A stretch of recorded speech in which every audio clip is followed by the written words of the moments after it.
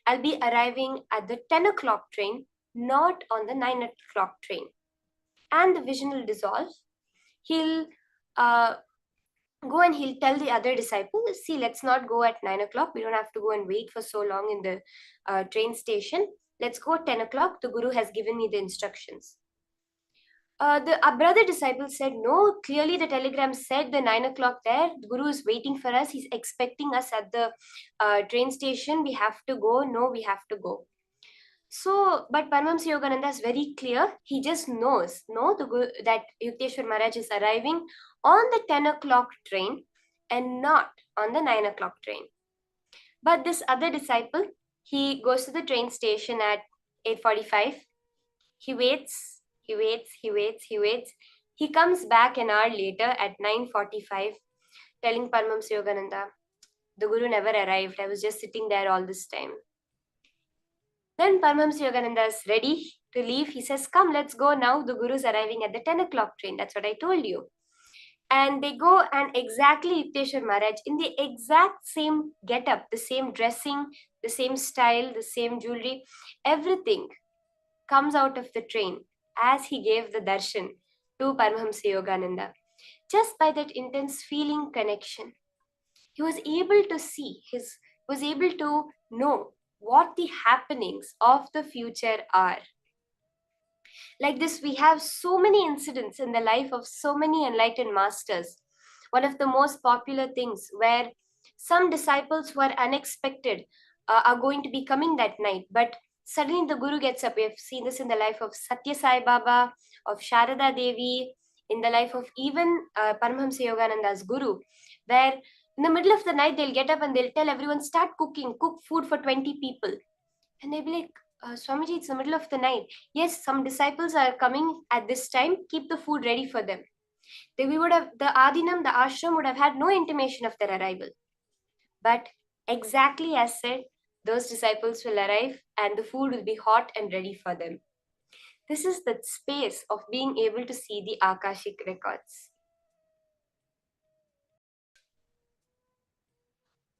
So you can post whatever you have verified that you share with your partner, whatever details you got, even the smallest detail, if Paramashiva has revealed to you.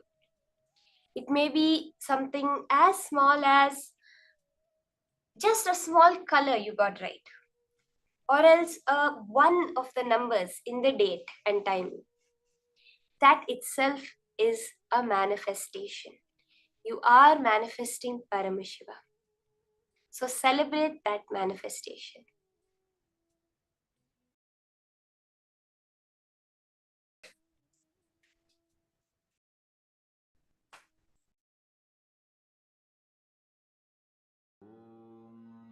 Nithyananda Paramashivoham. Nithyananda Paramashivoham.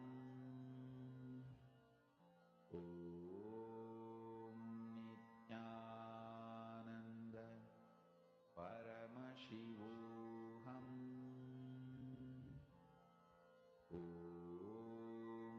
Nithyananda Paramashivoham.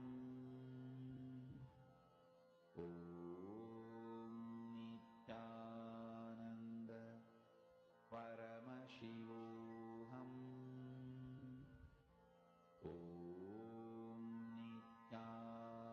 Nithyananda Paramashivoham. Nithyananda Paramashivoham.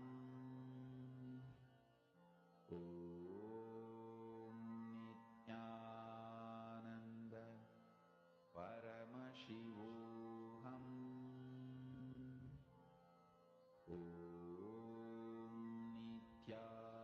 Nithyananda Paramashivoham.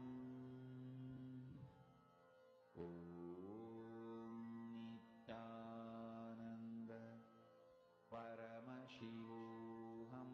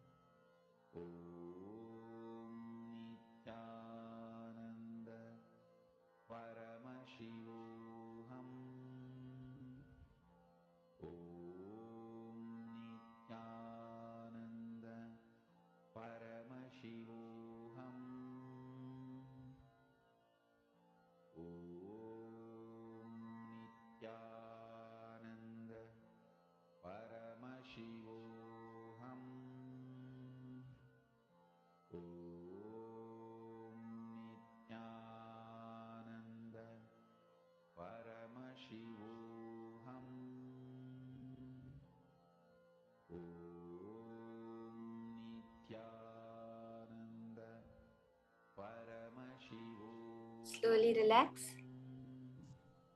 You can finish up completely verifying with your partner whatever Paramashiva has revealed. Go to the as much detail as Paramashiva reveals to you.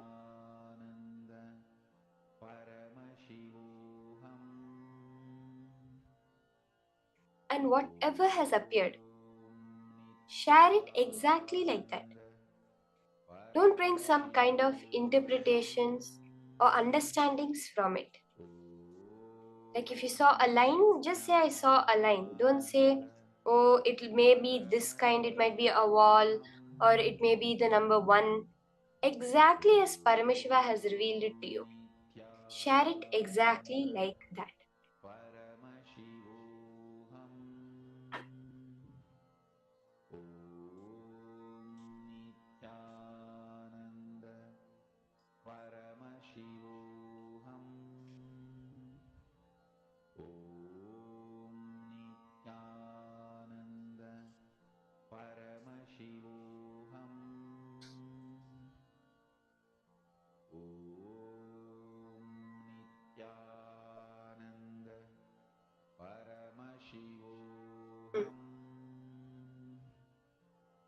Now,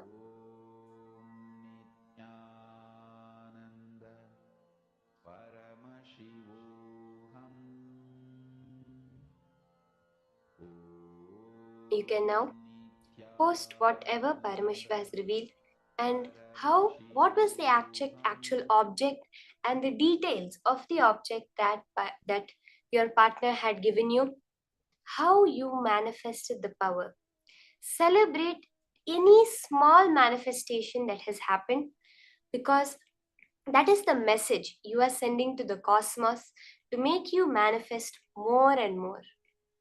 As we just learned, that Ichha Shakti to manifest, when you are celebrating, the Kriya Shakti is only needed for that celebration, but the Ichha Shakti itself will make it manifest.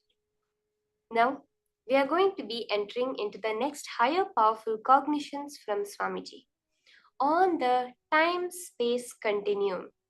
Swamiji says, time and space are not two entities the way we perceive it. They are a single continuum. So let us understand more about this from Swamiji now.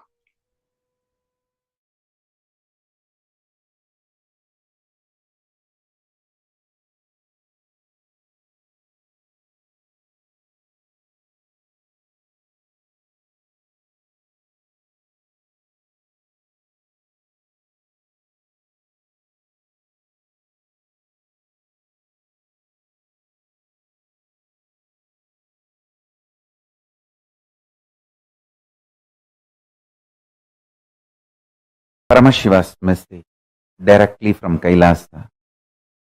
Listen.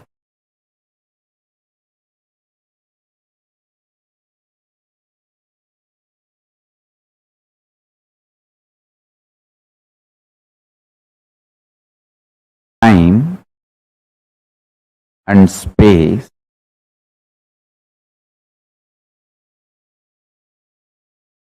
the continuum of time and space is due to a stuff connecting both.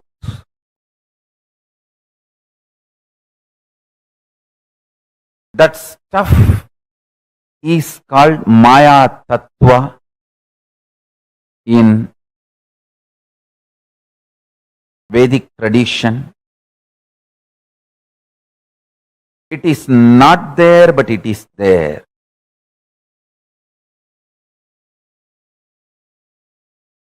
Because the time and space, both the dimensions, do not have a clear border, kind of a watertight compartment border. No. Understand this very intensely. For example, if time and space put together is 100 meter, consider an 100-meter cloth, as time and space. For some people, 60 meter is time, only 40 meter is space. For some people, only 30 meter is time, 70 meter is space. Time and space continuum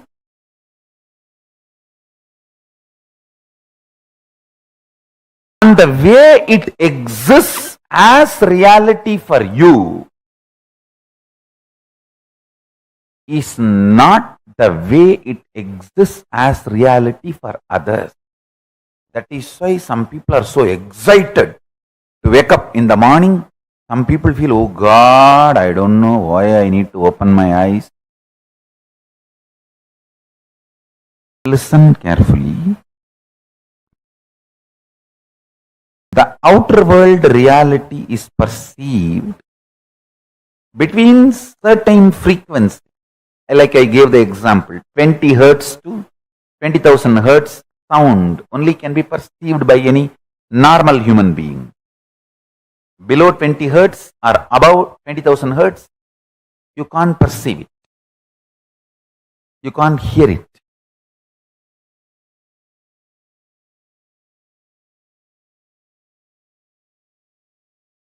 Just like the sound, below the 20 hertz, above the 20,000 hertz can't be heard by normal man, but it can be heard by extraordinary capability. Same way, this reality which all of us are commonly sharing with the word called world.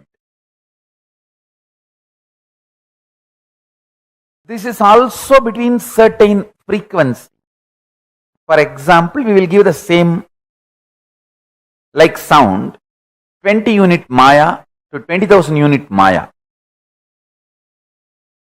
It's only an example I am giving you. Between the 20 unit Maya, 20,000 unit Maya, the hertz for sound, Maya for the reality, I am using Maya word as a unit for reality. Between 20 unit Maya to 20,000 unit Maya, all of us common human beings can experience it as world, as reality.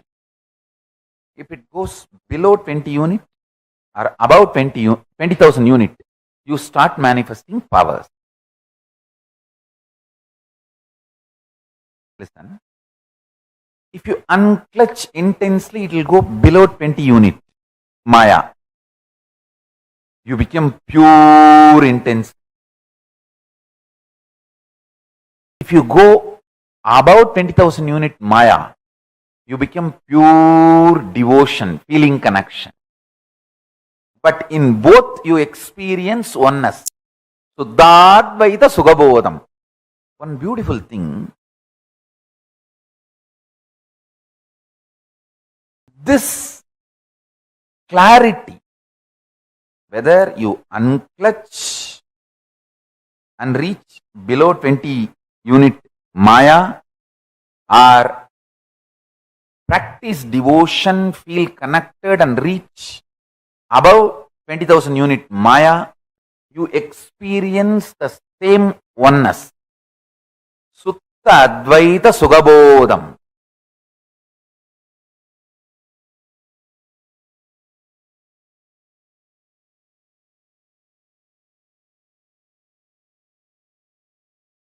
If I initiate you into power manifestation, your whole body, mind starts getting grounded in that oneness space. Sutta Advaita Sugabodha.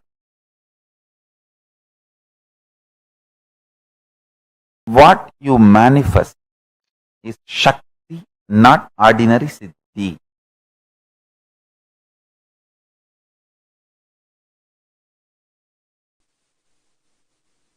Listen. higher dimensions, when they enter consciously into the lower dimensions, they manifest as powers. Unexpected positive turn of the events and the reality you experience.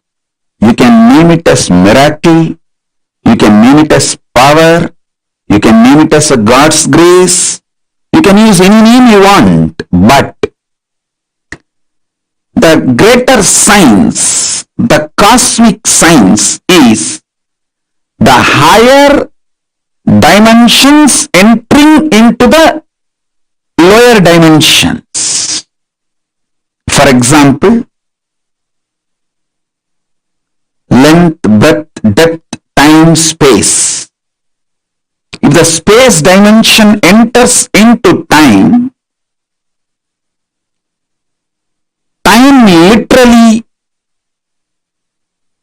manifests everything space wants. If the time dimension enters into depth, depth manifests everything time wants. Understand? This length, breadth, depth, time, space, all these dimensions are independently intelligent, alive, able to make their own conclusions and respond within their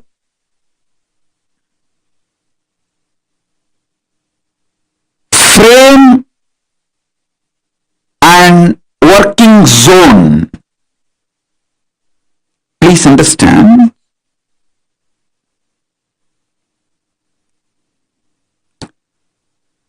The length dimension is responsible for your logic, rationality. The breadth dimension is responsible for your ability to feel the emotions, feeling connections.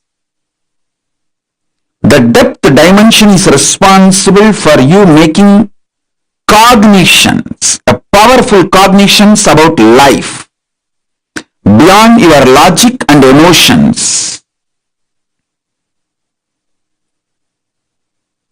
I am mapping the cosmic dimensions into your practical every day-to-day experience. Listen.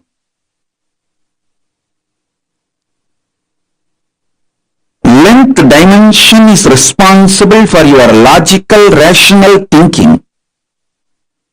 That does not mean the whole length dimension is limited to your logical, rational thinking. No. Anything which moves as per the logical, rational thinking you understand, all of that are bound by the same length dimension. For example, if you know this is the way water will flow, water moves from above to low. Water is also bound by the same length dimensions thinking. That is why your understanding about the water based on your length dimension thinking proves true forever. So, the cosmic length dimensions flow. When you understand the length dimension in you through logical, rational thinking, opens the life and its benefits of length dimension to you. person who knows maths enjoys all the benefits mathematics brings to human life. A person who knows chemistry enjoys all the benefits the chemistry brings to human life. The person who knows biology enjoys all the benefits the biology brings to human life. Same way, if you knew the length dimension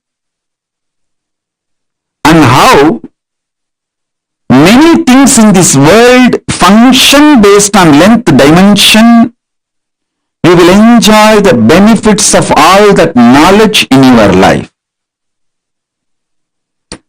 Length dimension by itself is a power, independent intelligence. Same way, breadth dimension by itself is a power. Anyone who understands the breadth dimension will be an amazing lover. People will just love to hang around him. He will be an amazing, a powerful magnet, radiating love.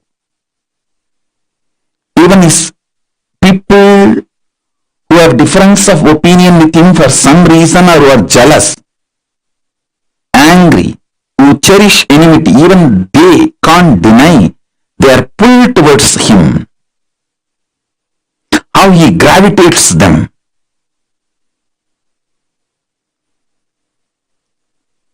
A person who understands depth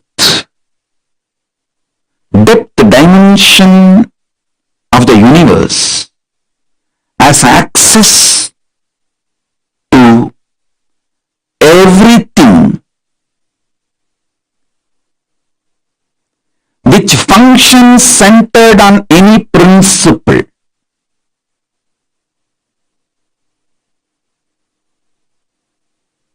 Metallurgy, economy, politics, social science, everything which functions centered on some established principles,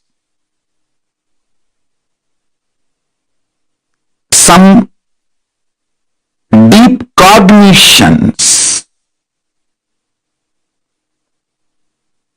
See, your doctor may prescribe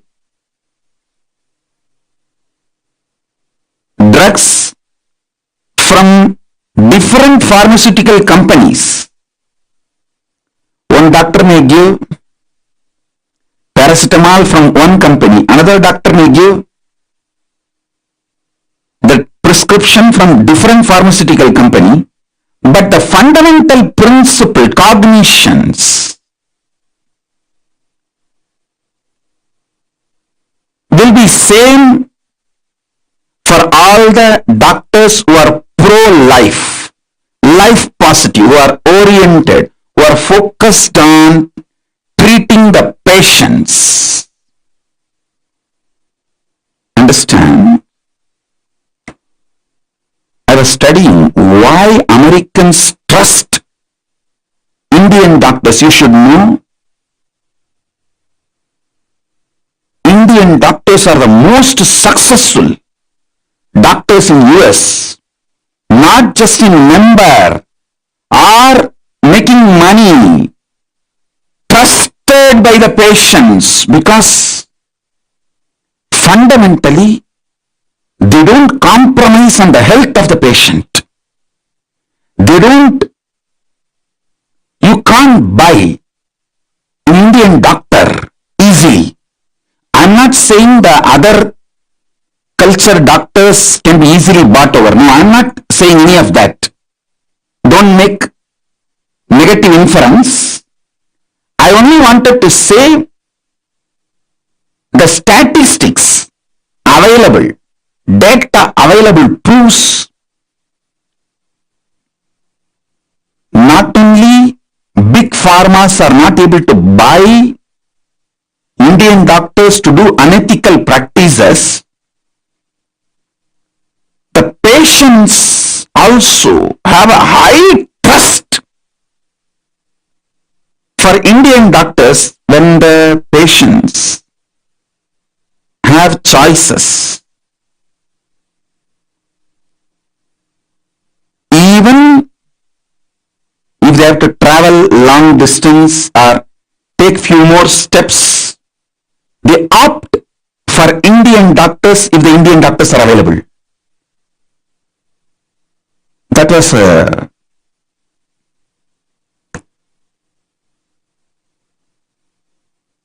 surprise.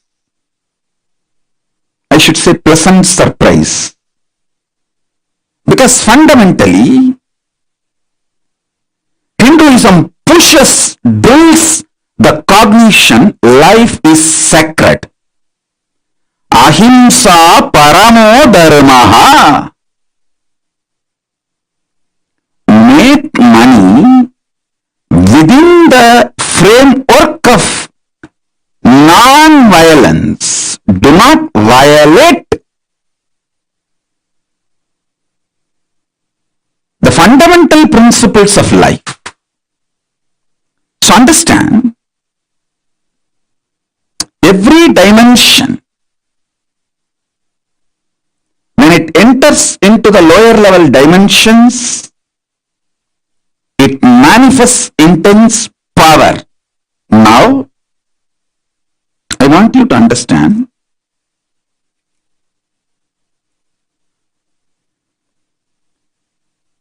time and space is independent intelligence and power. I'll give you simple understanding, very raw, crude, down to earth, simplest understanding. You just try to internalize this one understanding. I'll help you to go through the whole initiation and make you manifest this power. I commit with you. Just understand this one. Time is as alive as your skin. If you believe, cognize, your skin is alive. If somebody massages your skin, you feel good. If somebody cuts it, you feel bad, pain. How much your skin is alive, that much, I should say little more than, much more than that, time is alive skin of the cosmos. Listen, where your skin ends, the skin of the cosmos, which is called time, starts. Actually, your skin and the skin of the cosmos both always touch each other. You can't be away from cosmos. Understand this?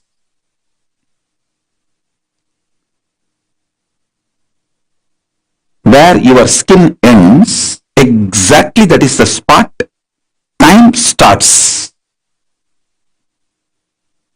Time is the skin of the cosmos. Time is the skin of the cosmos. How you have a nervous system which passes the thought currents inside you, same way the cosmos has a nervous system which passes its decisions and thought currents, that is the space. Your skin is alive.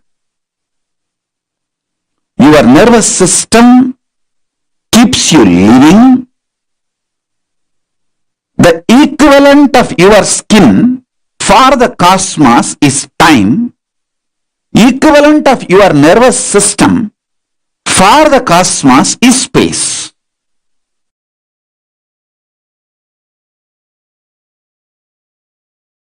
See, the time-space continuum word, only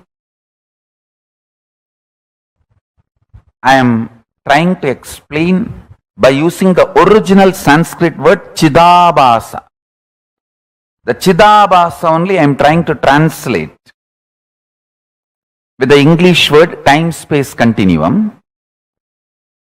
Some of the understandings related to time-space continuum and techniques I will reveal.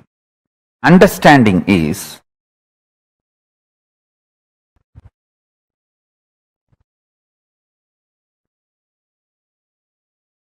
simple conscious will persistence,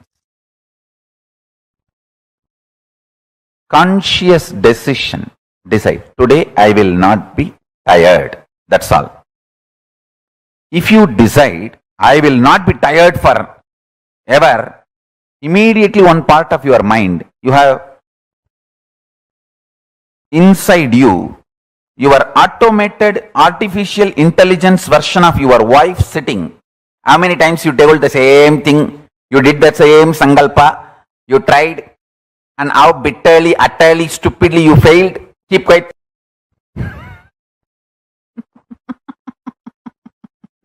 Automatic intelligence version of your husband, your wife is sitting inside you. This may look too simple, but when you start practicing, you will understand how powerfully this technique works for you to be stable. Understand? The most beautiful emotion which can bring stability in your life is love. Morning when you wake up the Atma Linga which you are wearing. Mahadeva, please wake up. Morning when you take bath, Swamiji, please take bath. Pour few drop water on that linga. Always wear it. That is the best way. Pour water on your body and pour water on the linga. Swamiji, please take bath. When you eat, whatever you eat, Swamiji, please eat. When you brush, you don't need a separate brush. Nothing is wrong. I am telling you, I am your guru. To whoever I gave the Atma Linga,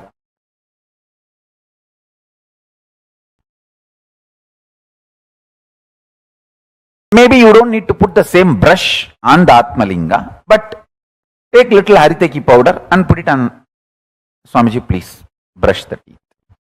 Mahadeva, please brush the teeth.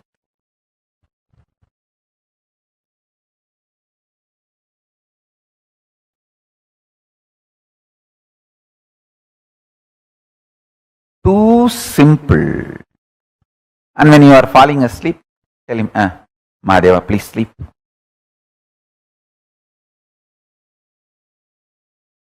Love manifests that Chidabhasa, time-space continuum in you, sweetly and beautifully.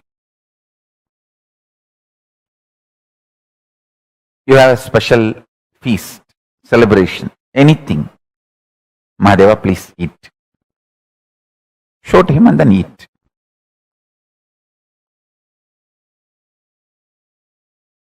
Start this. It is too simple. Time-space continuum. That Chidabhasa will explode in such high energy. When you spray perfume for you, just put little on him. Mahadeva, very good perfume. I got it yesterday. Lipstick, just put little, nothing wrong. Whatever I am enjoying, I have to give. This is what my gurus taught me. And I have enough Shastra Pramanas to prove what I am saying is right. Whatever you enjoy, offer it to him and enjoy. If you are lying on your couch, tell him, Mahadeva, just lie down. rest, enjoy this sea beach. I tell you, he is neither outside you nor beyond your reach. He is the source of you. When you generate a love, sweet relationship that makes your time-space continuum huge.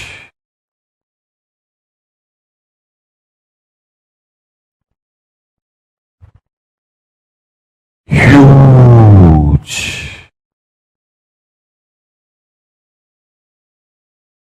Even if you don't feel like wearing your Atmalinga, even the Rudraksha is actually Rudraksha Linga. Many times, the Shastras allow, you can keep Rudraksha as the Rudraksha Linga and do Shiva Puja to that Rudraksha Linga itself. Agamas allow it. So you can keep your the Rudraksha, Kantamala itself as Atmalinga. If you don't have Atmalinga or don't want to wear the Atmalinga, you can treat Kantamala itself as Atmalinga and tell, hey, Mahadeva, please eat. Mahadeva, please take bath. Mahadeva, have shampoo. Mahadeva, have perfume. Understand this continuous love continuum will make your Chidabhasa powerful.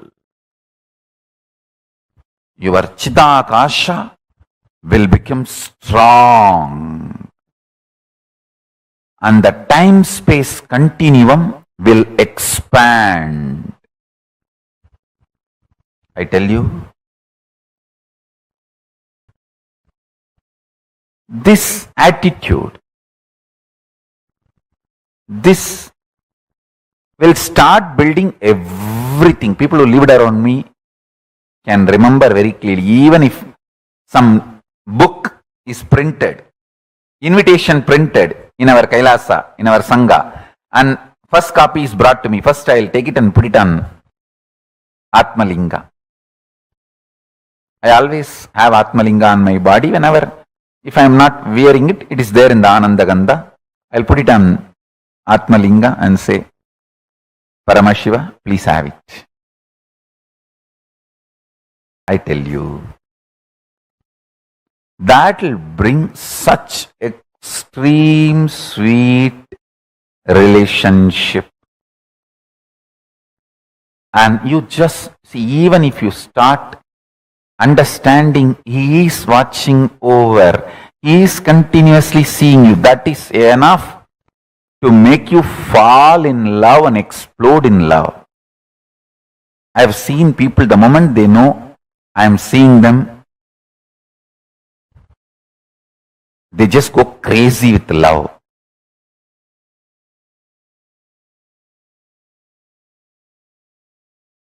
The moment you start understanding Mahadeva is watching you, you just explode in love. The Chidabhasa explodes.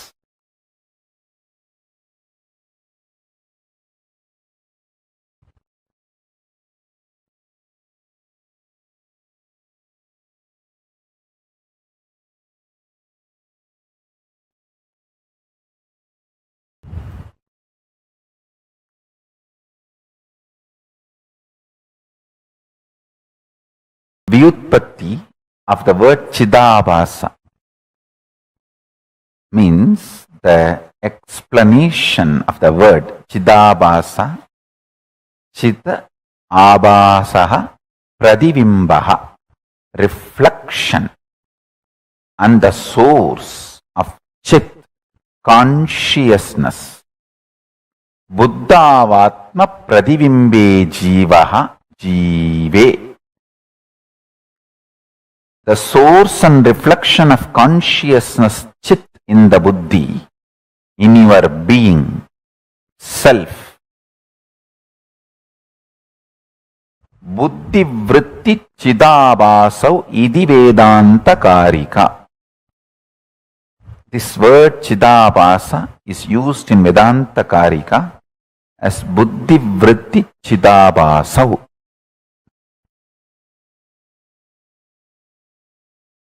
Listen. The source where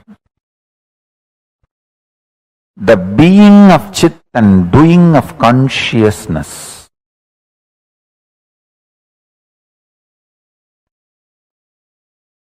is felt, manifests, Chidabhasa.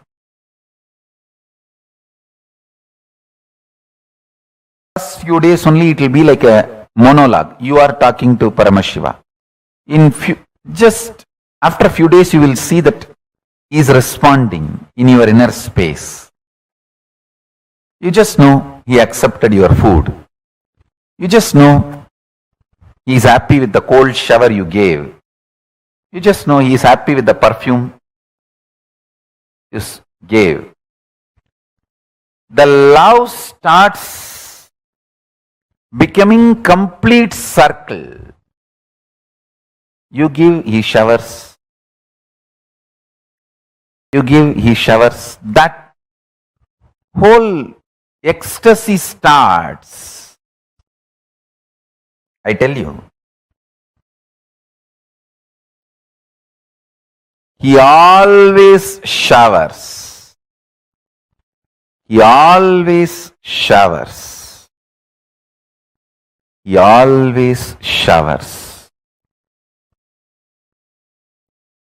See, ability to inspire yourself without the external inspiration means you found the source of your love inside, internally. Chidabhasa of you has opened up. The Chidabhasa in you is Paramashiva.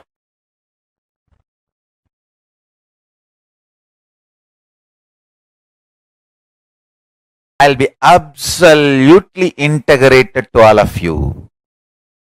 Let me give you the first truth, powerful cognition from today. It got revealed into me in Tamil, so I'll recite as it is, then I'll translate. Agachar budamayum புறச்சார் புடமையும் பரம்பொருள் நிலையே என பரம்பொருளுக்குள் நிருந்து நீரு Hindu. That's the word got revealed. நீரு Hindu.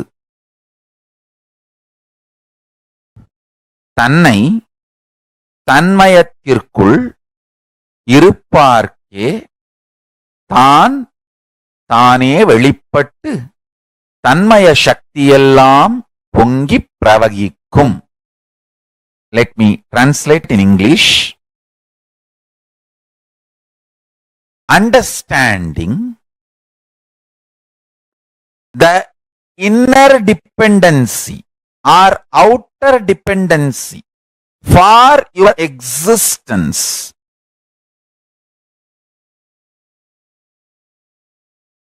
is only Paramashiva. Your principles and policies related to economy, your life's goals, your life's relationships, how you want to live, how you want to die, what you call as a success, what you call as failure. Everything. Listen carefully. The inner dependency for inner or outer.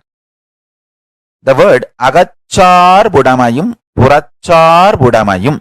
This word has to be understood in all dimensions as Paramashiva revealed to me. When this truth was getting mapped, I also got the revelation every powerful cognition in you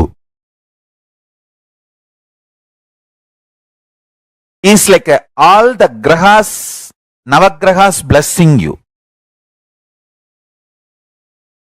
Navagrahas are the most auspicious cosmic energies. Never punishes you. Do not have incompletion with navagrahas.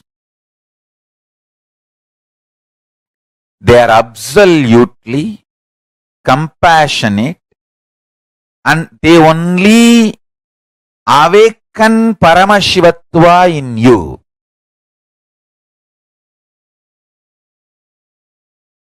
They only manifest Paramashiva in you. Listen carefully.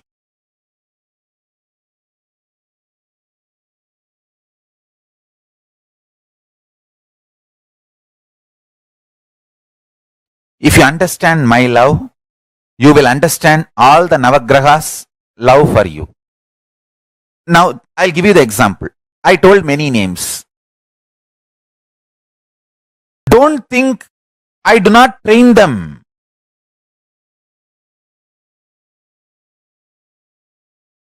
My extreme love,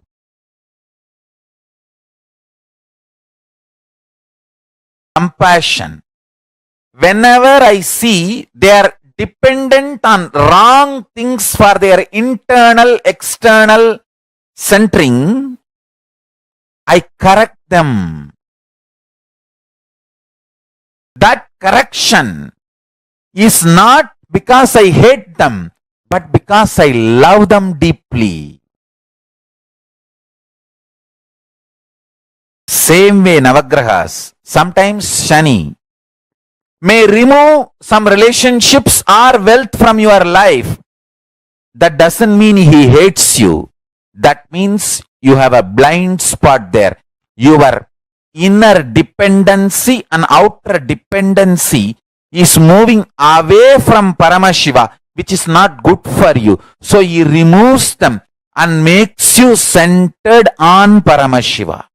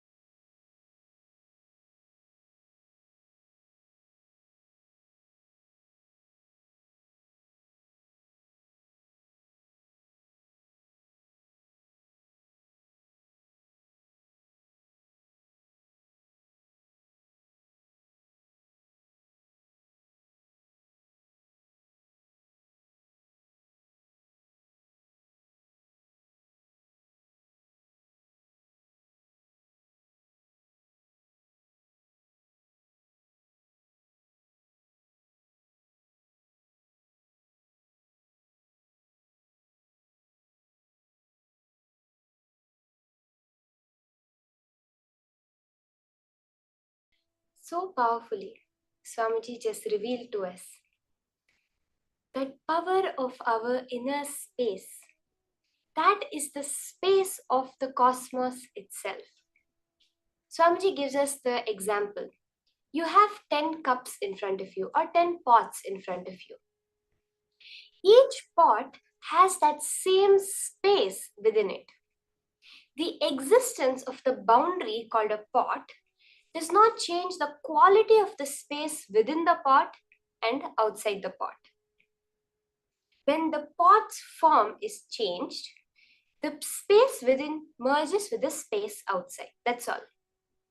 The same way, that space we see as the Mahakasha, as the space out there, and the space that is there within us as our Chidakasha is the same. It is when this boundary, that skin of the cosmos, time, dissolves, when what we perceive as the body dissolves, both the spaces merge. Swamiji so powerfully revealed how the equivalent of the nervous system of the cosmos, of yourself, is space for the cosmos. That which contains every bit of information of the cosmos is that space dimension. The time-space continuum, as I was sharing before, time is relative. The way it exists for you is not the same way as it exists for another person. The ability to inspire yourself without external inspiration means that you found the source of your love inside, internally. Your Chidabhasa has opened up.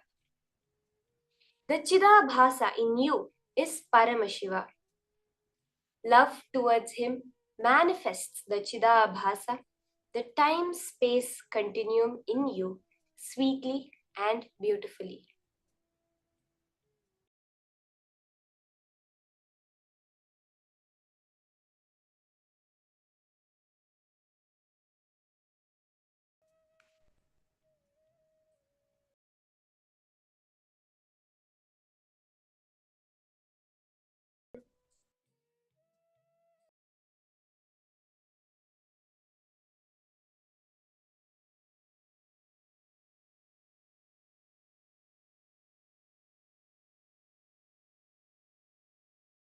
We heard the Pramanas, the Shastra Pramanas, Hindu scriptural references that Swamiji had revealed for this time-space continuum, Chidabhasa.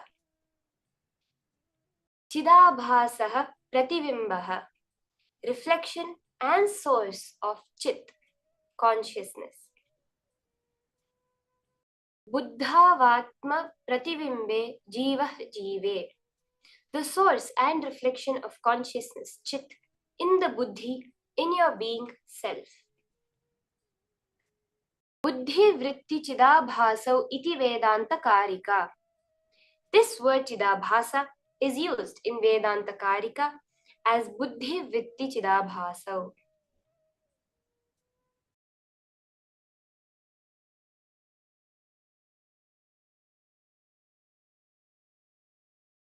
For almost all human beings, the immediate time-space available is only the next few days. By that time, your space is different. When you're inspired to do something, in another 2 days, that may not be the same. Your Chidabhasa, source space of consciousness, the time-space continuum, gets built consciously only with space-based sankalpas. When you make a sankalpa, a conscious decision based on your space, then the Chidabhasa gets built consciously. Declare supremacy over the space-time immediately available to you by declaring your Satya Sankalpa.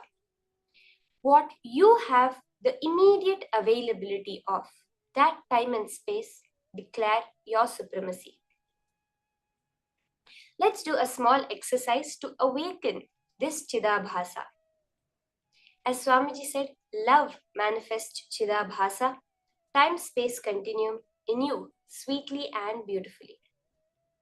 If you start practicing it, you will understand how powerfully this technique works for you to be stable.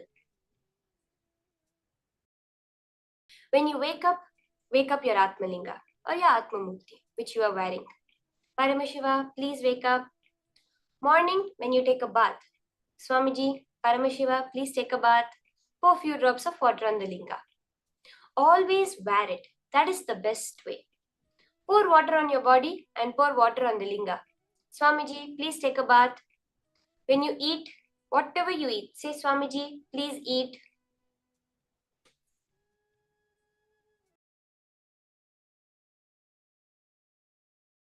Like this, constantly live with the Atmalinga.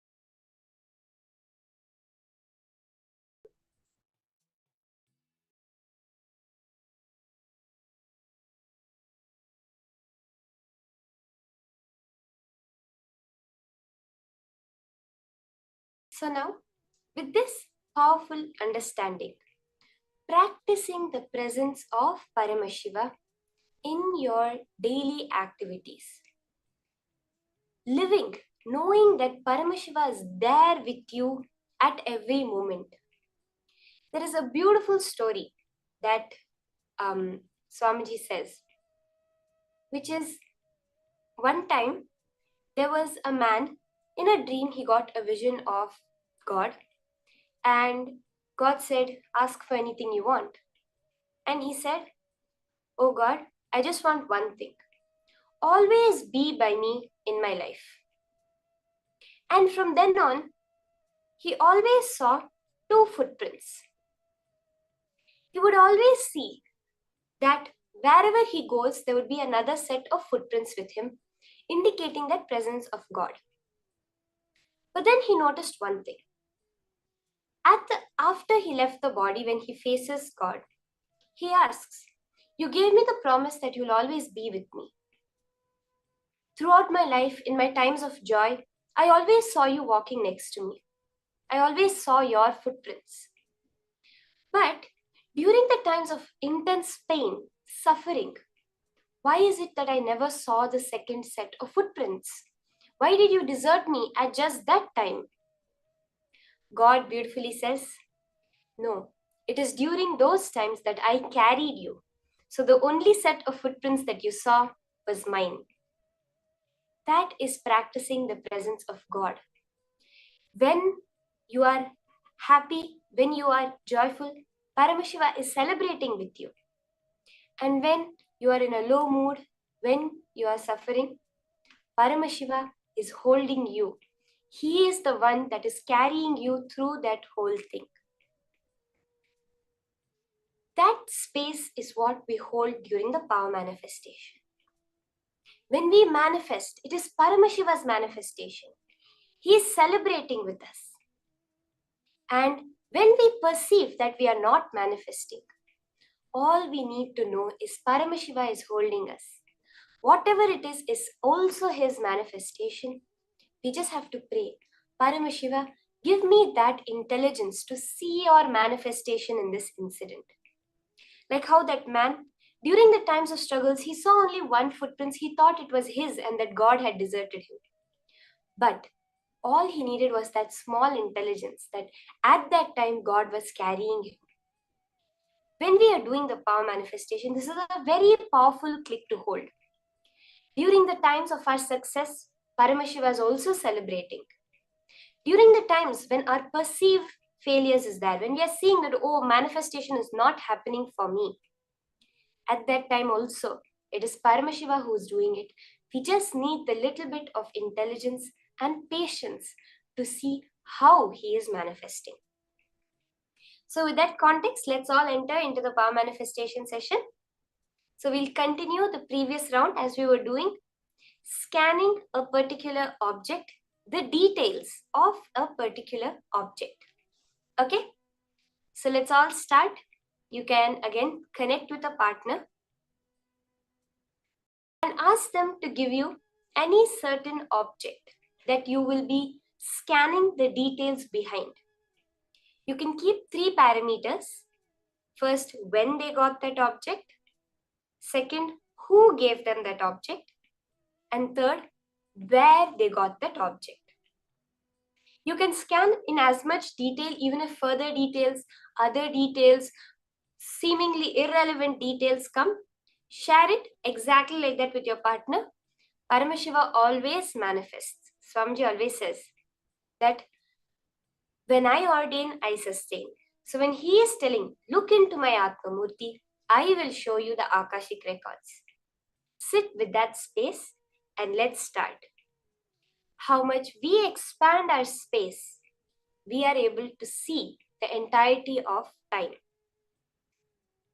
Sometimes we have that small deja vu, right? We call it small intuition. Hey, this has happened before. Or we have an intuition kind of thing, which says like, I don't know how many of you have experienced it, where you just think of a person and they're at your door. Or two people are talking about someone and they just walk in the room. How many of you have experienced this? You can just put a yes in the chat. That experience is that few moments where you are relaxed in that space of Paramashiva. All we want to do is bring that space back. Okay? So let's start the round of manifestation. Connect to Swamiji. Sit as Mahakala Bhairava, as Veerabhadra, in that intense feeling connection. Chant the Mahavakya, Om Nithyananda Paramashivoham, intensely.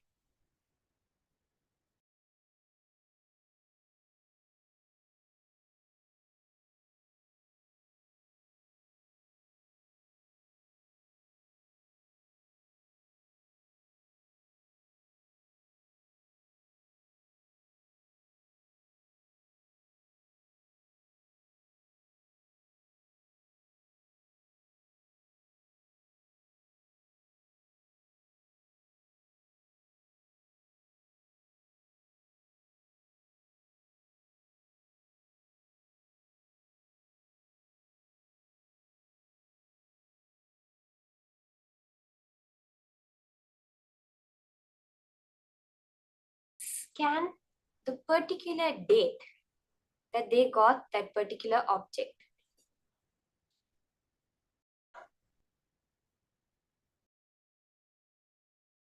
You can also do the manifestation of the next level of Akashic readings, of getting a particular date. What are the happenings on that date? Where were they? What happened? What was their dress color? Connect to Swamiji. Look with all your 3 eyes into the Atma Murti and reveal whatever Paramashiva shows you in pure golden letters.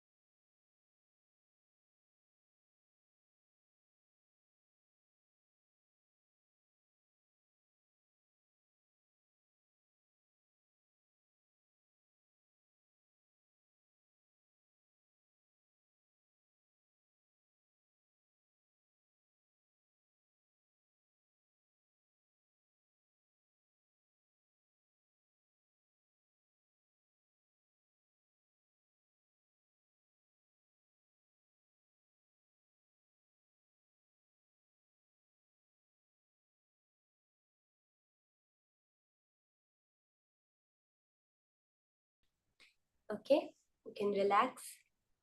You can now verify your answers with your partner.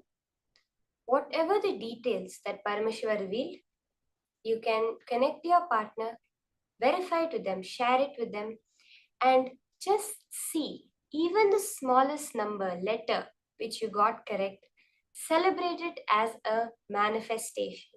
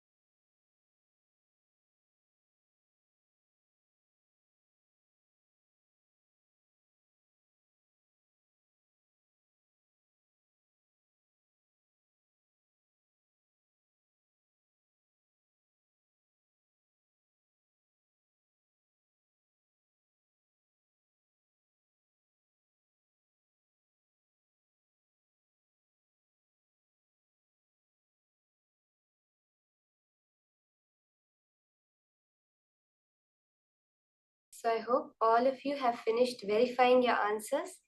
Do post your celebration, how you are celebrating that manifestation of Paramashiva. Whatever details, you can actually post how was the whole experience of the manifestation for you. What exactly were you able to see? How were you able to see that extraordinary experience of the golden letters appearing on Swamiji's murti?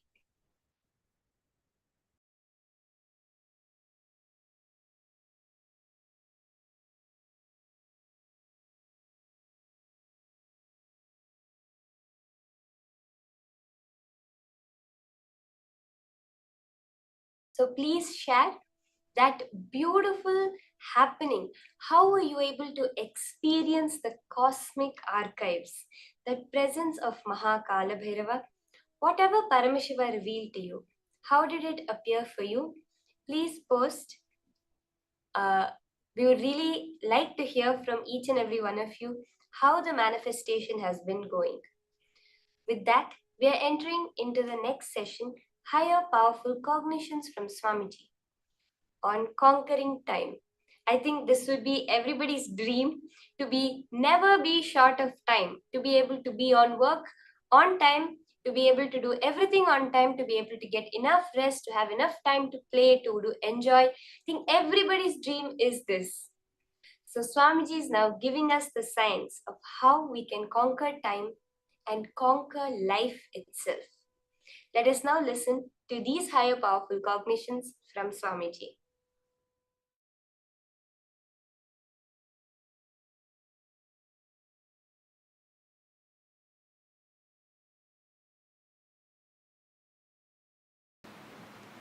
Few basic truths.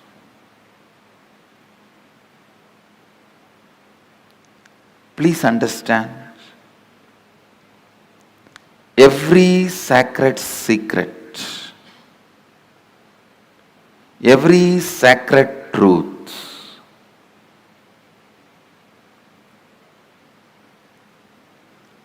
I am uttering, every word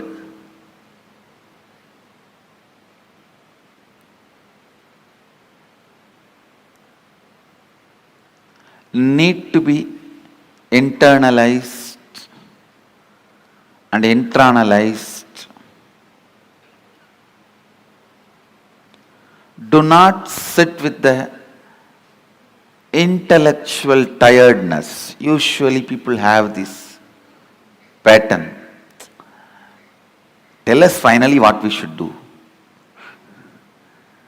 No, things don't work like that. Please understand.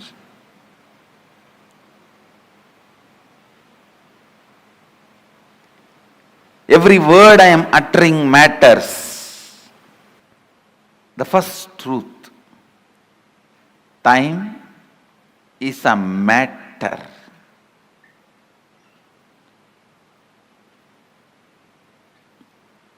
And it does not matter.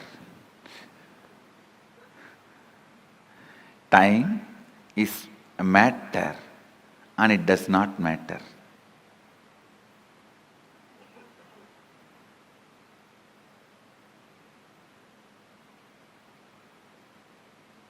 You can manipulate it as you can manipulate your body. Understand? You can make your body big or small with certain practices, diet control. You can manipulate it. You can play with it. Same way, you can play with time. You can play with time. How? We will see next. But some of the basic truths, you can play with it. Please listen. It was such powerful click for me. I'll tell you exactly what he said. He said, how the moment your bladder is full, your brain can create the restroom which is not there and give you the comfortable feeling you are protected, safe, you are in a proper place, please relieve yourself. Only after that signal goes to the body, the internal organs decide to relieve and relieves itself.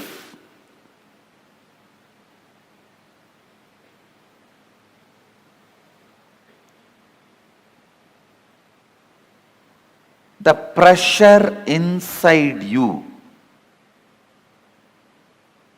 to perceive something, to have some experience, creates the concept of time and gives you various experiences. Pressure inside you, that bladder is full, creates the restroom ambience in your brain, which is actually not there, but gives you a comfortable feeling, you can relieve yourself. Same way, desire to have certain experiences, that pressure inside you creates time which is not there and gives you various experiences. I'll try to convey much deeper the same truth further. Now you understand this much. The whole idea of time is your will and decision. I can give you 100 examples. When you are sitting with somebody whom you like or doing something which you like, your passion, you don't know how the time passes.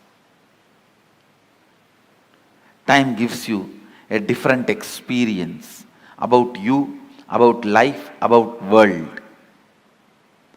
But when you are sitting with somebody whom you don't like, or when you are doing something about which you are forced, time gives you different experience about yourself, world and life. This one small example I have seen in my own life.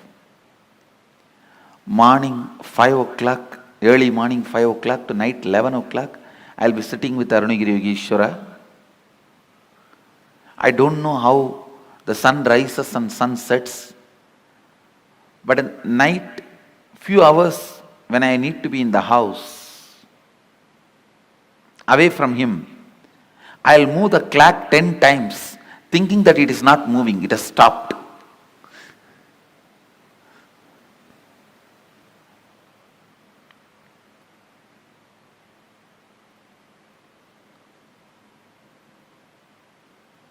I'll feel why the nights are so long. Time is slow when you wait. Time is fast when you are late. Time is deadly when you are sad. Time is short when you are happy. Time is endless when you are in pain. Time is long when you feel bored. Every time, time is determined by your feelings and psychological conditions, not by clocks. So learn to have nice time always.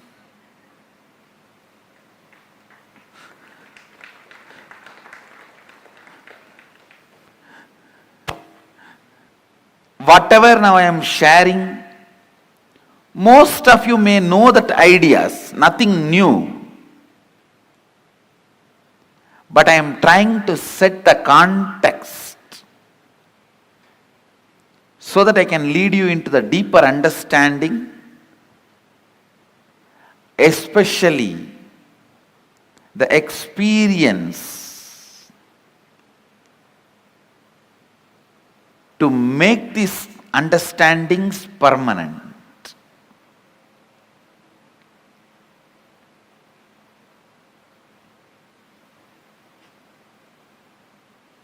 Time is a matter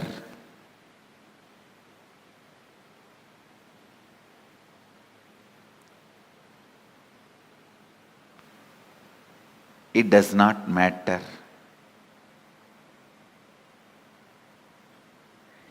It can be manipulated as you want.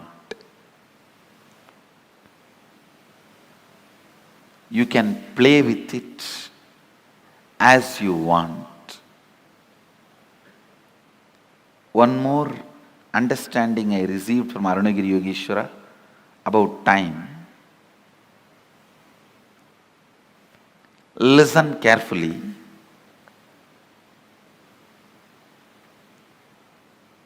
The whole life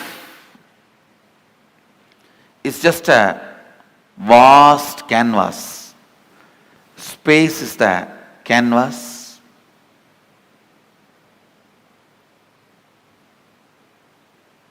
Imagine 200-mile length canvas on which lot of paintings are there.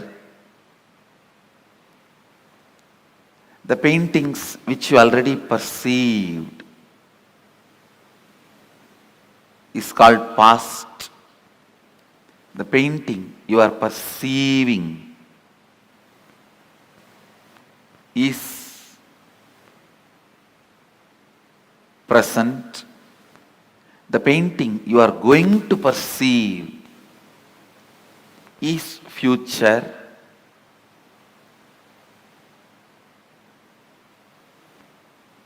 But the truth is, all three exist. All three exist.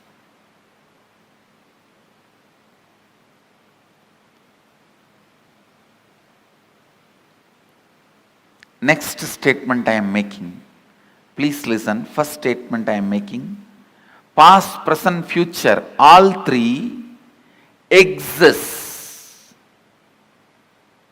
And the next statement I am making, you can alter all the three.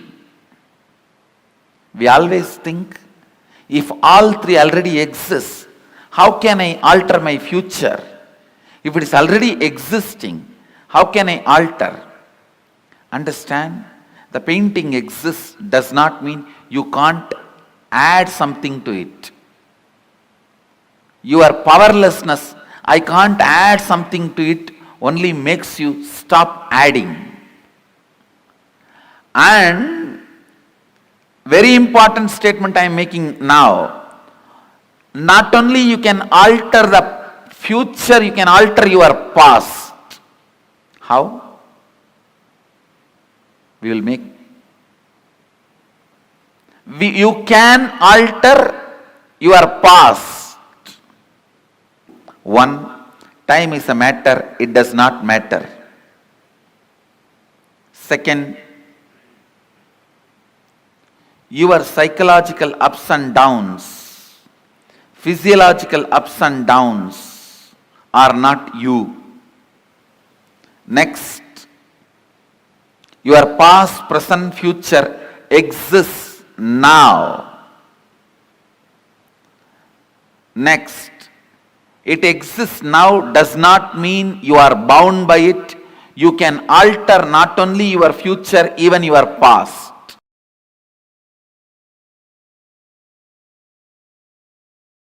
I had a fortune of meeting a great Paramahamsa. His name was Sundananda Swami. He was from Ramakrishna order in Mangalore. Now he is no more, he left the body. In his room he will have 25 clocks. One will show 8:30, one 9:10, another one 1:30, another one 2:40. Like this 25 different times. I used to ask him, Maharaji, why this is an elderly person. Maharaji, why like this? So many clocks with so many time. What is actual time? He will say, hey, Koka. Koka means in Bengali, small boy. He will say, hey, Koka. Whatever time I want, I will keep that clock as a real time. It was very shocking. And he was head of the mud monastery where so much need to happen as per the chronological clock. But he was always making everything happen. The absolute freedom from time. Listen. Consider this line, straight line, as present moment. Now. Every thought happens between past and future. Please listen. Actually, from morning I am giving you different truths about time. Now all those zigzag puzzles will fall in place if you just grasp this one. All thoughts, it can be as simple as feeling like having a cup of tea, or as complicated as politically strategizing for some victory. It can be as simple as wanting to have a cup of coffee, or as complicated as political strategizing for some victory. Any thought, thought means movement between past and future. Thought means nothing but you move to the past and future. This is past. Let's consider this as past, and this as future.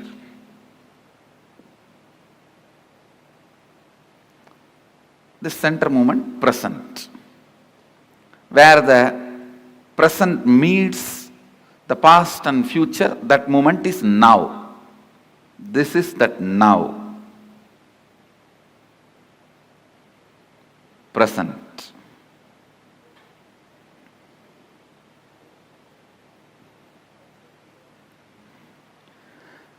Understand, if these lines symbolically represent time, means this board is the space.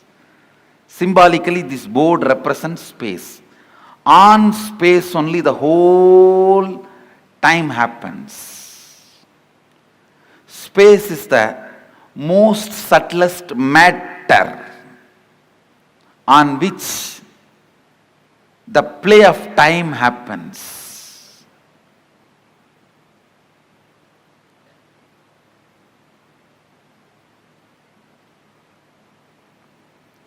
Just understand this example.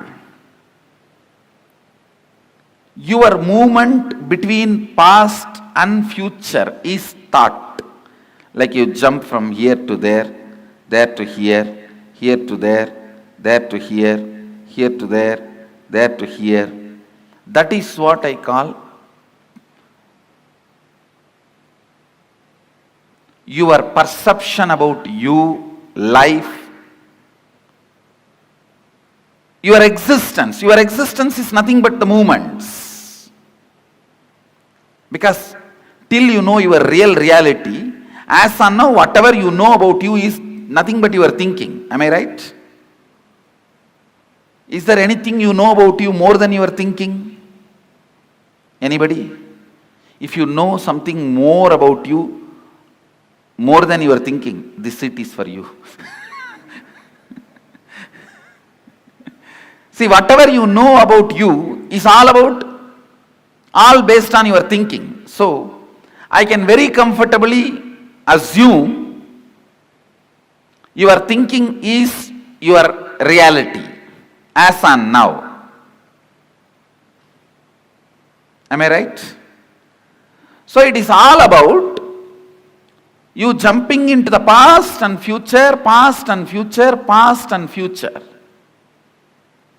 That's all is your thinking. That's all is your, what you call as you. See, what I call as you is much beyond than what you call as you. So now I am talking about what you call as you. It's all about movements between the past and future. And I want you to know, it has a direct utility in your life's balance sheet.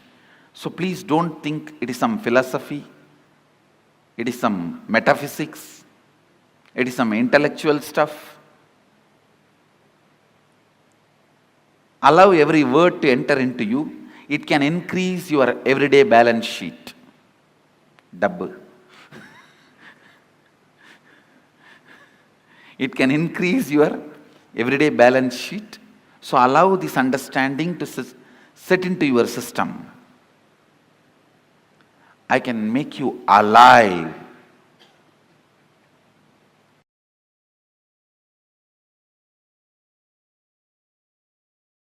This I received directly from Arunagiri Yogeshwara.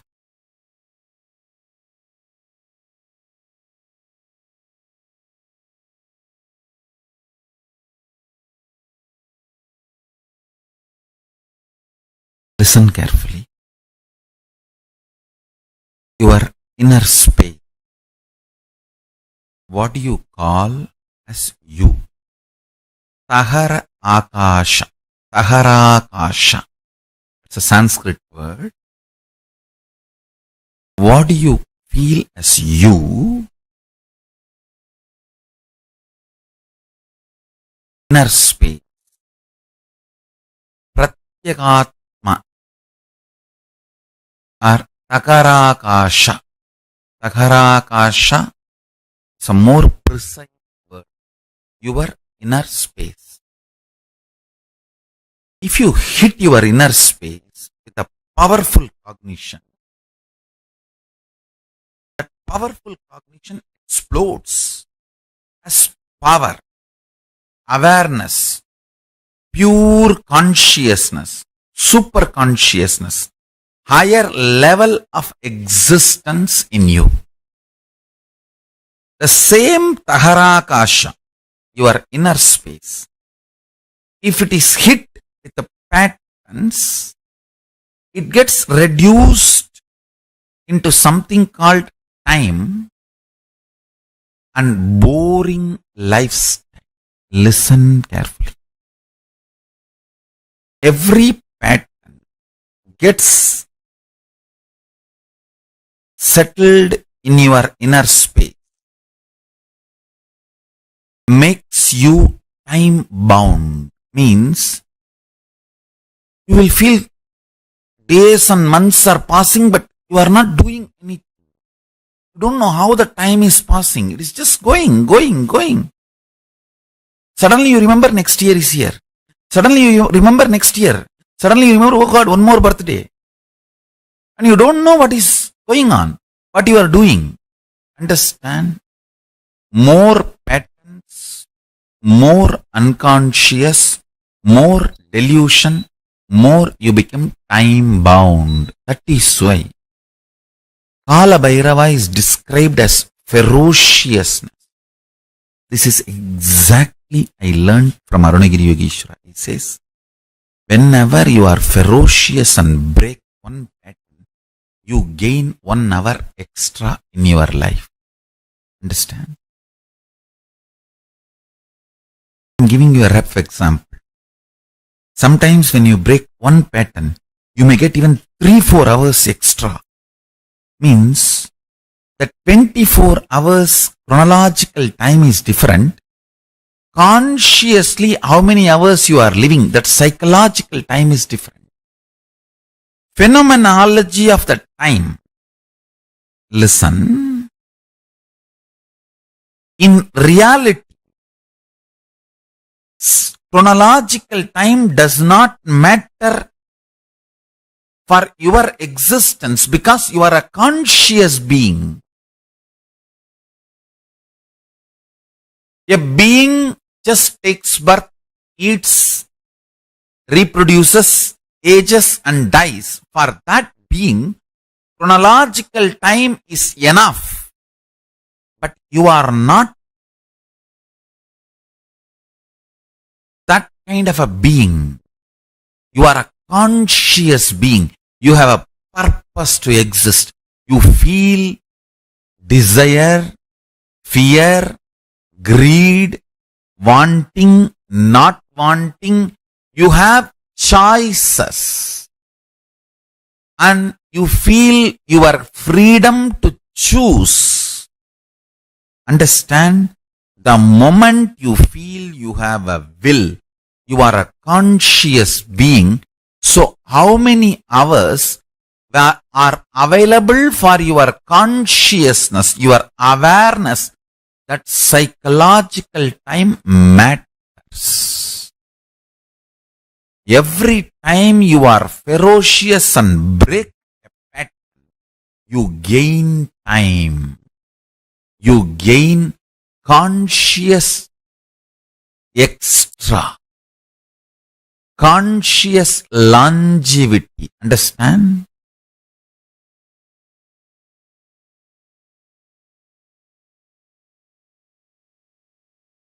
In Hindu tradition, we have two. One, increasing the physical longevity. Another one, increasing the conscious longevity. Veda, Ayurveda. Ayurveda is all about increasing the physical longevity. Body functioning with health for long period. Veda is all about consciousness functioning more. Understand? Every time you break a pattern, you have more psychological time available to you. Living in Kailash, Kailasavasi is all about making the maximum conscious psychological time available to you. Of course, I do work on your body, detoxification, giving you the best organic food and make your body also live long.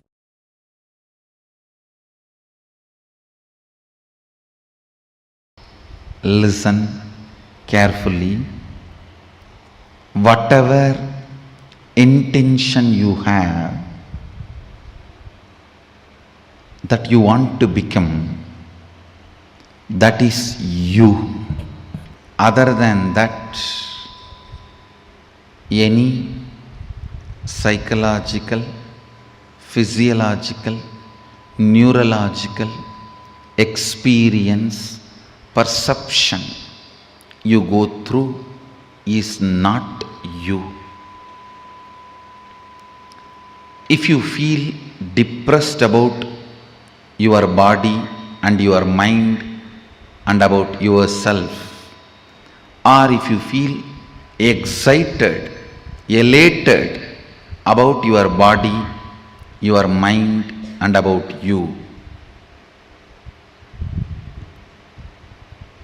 whether depression or excitement, nothing is you. Nothing is you. When Arunagiri Yogeshwara shared these words with me, the way it entered into my system, the way it became part of my cognition, the way it became part of my reality, from that day, never physiological, psychological, neurological ups and downs can bind me in any way. Listen to this truth and contemplate on it. I'll support you to experience that as reality. I still remember you are sitting in this very posture, Sukhasana, having hand on my shoulder, and said the exact words uttered in Tamil, Main ninaivaalo, uyir ninaivaalo, மூளையாலோ உணர்பவை உள்ளது அல்ல.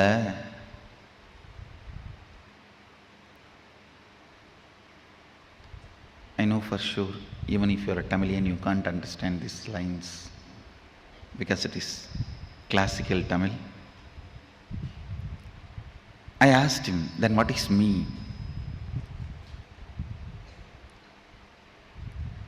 He put the next question, What do you want to become?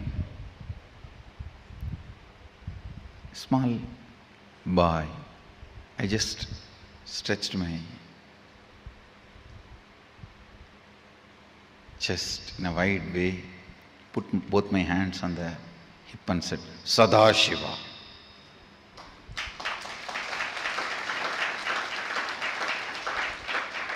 Whatever I heard from the temple lectures, satsangs, pravachans, books, that is what I know as ultimate. So I put both my hands on the hip and said, looking into his both eyes, said, Sadashiva. And already his hand was on my shoulder.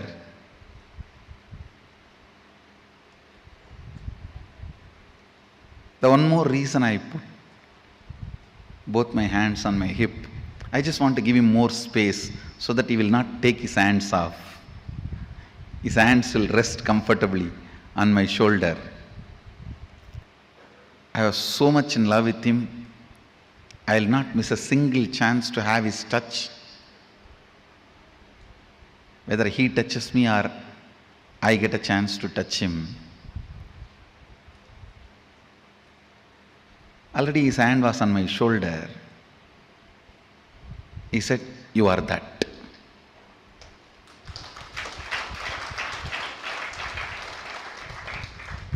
It was so clear, I can see.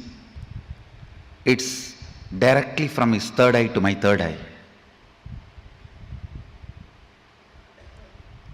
There was no questions, doubts after that.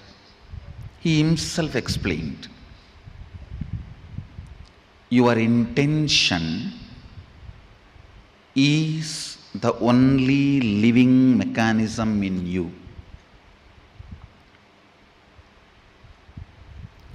ஆஞ்ஞையே உனக்குள் இருக்கும் உயிர், ஆஞ்ஞையே உனக்குள் இருக்கும் கடவுள், அதுவன்றி வேறொன்றும் உன்னுள் உயிர்த்திருப்பதில்லை என்பதனால் உயிர்த்திருக்காத ஒன்று உயிருக்கு உபத்திரவம் தர இயலாது. Means your intention only is you, your intention, what you want to be is only God in you.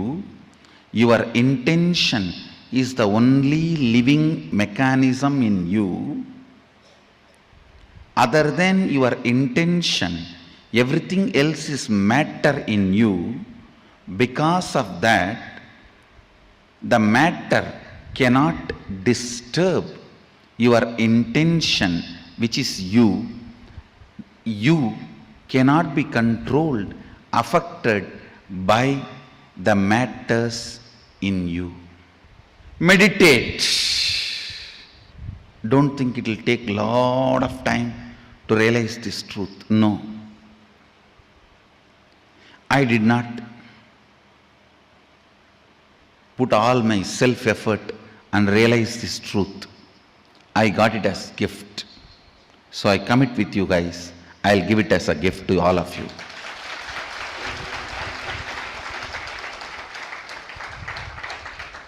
Ultimately, I received it as a gift.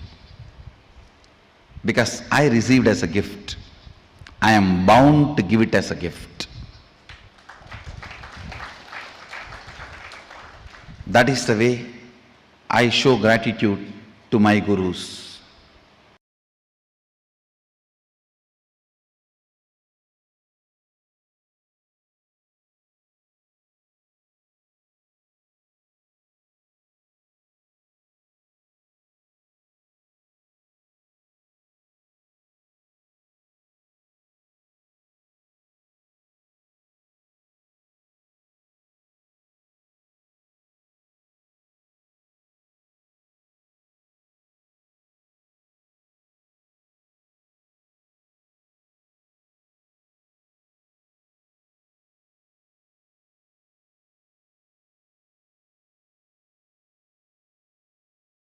Whatever may be your perception, whatever may be the way life occurs to you, don't try to find reason now. Please understand, I only asked you to pen down how life is occurring to you. I have not asked you to find your reason. No. All your reasons. I always tell people, your reason should be reasonable. The reasons you find should be reasonable. It should be useful for you. It should be about future. I am giving you one example. Somebody is suffering with depression. If you want him to get healed, the very diagnosis and the context with which diagnosis is done itself should be towards the goal of curing, healing, completion. The way life is occurring to you now, please understand,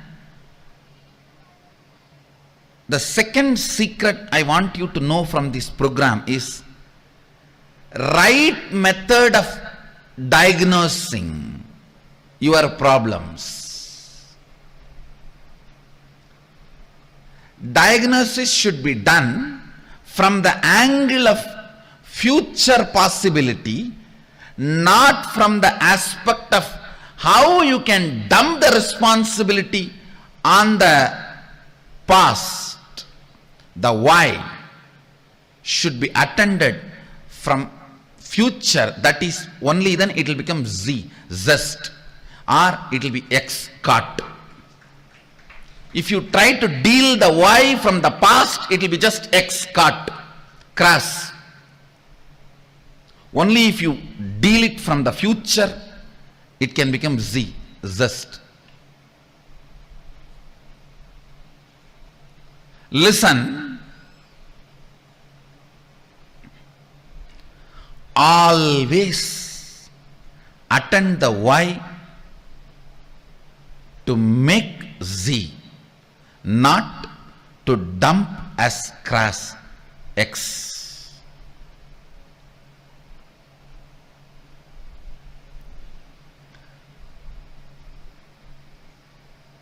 Depression. If the simple diagnosis can be done to a depression, any depression has to attract the high energy. It's a simple logic. Whether in the water body or in the weather, if there is a depression, there is going to be a fulfillment. I tell you, most of the people enjoy your problems because only when you have a problem, you will be dependent on them. By and by, you yourself start enjoying it. Because with problems, the infrastructure you established seems very useful and fruitful. You look very brilliant. When the problems become redundant, the infrastructure you established looks redundant. So the time you spent on all that looks very redundant. Just to make your past worthy, you go on making your problems relevant. Listen carefully. Listen carefully. There are at least, I can give you one example. There are at least 100 methods of transportation. More convenient, comfortable methods are already available without using the roads and petrol, diesel, the oil, without using the oil and road. At least 100 methods of transportations are already available. Enough of balloons, methods, just you can race for 200 feet and reach your office, all that is available. Nobody wants to make that popular because all the energy, time we spent on road and oil will become irrelevant. So we will look like a fools. I am giving you one example. Whether in the field of health, or whether in the field of communication, whether in the field of transportation, in every field, enough has happened. If you look at the why from the angle of solving it, but the why is not looked from the angle of solving it. Let me give you some more example which you can directly understand and analyze. See, now you have written lot of lines, thoughts, ideas, how life is occurring to you.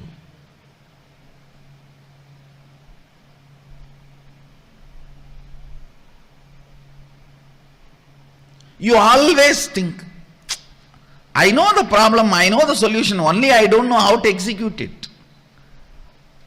Please understand, if you don't know how to make it into reality, at least be very clear, you don't know the solution. Don't have this half understanding. No, I know the solution. I only don't know how to make it happen. No.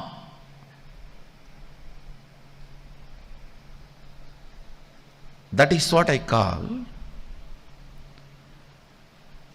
consolation out of confusion.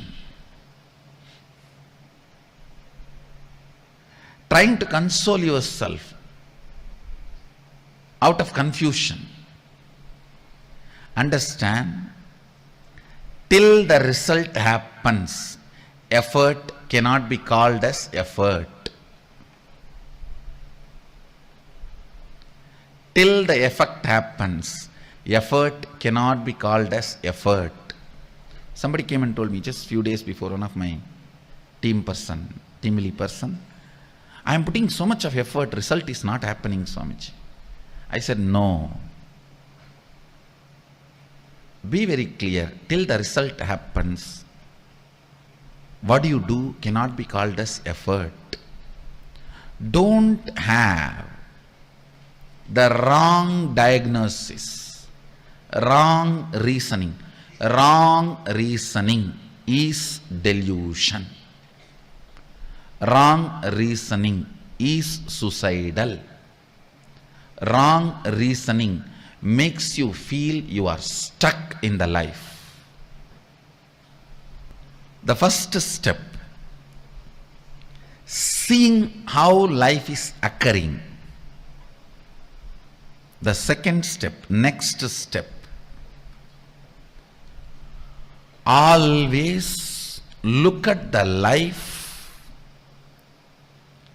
perceive the life, understand the life, reason with the life from the context of making it as you want, making it as a reality as you want, not dumping the responsibility or playing the blame game on your past, on everything. We can blame everything including ourselves and say this is the way it is, what can be done. No, that is what I call suicidal.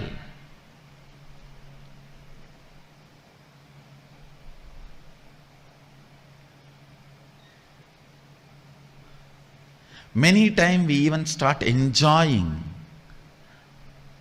our belief that we are only capable of this much. This is the way it is.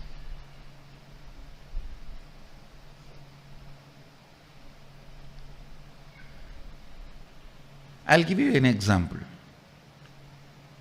You want to be healthy, you want to wake up early morning 4:30 and do yoga every day and healthy. Is there anybody putting you in prison and tying you with chains on your bed at 4:30? No. But you enjoy. I can't get up at 4:30, you see. I tried my best. I had enough of alarms, yoga mats, shoes. I watched tons of yoga videos, gymming videos, workout in 10 minutes, 6 minutes for 6-pack, 8 minutes for 8-pack, 10 minutes for total workout. All these videos I watch. But you see, I can't get up in the morning. And you start either getting comfortable or give up or even enjoying your inability. Please understand.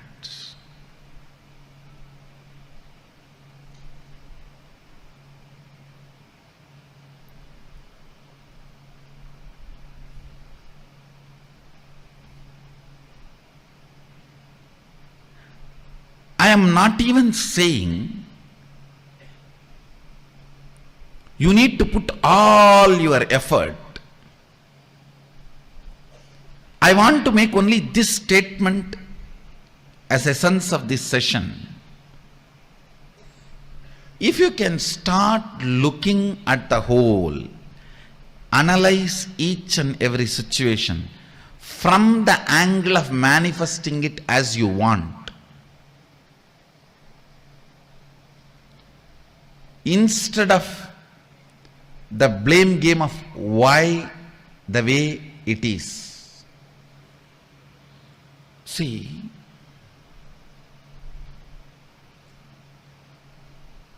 when you look at why the way you think, why the way you act, why the way you talk, why the way you feel, why the way you exist, the way you exist. If you feel tremendous pain, inability, you are only enjoying, entertaining blame game, putting the blame on the past.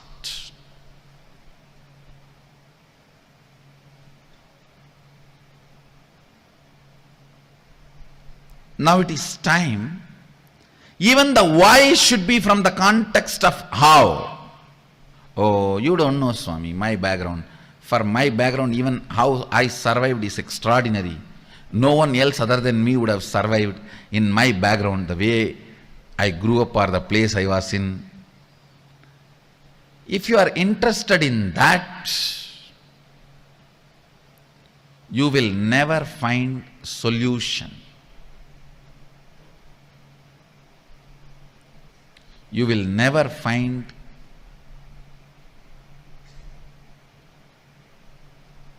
the life as you want. You will never find the reality which you want to manifest. If you want to conquer the life, that's why I use the word conquering life for this program.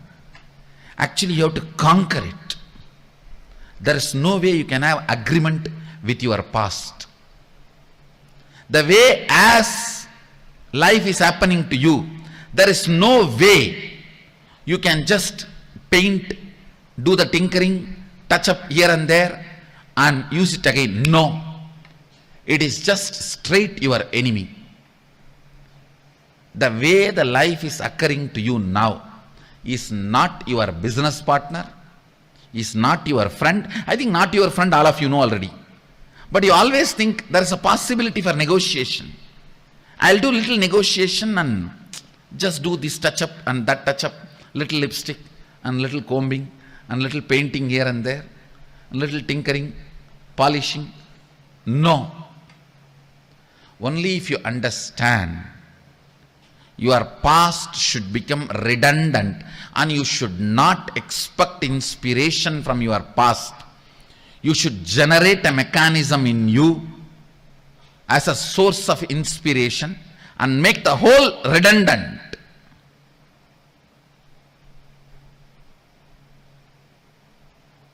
The whole should become irrelevant. Only then conquering can happen to you. Please understand, the spirit with which you need to approach whatever way the life is occurring to you is conquering, not adjusting, not manipulating, not withdrawing. The way the life is occurring to you, you just need to conquer. That's the only solution.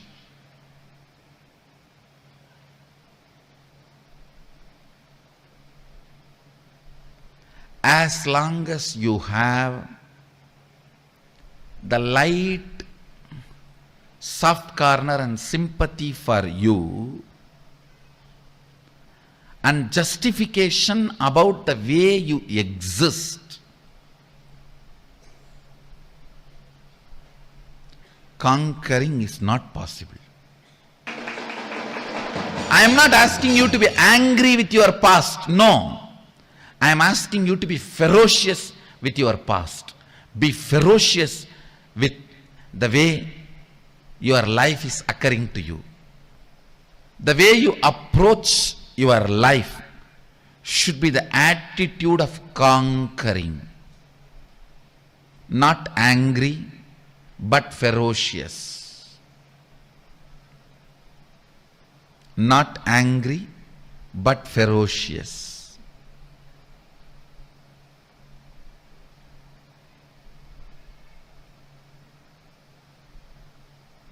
This is one small but great shift needed to happen.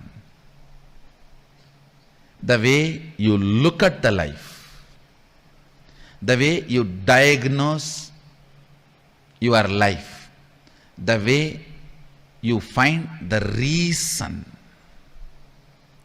reasons why you are enjoying this thought current, the way you are enjoying, why the diseases are there the way it is there, why the relationship failures are there the way it is there, why the tiredness and boredom, irritation, all this exists in you the way it is existing.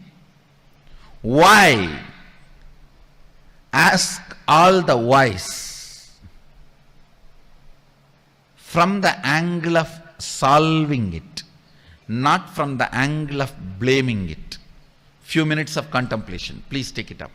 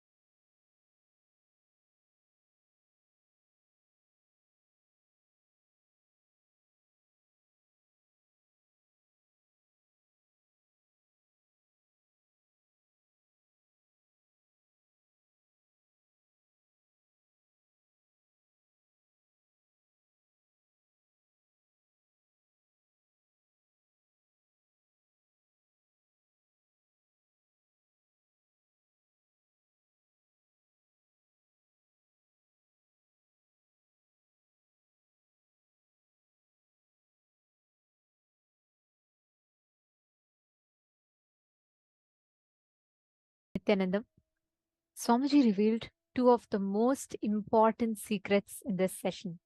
Understanding about how exactly the law of life is, how time functions, how life functions. Swamiji taught these two most important principles. And this whole session was so powerful, the way Swamiji revealed the truth, right? How many of you understood the science of conquering time and the science of conquering life?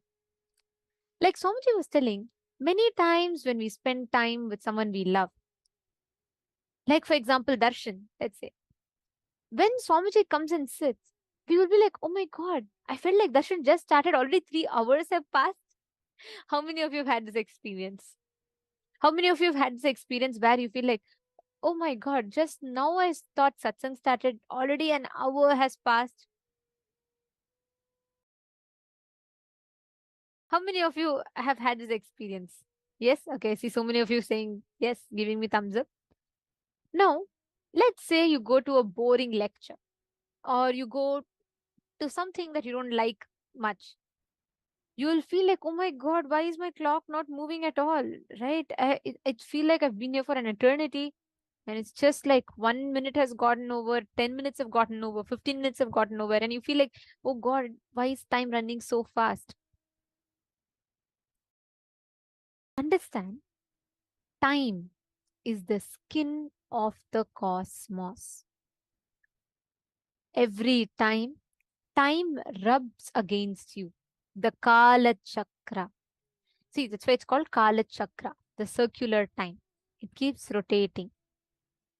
Let's say this is your life, right? Let's say your life is the x-axis, and the Kaala Chakra is continuously rotating, rotating, rotating. Now, any incompletion, resistance, powerlessness in life is like a bump on the x-axis. So every time there's an incompletion, what will happen? The wheel will have a jerk. It'll skid. Every time there's a bump, the wheel will have to like go over it and hit hard.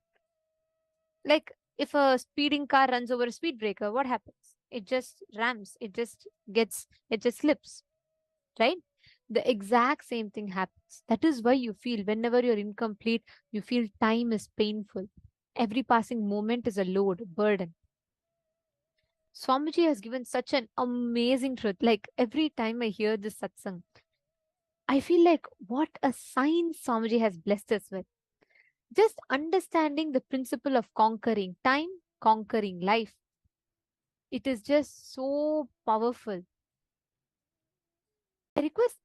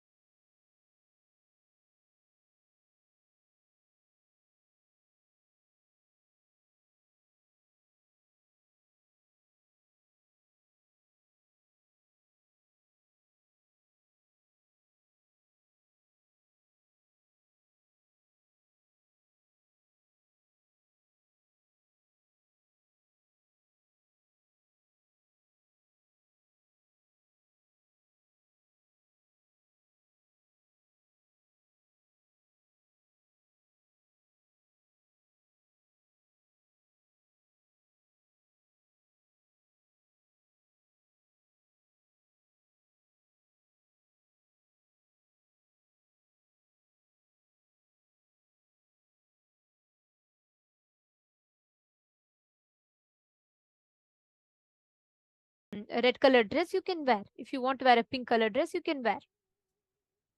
If you want to your hair to look a certain way, you can dress up. You have the ability to change your body the way you want. Same way, time can be changed, altered as you want. That is why Swamiji tells you should never go with the attitude of accepting time. You don't have to have the attitude of going along with time. You need to have the attitude of conquering time. If we conquer time, you will never suffer with boredom or tiredness in life. Swamiji has given us all like a straight technique for powerfulness. Swamiji has given us an experience, the straight technique for experiencing that space of completion. Understand, past, present, future. All the three exist. Exist now does not mean you're bound by it. You can not only alter your future, even your past you can alter. That's the Muruganar, the story of Arunagirinathar, sorry. How there are tons of references like this, like Valmiki. He is like a thief in his past life. Not even in past life, like just before he takes up sannyas, Valmiki is a great Maharishi who's author of Ramayana, and the whole Hinduism, everyone worships him today. But he was a thief. His name was Ratnakar. But the whole past has been altered. How? The moment you conquer time means the moment you come to the space of completion, you have conquered time, which means you can never struggle with boredom or tiredness in life. Are you all catching it? This is the straight truth that Swamiji has revealed, which is so powerful. Ma Priyatma Surupini is saying, wow, I have heard this many times now. Many times. Now only it's even hitting me. Great. Completion is the key to come out of boredom and tiredness. Beautiful. That's why when Swamiji tells that each time you experience completion, each time you have a breakthrough, Swamiji tells the same satsang you listen again and again and again. Every single time you listen to it, you will have a new understanding about it, because life expands. Each time as you listen, you will break your pattern in a deeper and deeper and deeper manner. And also, one of the most important aspects of this for all of us to understand is how the law of life functions. Every single time you get stuck with an incompletion, every single time you get stuck with the pain, you need to understand you are recreating that suffering, that set of patterns in your future by holding on to the incompletion. Same way, every time you break a pattern, you have more psychological time available to you. Means, for example, like Swamiji told, right? Swamiji was explaining about chronological time and psychological time, right? Because Swamiji said, in reality, the chronological time is just a scale to measure everything in against a unit. Like, for example, the weather now time is 6:03 EST. Now time in India might be different. The chronological time, because Swamiji tells we are conscious beings, we are not matter, we are not bound by the chronological time. But the unit of psychological time is the gap between one thought to other thought, which is called as kshana.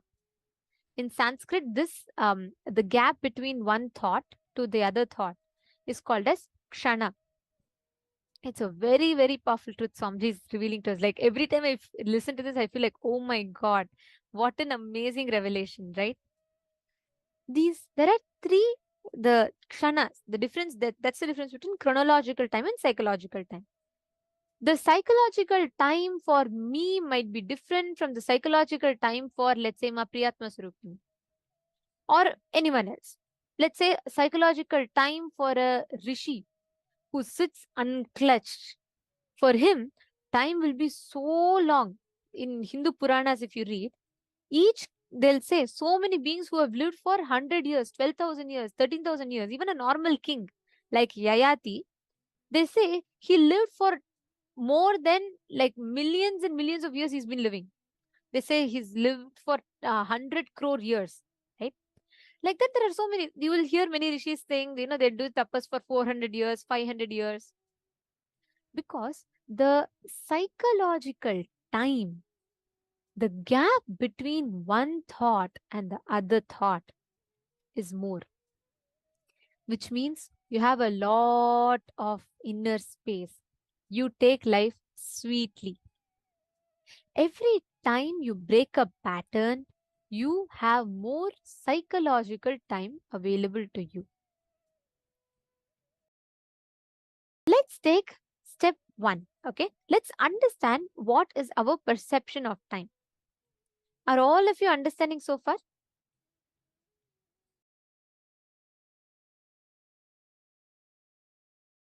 Okay, Ma Priyatma Swarupini, you're asking a very beautiful question. You're asking how expanding my psychological time will reflect in chronological time. Can you please make me understand? Very beautiful question. I'll answer this for you. Have you ever experienced this? How many of you have experienced this? Where you will come to work, you will sit in front of the computer. You will also feel like last 2 hours I have been occupied. I did not waste time. I did not chat with anyone. I did not do anything. I have been in front of computer. I have been moving from one window to the other. But if someone asks you what you did, you will feel like, how come no work has happened? There's nothing for me. I don't even know what I did. How many of you have experienced that? How many of you, especially if you're working, if you're, if you're in your business field or you're studying, surely you would have experienced this. How many of you have experienced it? You sit in front of the computer or you sit in front of the book and you read. You just feel like you're trying to learn, or you're trying to finish your work, Time passes, hours go by. But you'll feel end of the day, what did you do so long? How come nothing happened? Dinyangaya, Everardo Alfaro Aya, Satyojata Shivamaya. How many of you are understanding this? How many of you have experienced this?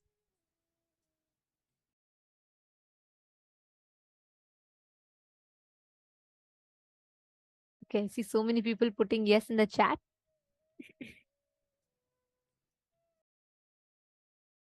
Okay, understand, this is the exact same principle you need to apply. What happens at that time is when you experience this, okay, just carefully listen. You sit in front of the computer, you're moving from one tab to other, chronological time is same. Let's say, Ma Priyatma Surupini, since you asked this question, I'll give you my example and your example, okay? So let's say both of us are sitting next to each other and I am conducting the program, right? Now, the same 5 minutes of the time, okay, for me, it will be like, oh God, it's already 5 minutes past. I just started talking, right? But the same 5 minutes of chronological time for you might be, oh God, she's talking for so long, okay? Now, the same chronological time, the scale against which we measure. Understand, let's say if my thoughts are more, I will feel like time is slipping. I don't even know. I don't even know how the time went by. I will feel like if I'm sitting and working, but inside me, sorry, see, if inside me I have, let's say, too many thoughts, the same amount of time that I spend in front of my computer, I'll be working, I'll be moving from one tab to the other. But because of too many thoughts, time passes fast, the work done is less. Because the work is happening more here. There's so many thoughts continuously coming. If I unclutch the time that I am experiencing, here will be more because my thoughts will be less. That is why Swamiji tells the more completion you do, the psychological time increases. If your psychological time increases, chronological time, the same time, but the way you use that time will be extremely resourceful. Like, for example, if you see Swamiji, the same 5 minutes that Swamiji sits, okay, the amount of tasks that Swamiji will move, the amount of work that will happen versus when we all will have this Adinavasi meetings, like when with Swamiji, when Swamiji was in Bidadi, right? Swamiji used to call all of us. We all used to sit around Swamiji. We all will be working. Swamiji will be sitting in the center and he'll be giving vision. He'll continuously be guiding us, like telling what the department should do next, like that. I mean, you should see Swamiji as from that perspective, it's amazing. Anyways, the same duration, Swamiji will be sitting, we'll also be sitting. We will all feel like, God, so much time has passed. What have I done? If you just look at Swamiji, the amount of tasks, the projects that Swamiji would have finished by then will be phenomenal. The same quantity of time, the quality of the experience of the time will differ. Is it answering your question, Ma Priyatma Swarupa? The same 30 minutes of chronological time, the way you experience it, the way time rubs against you will be very different. If you all understood, please put yes in the chat.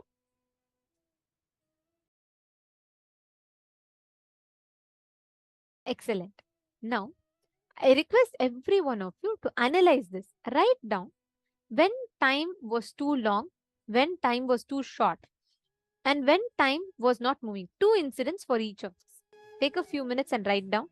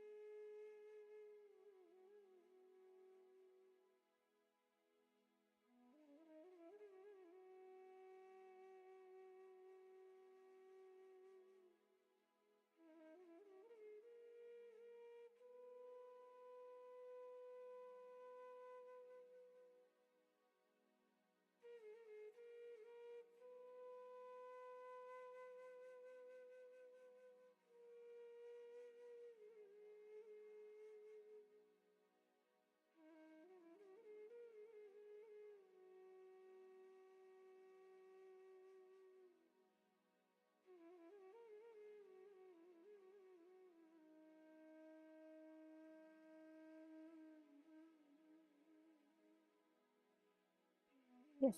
Hope all of you have written down.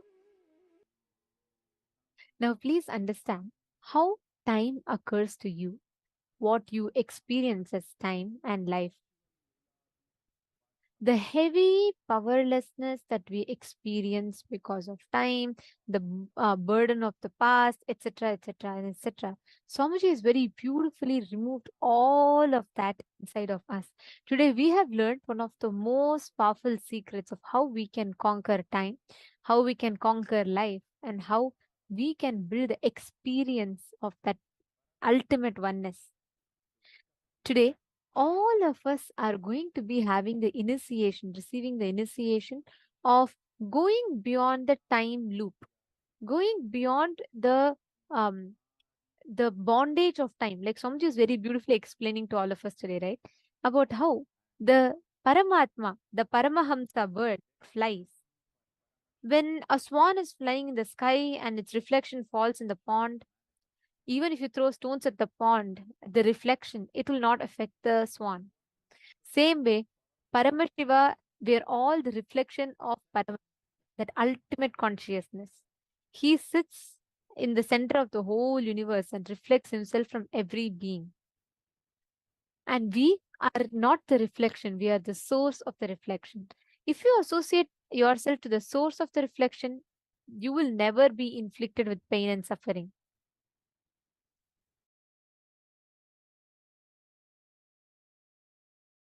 Diana Madiandi Jitani has posted.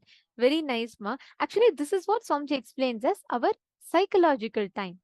The chronological time unit against which we measure is same. The psychological time, the using what we experience, how we experience, like you're describing, right? The same, let's say, the same 10 minutes. For me, the experience went, oh my God, time passed 10 minutes. How did it go so fast? But for another person, maybe it's like, God, this time is not moving at all. How is it so boring? Why is it so boring? No, the same subject, the reality, the objective reality called the chronological time will give a different subjective experience to each of us. That because the psychological time that we have, which is a gap between one thought to another thought, plays a major role in deciding your experience of chronological time. That's why when Ma Priyatma Swarupini was asking, how does changing in psychological time reflect as, what is the use of it in chronological time? This is the exact use. How much resource, how much ability, efficiency you harness in that short amount of time given between any given duration A and duration B. How much you can do. The experience or your interaction with time differs based on your psychological experience of time. Okay, there are a lot of questions.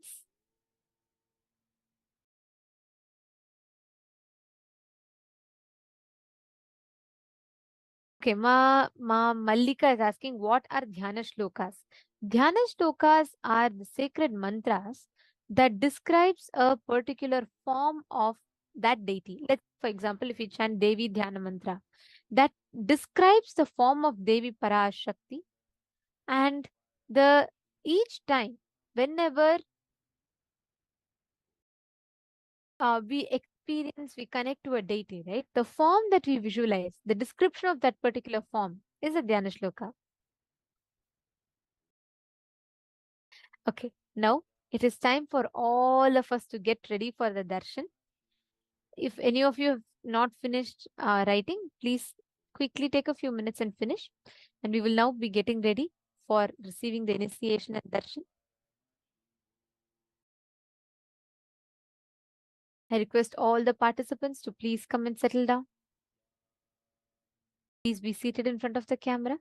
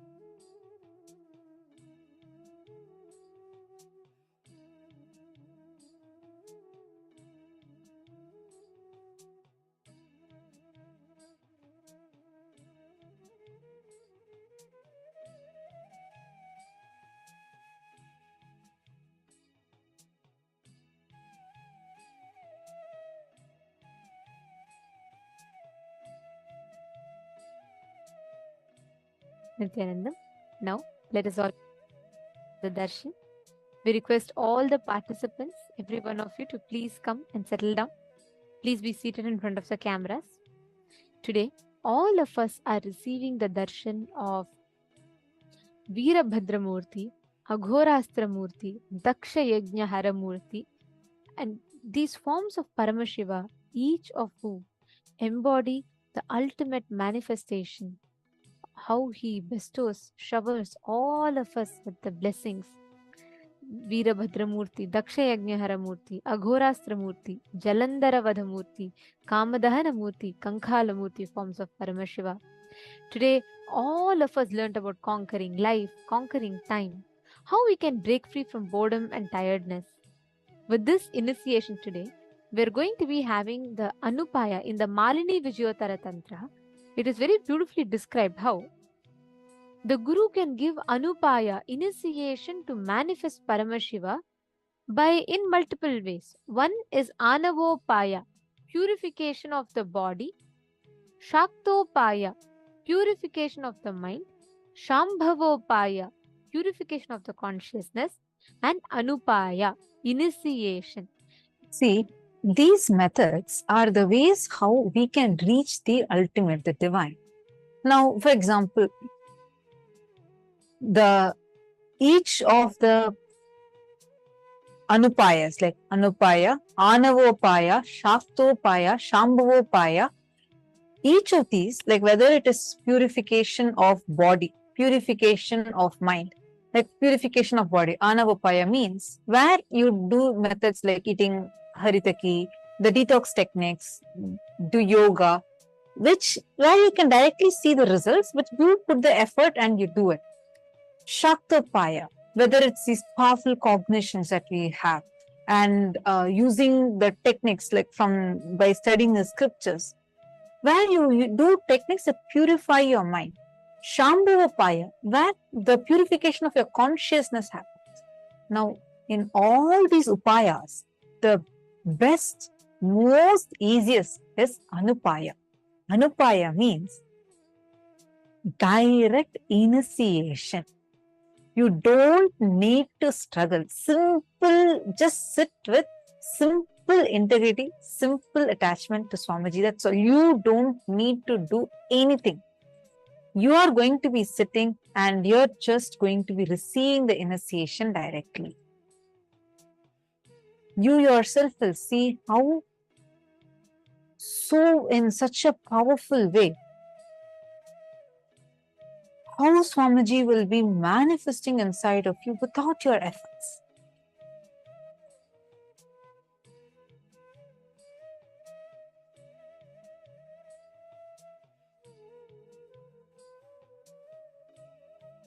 Sitting here today, it is this initiation through which Swamiji is going to be initiating that same purification of our consciousness, body, mind, everything through Anupaya, by giving us directly the experience of that ultimate space where we are beyond boredom and tiredness, conquering life and conquering time.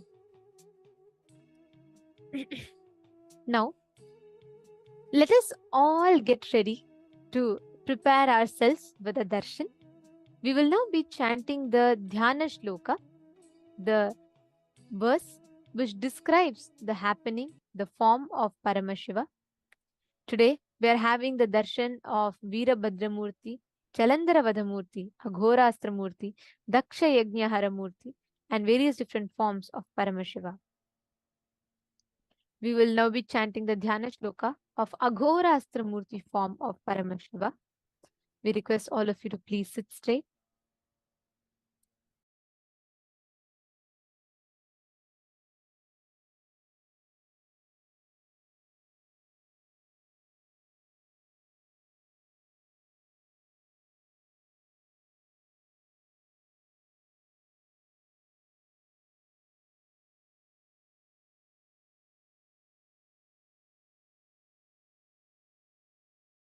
तेष्वघोरानुरत्यन्त दोषघ्न कृष्णवर्णभाक् व्यालबद्धजटाजूट कपालदलमण्डितः सुरपिङ्ने क्षणोत्यन्तं श्वेतदंष्ट्रसमन्वितः चन्द्रचूडो विशालास्यो नागयज्ञोपवीतवान् महाकायो महादंष्ट्री किङ्किन्नरवंश्यं युतः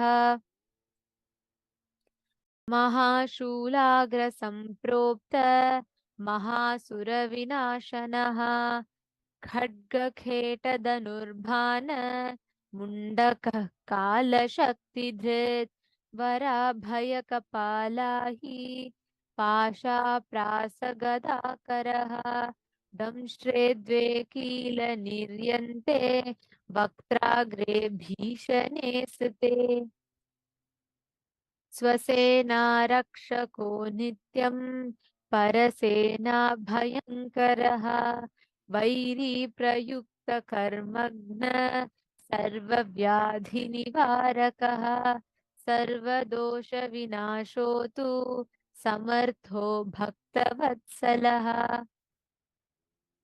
The meaning of this verse very beautifully goes as: the deity of the mantra is black in color. His head is with locks and matted hair tied up with snakes. He is adorned with a garland of skulls. His eyes are with a mixed color of yellow and reddish brown, and his face appears with whitish large teeth protruding on two sides of the mouth. His matted hair is adorned with crescent moon. Being with a broad face, he is wearing a snake as a sacred thread. He is having a huge body and large damshtra. Damshtra means the teeth which are fang-like teeth. He is adorned with a waist ornament furnished with tinkling bells. He is holding a trident, the tips of which have pierced into the body of the great demon Asura killed by him. He is holding in his hands weapons such as sword, shield, bow, arrow, severed head, the Kaala Shakti, the lance, boon giving, and the fear dispelling mudras, Abhaya and Varada mudras, skull, snake, noose, barbed missile, and mace. The two sharp and long fangs, which are white and dreadful, appear like protruding nails at the front of his mouth. He always remains as the protector of his own troops and the one who inflicts terror and fear upon the troops of the alien forces, the enemies. He is a destroyer of magic spells, heinous contrivances imposed by the enemies. He is capable of warding off all sorts of diseases and harms. He is efficacious in nullifying all kinds of sinful effects and danger, and he is always compassionate towards the devotees. This form is that of Aghorastramurti form of Paramashiva. Today, every one of us are going to be receiving this very blessing.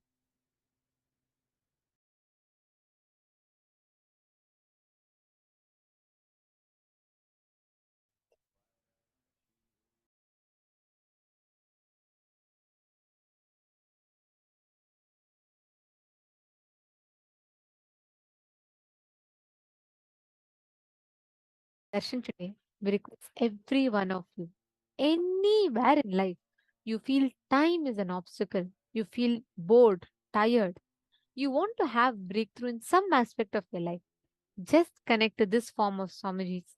You will see how intensely Swamiji is available, and Swamiji himself will be attending to all the prayers, boons, blessings, requests that every one of us have. And all of you understand like how today's Swamiji was revealing to us, right? It is that ferociousness that has the capacity to break the time layer, not anger. Ferociousness. Swamiji gave his own examples. And also the example, like how when Swamiji missed the Arati, Swamiji did not sit and say, okay, what should I have, what thought current made me do this, what happened, like cute analysis. Swamiji just decided ferociously for next 3 days, till this goes away from you, no question of sleep. Swamiji tied his shika to the cot and sat straight for next 3 days, did not sleep and made sleep disappear. And after that, sleep lost voting rights in Swamiji's life. Wow.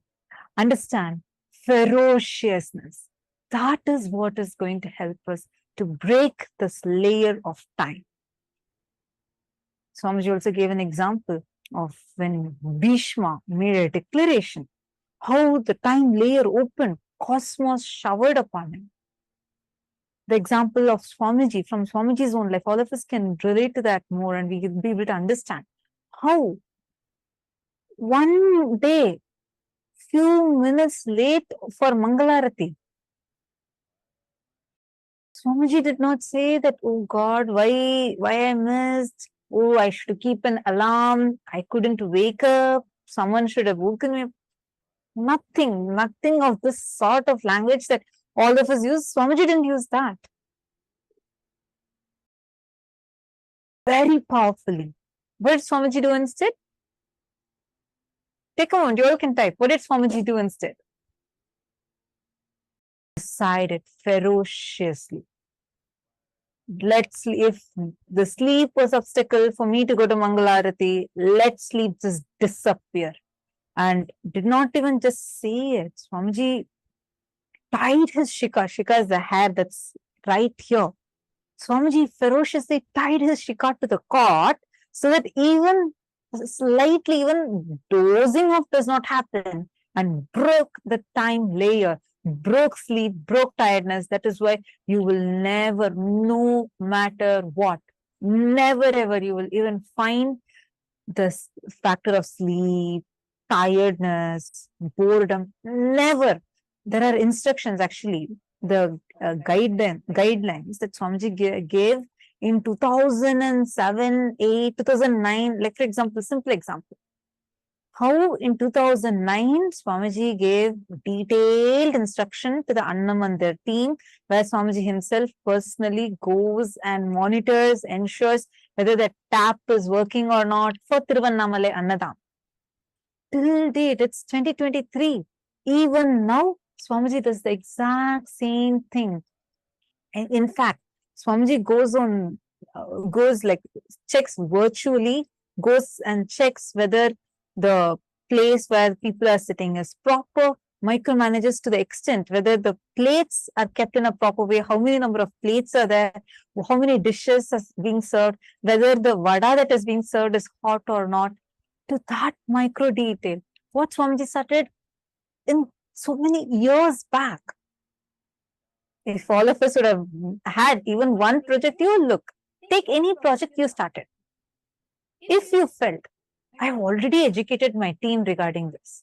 Again, they failed in this, they didn't do it properly, we would give up on it.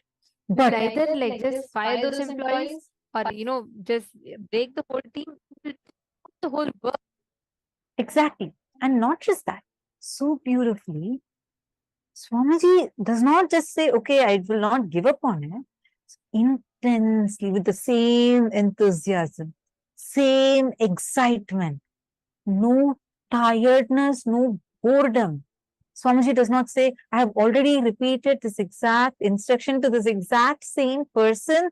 For last 10 years, I have been telling, still this person is not doing. Swamiji doesn't say that. Again, Swamiji will patiently explain how it needs to be done and ensures that it is done, and only intensifies it more. That's why today it is KAILASA is the only place in the whole world that does not just Annadan, serving of food, but the serving of food itself as Aushadha Annadan, where the food itself is the Ayurvedic food, where just by eating it, you will be healed of so many disorders. That food that is procured and cooked in a very organic, sattvic way, energized spiritually by offering it to the deities. And after all these, it is served hot to the people, to the devotees that come to Tiruvannamalai temple. Easily in every Paurnami, easily, at least some 50,000-60,000 people are served easily. And not just that, in addition to Annadan, Jnanadan, every single aspect, the way the scale in which if you see Swamiji, like in the dimension, let's say, of Swamiji's avatar, his avataric dimension. But in a normal human scale, if you measure Swamiji's individual life, you will see how in every aspect of life, Swamiji never gives up. Swamiji can never ever be tired of life. You will see he would have just finished like some 16-hour long session, darshan. Swamiji will continuously be sitting. Right after that, Swamiji will get up, go to the rounds of the campus. There is no dictionary, like the word called tiredness and boredom does not exist in Swamiji's dictionary. How many of you have attended physical programs and you have seen that actually Swamiji will be sitting and conducting the sessions, and in between Swamiji will give a break.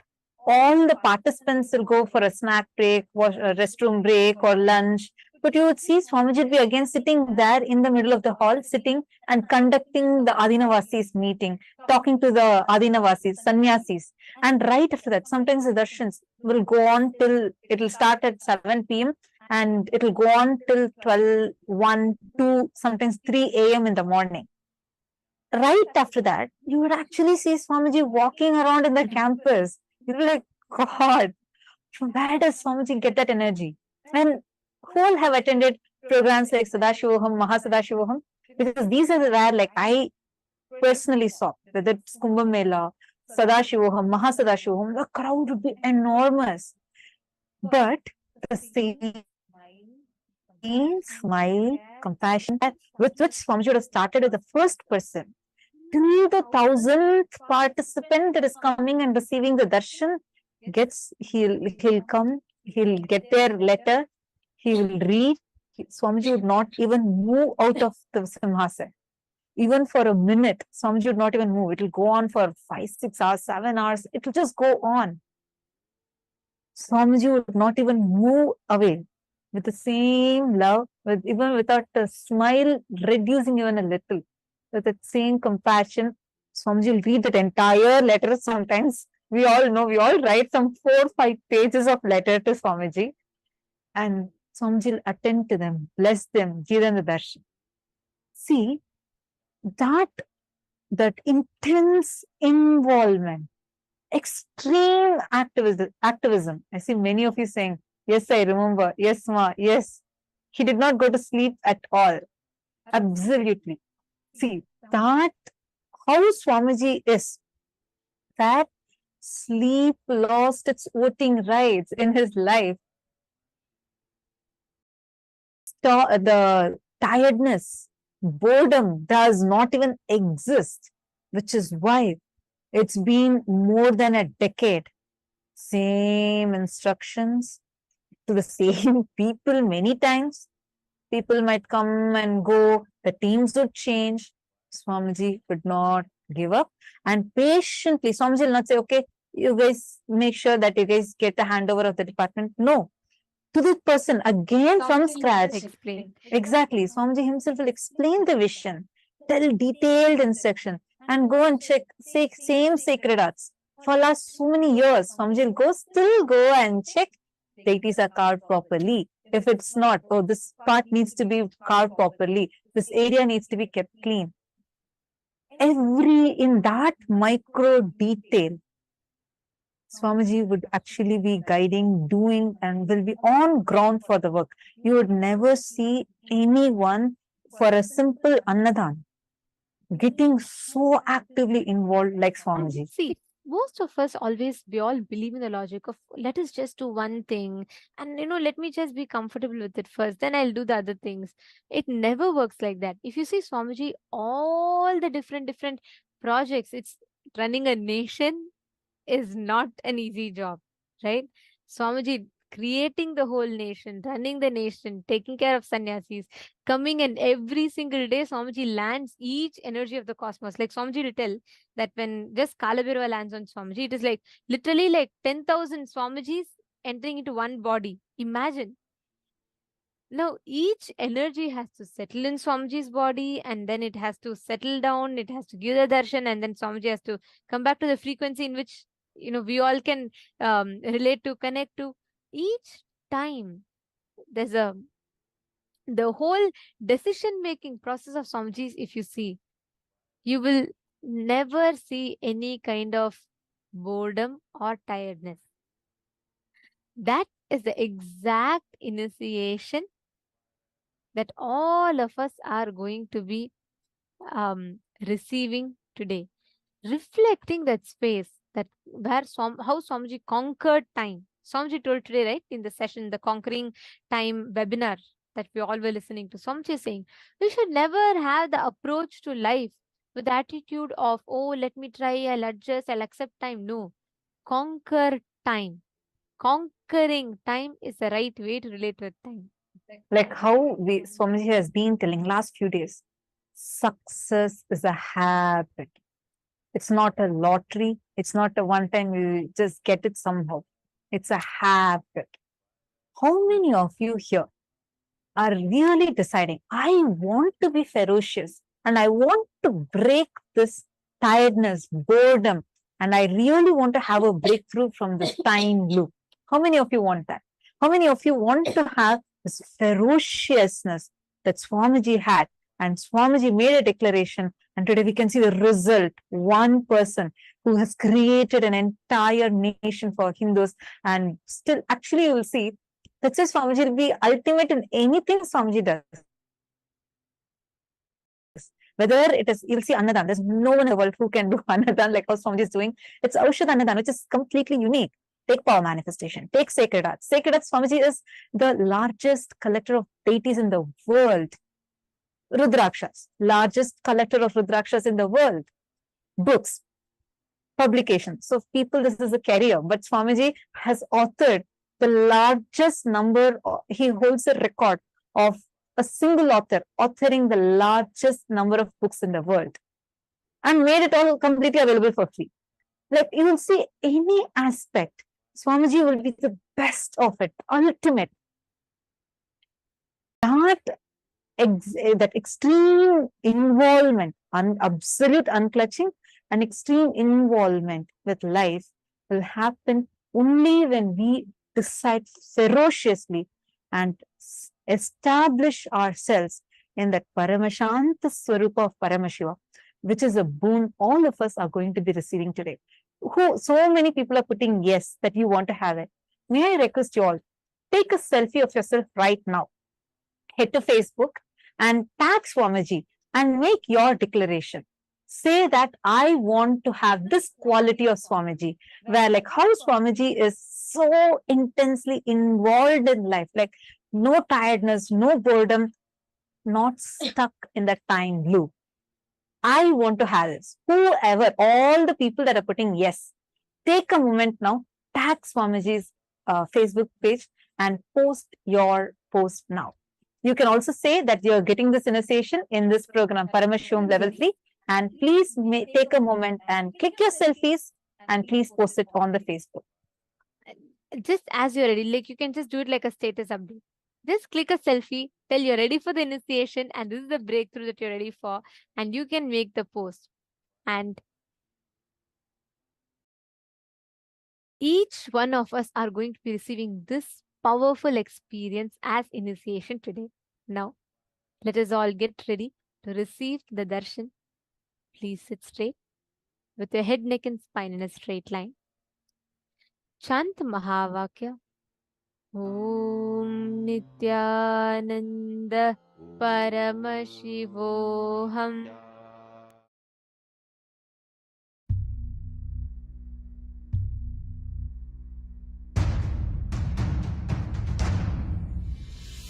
Sit as Paramashiva. Inhale and exhale deeply with 25 heads and 75 eyes and 50 hands. Visualize, meditate, connect with him. He is a living, alive being.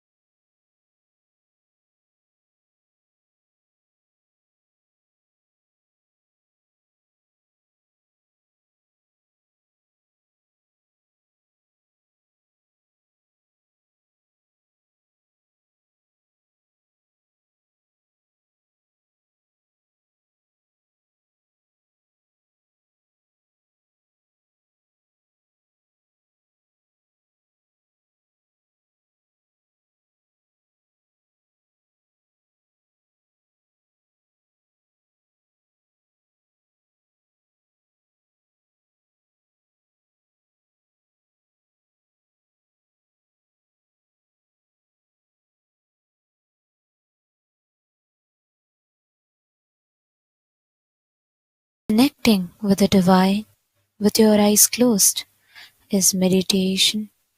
Connecting with the divine with your eyes open is darshan. Come, let us all now move from meditation to darshan. Slowly, very slowly, please open your eyes.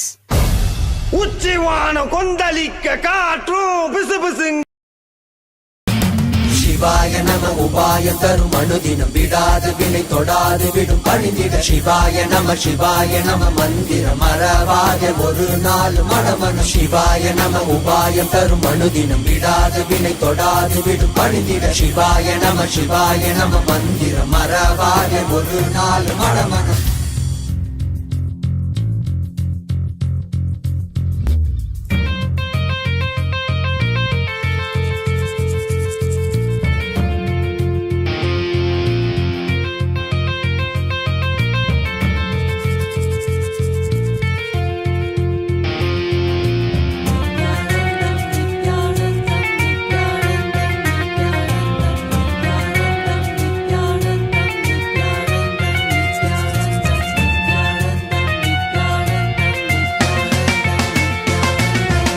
காணலீரிந்த உலகம் என்னிலையாது தடைகளில் தேங்கி நின்றேன் வழி தெரியாது காணலீரிந்த உலகம் என்னிலையாது தடைகளில் தேங்கி நின்றேன் வழி தெரியாது என்னுள் விழா எழுகின்ற போது உன்னில் விடை இருந்திடும் அல்லவா வானம் மழை தருகின்ற போது சேரும் மழை உடைத்திடும் அல்லவோ தடை நீக்கி வழியாக்கி உன்னை நோக்கி வந்திட அருள்தனை தருவாய் சிவாய நம உபாயம் தரும் அனுதினம் விடாது வினை தொடாது விடும் பணிந்திட சிவாய நம மந்திரம் மறவாத ஒரு நாள் மனமன சிவாய நம உபாயம் தரும் அனுதினம் விடாது வினை தொடாது விடும் பணிந்திட சிவாய நம மந்திரம் மறவாத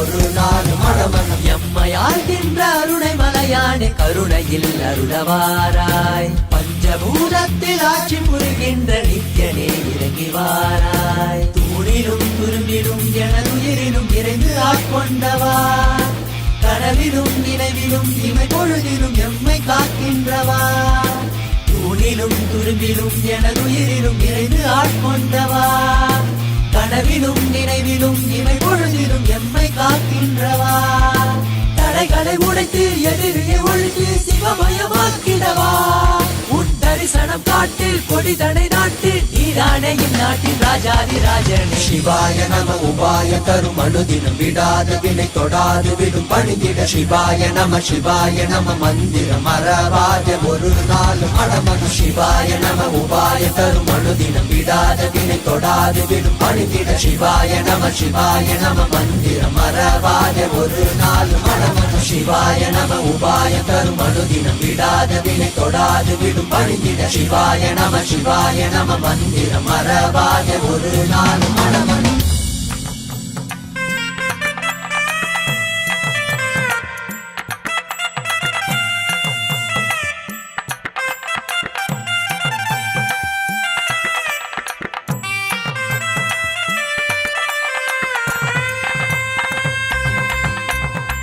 பக்தி வரும் நித்தியம் தந்த சத்தியம் எல்லாம் கேளுங்க சக்தி தரும் யுத்திகள் எல்லாம் ஒன்னல ரெண்டல ஆயிருங்க பக்தி வரும் நித்தியம் தந்த சத்தியம் எல்லாம் கேளுங்க சக்தி தரும் யுத்திகள் எல்லாம் ஒன்னல ரெண்டல ஆயிருங்க ஏன் என்னன்னு கேட்டா அது எட்டு சோரக்காய போகும் சொந்த வாழ்க்கையில நீங்க அதை வாழ்ந்திட நித்திய ஆனந்தம் கூடிடுங்க சொர்க்கமதையனும் நீங்க வெளியே தேடணும் நித்யானந்த ஸ்பூரண வந்தா தானே கூடிடும் சொர்க்கமதையனும் நீங்க வெளியே தேடணும் நித்யானந்த ஸ்பூரண வந்தா தானே கூடிடும்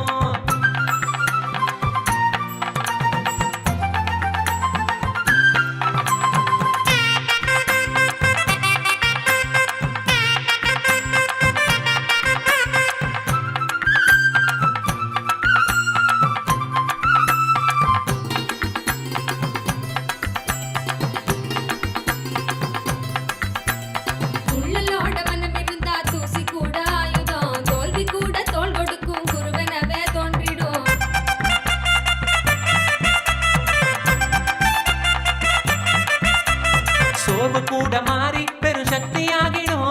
சிகரத்தில் நீ ஏற ஒரு யுக்தி காட்டிடும். சோர்வு கூட மாறி பெரும் சக்தியாகிடும். சிகரத்தில் நீ ஏற ஒரு யுக்தி காட்டிடும். நித்யானந்த சொன்ன இந்த வார்த்தை எல்லாம் வேதந்தா. வழி நடந்தா நித்யானந்த மடியில வழி யோகந்தா.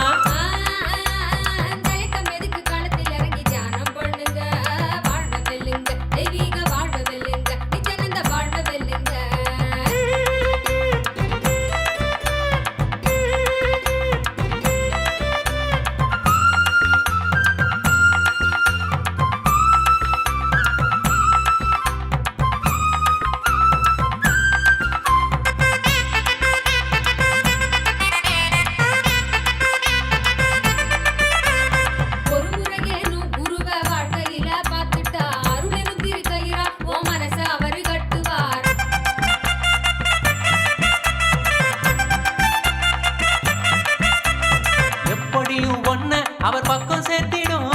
அப்பொழுதே வாழ்வில் ஆனந்தம் சொல்லிடும்.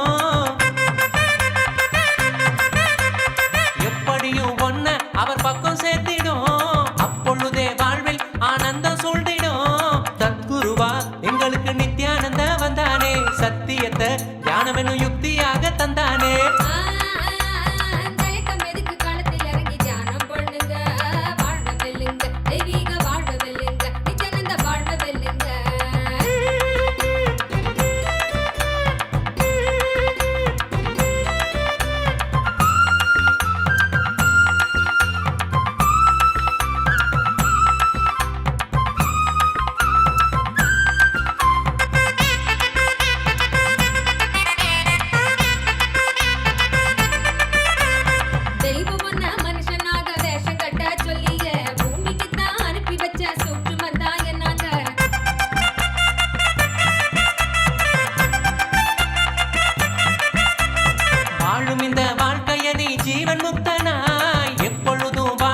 பரிசாக தந்தது. வாழும் இந்த வாழ்க்கைய நீ ஜீவன் முக்தனாய் எப்பொழுதும் வாழ பரிசாக தந்தது. அதுக்கு என்ன செய்யணும்னு எதுக்கு நீயும் யோசிக்கணும். நித்யானந்த சொன்னதெல்லாம் ஒண்ணு விடாம வாழ்ந்திடணும்.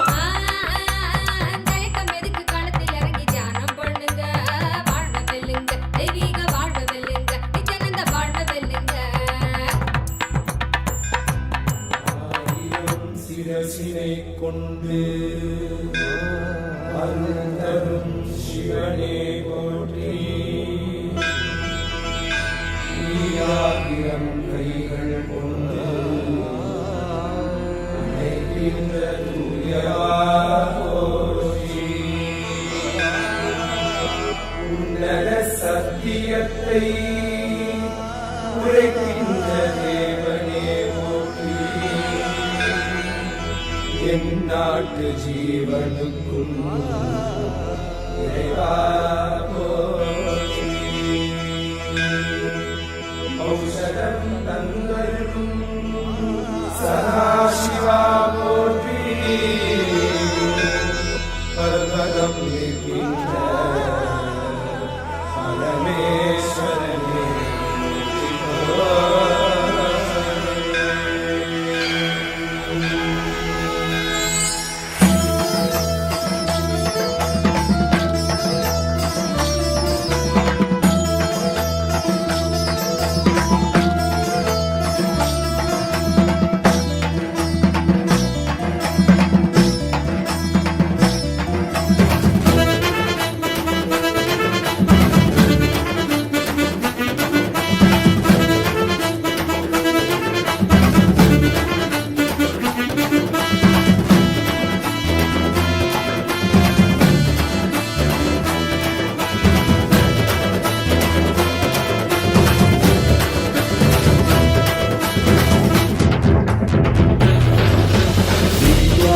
नित्यानंदा सत्यादित्य रूपा.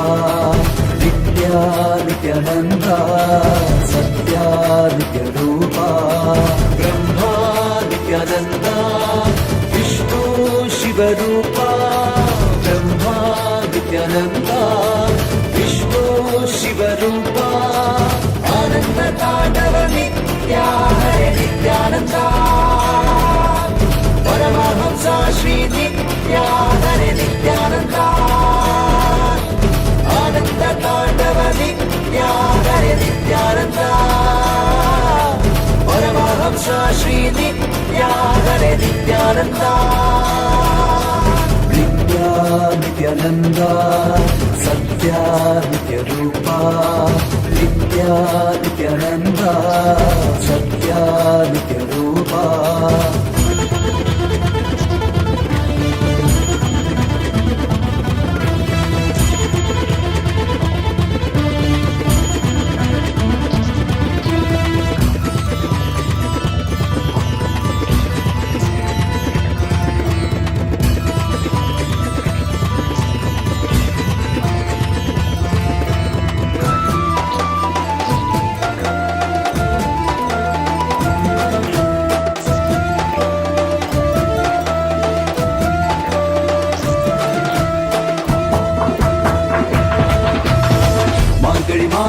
பிறந்தாய் ஐயா நித்யா திருவண்ணாமலையில் உதித்தாய் ஐயா மனித உருவெடுத்த தெய்வம் ஐயா இந்த உலகை காக்க வந்த ஞானி ஐயா ஞானத்தொடுதல் மூலமாக எங்கள் நோயை கரைய வைத்தாய் ஐயா புனிதமான உங்கள் பாதத்தால் தலையெழுத்தை மாற்றிய ஐயா பாதை காக்கும் பரமனுமே பாதம் தொடவே அருளனுமே வேதம் எல்லாம் உன்னுருவம் வரும் வெற்றி எல்லாம் உன் வடிவம் தெய்வம் என்றால் நீ மட்டும்தான் ஐயா தெய்வமே நீ தேன் சொட்டுதான் கற்றதெல்லாம் உன்னை மட்டும்தான் ஐயா காண வேண்டும் தினமுனைதான் Nithya Nithyananda Sathya நித்யரூபா Nithya Nithyananda Sathya நித்யரூபா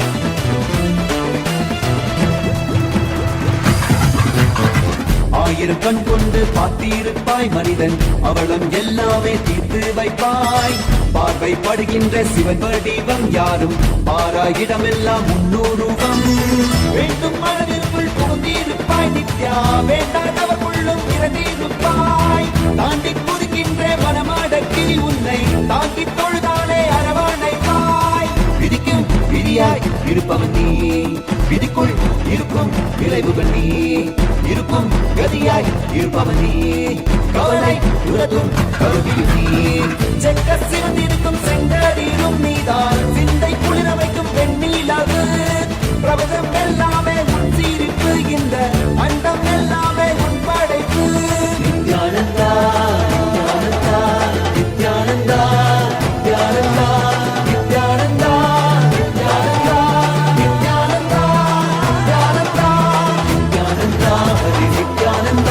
Nityananda Shri Nityananda Shri Nityananda Shri Nityananda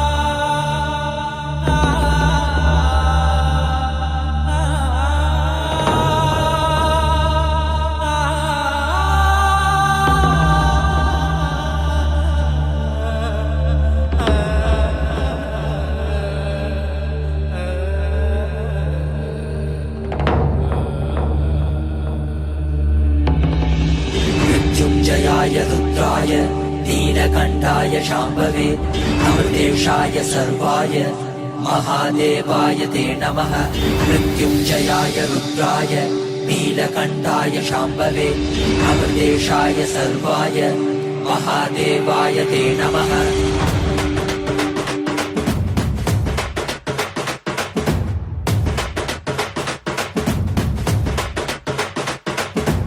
ఏమీ భాగ్యమురా మనది ఎంతటి మోదమురా ఏమీ సౌఖ్యమురా మనది ఎంతటి మోక్షమురా ఏమీ భాగ్యమురా మనది ఎంతటి మోదమురా ఏమీ సౌఖ్యమురా మనది ఎంతటి మోక్షమురా పరమశివుడేరా స్వామి మనవాడేరా కైలాస నుంచి వచ్చిన మన తోడేరా నిత్యానంద పరమ శివమేరా నిత్యానంద పరమ శివమేరా మనవాడే మన తోడే మన స్వామి వచ్చాడురా మనవాడే మన తోడే మన స్వామి పాద కమల శరణం ఏమీ భాగ్యమురా మనది ఎంతటి మోదమురా ఏమీ సౌఖ్యమురా మనది ఎంతటి మోక్షమురా ఏమీ భాగ్యమురా మనకి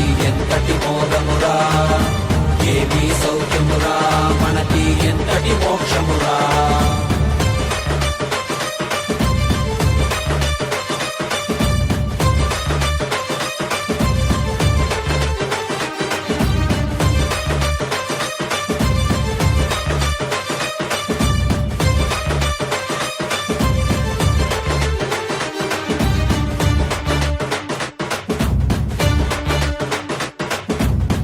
ఎంతటి కష్టమైనా మనకి స్వామి నీ తలవరా ఏమీ లేకుండా నీకు స్వామి ఉన్నాడురా ఎంతటి కష్టమైనా మనకి స్వామి నీ తలవరా ఏమీ లేకుండా నీకు స్వామి ఉన్నాడురా దర్శనమిచ్చాడురా స్వామి దివిలో నీకెళ్ళామురా దివ్య శరీర స్వామి మన భాగ్య విధాతరా దర్శనమిచ్చాడురా స్వామి దివిలో నీకెళ్ళామురా దివ్య శరీర స్వామి మన భాగ్య విధాతరా మన వాడేరా మన తోడేరా దర్శనమిచ్చాడురా మన వాడేరా మన తోడేరా స్వామి పాద కమల శరణం ఏమీ భాగ్యమురా మనకి ఎంతటి మోదమురా ఏమీ సౌఖ్యమురా మనకి ఎంతటి మోక్షమురా ఏమీ భాగ్యమురా మనకి ఎంతటి మోదమురా ఏమీ సౌఖ్యమురా మనకి ఎంతటి మోక్షమురా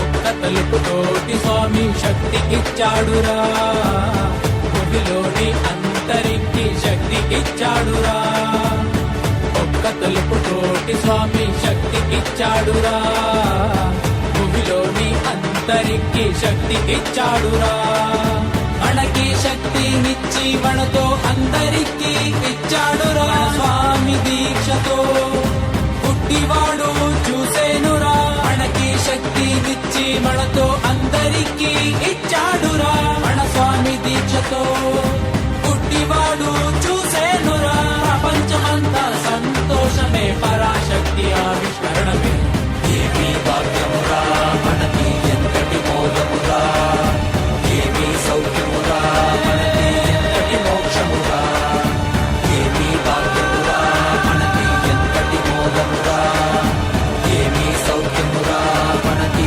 ఎంతటి మోక్షమురా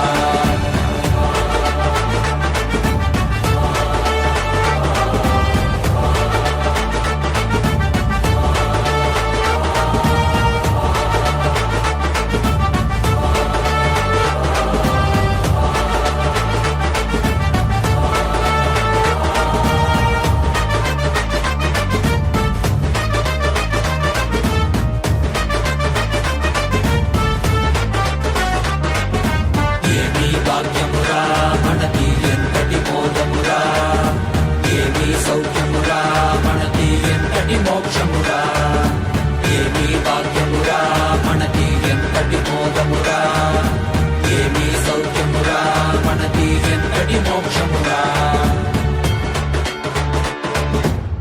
కైలాస దేశ స్వామి భూమిపైన కైలాసర, ఇక్కడ భూమిలో జనలు చైతన్యుడురా. కైలాస దేశ స్వామి భూమిపైన కైలాసర, ఇక్కడ భూమిలో జనలు చైతన్యుడురా. మెలుకోండి మెలుకోండి నివేశరిగలు కండి, మన స్వామి కృపతో మా మనము పరమశివ అండి. మనవాడేరా మన తోడేరా మన స్వామి పాదం కమలట. ఏమీ భాగ్యమురా మనకి ఎంతటి మోదమురా, ఏమీ సౌఖ్యమురా మనకి ఎంతటి మోక్షమురా, ఏమీ భాగ్యమురా మనకి ఎంతటి మోదమురా, ఏమీ సౌఖ్యమురా మనకి ఎంతటి మోక్షమురా, ఏమీ భాగ్యమురా మనకి ఎంతటి Today, మోదమురా. all the forms of Paramashiva that we are having the darshan of, each of these forms are going to be liberating us from all boredom, tiredness, any kind of conflict that we are stuck in life. Today, we've all learned about reclaiming life and breaking free from boredom and tiredness in life. And now, as we all receive the darshan of Veerabhadramurti, Daksha Yajna Haramurti, Aghorastra Murti, Jalandhara Vadamurti, Kamadahana Murti, and Kankhala Murti forms of Paramashiva. Now, we would like to take you all through the different avenues, platforms through which you can ask your prayers, boons, blessings, requests to Swamiji, and you can receive the initiation. The first platform is YouTube. Please head to KAILASA's SPH Nithyananda Paramashivoham YouTube channel. And if you have not yet subscribed, make sure to hit the subscribe button, scroll down, click on the live video, and right under that, you would find the live chat section, or towards the right side, you would find the live chat section, where you can post your prayers, wounds that you want to ask and receive blessings for, and you will receive direct blessings from Swamiji, transcribed and sent to you in the comment section itself. The next is WhatsApp. Please head to kailasa.org, our official website. Scroll down the page. You'll be prompted with the WhatsApp icon. Please click on it, and you can send any message through the WhatsApp community and receive blessings directly from Swamiji through WhatsApp. The next is x.com, formerly Twitter. Please head to KAILASA's SPH Nithyananda Paramashivoham Twitter handle. Go to the topmost pinned tweet and click on the reply icon. Using the hashtag Ask the Avatar, you can post your prayers, even questions, or you want some revelation on a particular topic, you could post it here and receive direct responses from Swamiji himself. Instagram, please head to KAILASA's SPH Nithyananda, the official Instagram handle, and you can click the profile picture, which will lead you to the live video, and right under the comment section of the live video, you can post all your prayers and blessings requests. And the next platform is Facebook. Please head to KAILASA's SPH JGM Nithyananda Paramashivoham, the official Facebook page. And don't forget to like and follow it, because that's why you will be getting all the latest updates of news and events of KAILASA. And you can go to the live video under the Facebook page, and you can post all your blessings, boons, requests directly to Swamiji in the Facebook page. And we request each of you to take a few minutes to share this to the people that matter the most to you in your life.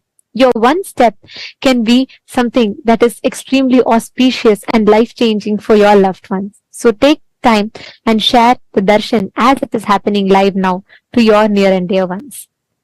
And today, for the voting subject for discussion, we'd like to call upon all the Hindus around the world, the Hindu diaspora, to discuss upon, to vote upon one of the most crucial topics at this juncture in time. In a recent darshan, Swamiji, Pontiff of Hinduism, revealed the exact solution for restoring global peace, peace in the Middle East, and peace for the whole humanity across the globe. 2 years back, during a Parashakti Akashic reading, Supreme Pontiff of Hinduism revealed about a war that's going to be happening, and also explained how it, and also revealed to us how this could potentially lead to a third world war. And in the Parashakti Akashic reading, the Supreme Pontiff of Hinduism also revealed that this would be happening within the next 3 years. And exactly like that, we have been seeing the events unfolding where the war has actually started. And there has been a lot of violence, war, violence and terrorism that's been taking place, which is impacting everyone globally. The avatar not just reveals of what's going to be happening, but also gives a solution for what we can do. And very recently, the Supreme Pontiff of Hinduism revealed that it is in each of our hands. The responsibility for the global peace is in each of our hands. As KAILASA, the Supreme Pontiff of Hinduism has made many different initiatives available, utilizing which all of us, if collectively done, can bring global peace, can work for bringing global peace. And Swamiji revealed in particular about how if we all desire to come together, meditate, to raise the collective positivity on the planet Earth, we will be able to bring a significant impact and restore the global peace. The question today for all of us, the Hindus, is how are we willing to be part of this movement? If we all decide, we, the Hindus, are 2 billion in number, and the Supreme Pontiff of Hinduism in multiple different occasions has scientifically established the impact of the inner space. If we bring the power of completion unclutching by chanting the Mahavakya in our inner space, we can bring a huge difference in the collective consciousness of the whole humanity. So we would like to ask all the Hindus today, how would you like to take responsibility to contribute to the raising of the collective consciousness?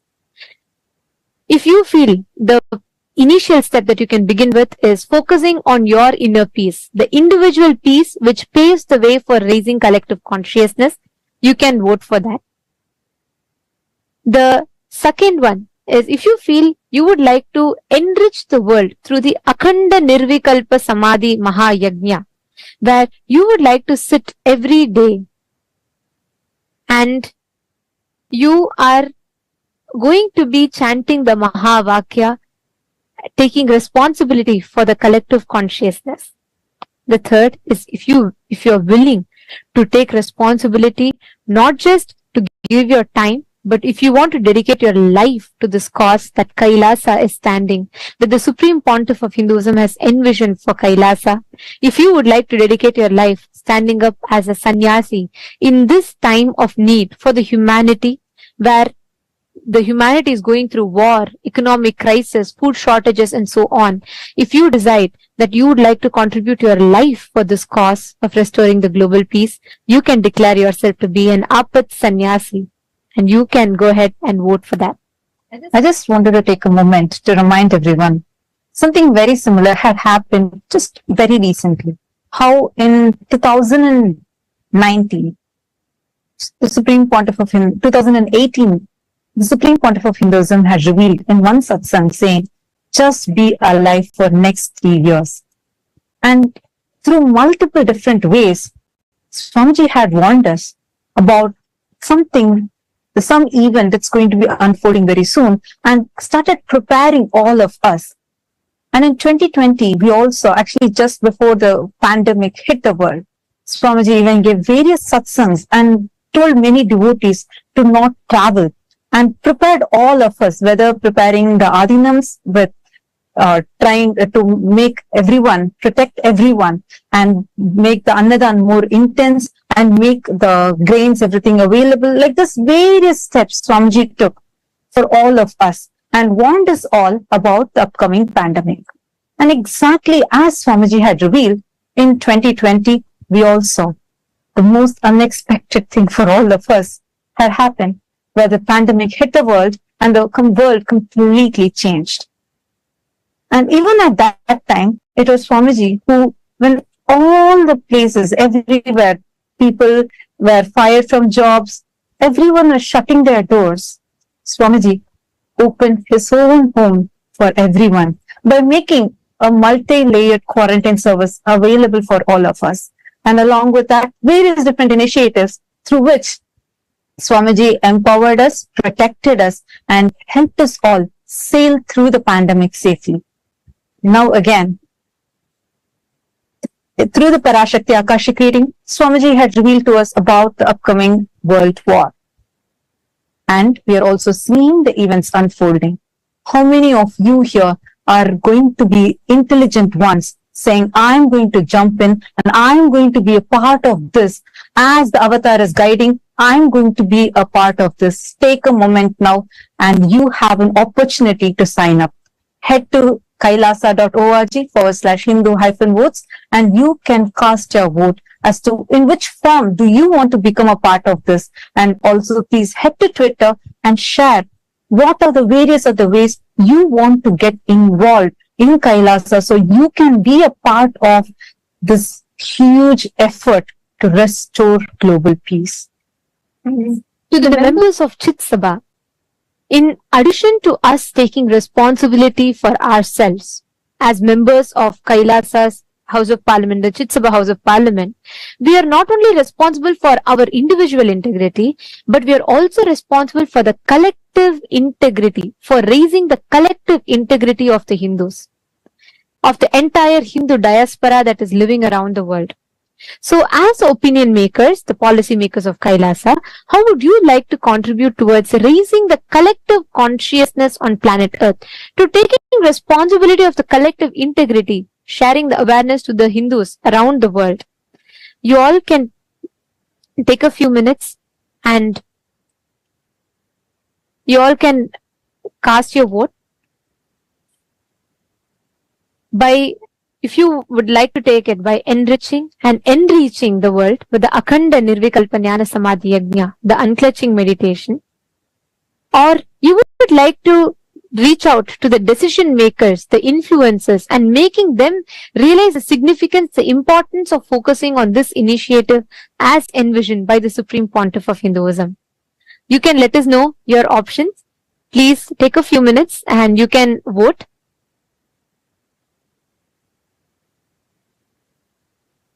Yes. And we also would like to announce the voting results of Chit Sabha voting that was conducted on the 8th of October 2023. The question we had asked was, how well do temples in your area function as active ecosystems using Charya Pada, Kriya Pada and Yoga Pada? And the most number of votes was about 30 to 50%. And that is 42% of people had voted for that. And absolutely in every aspect, which is almost from 70% to 100%.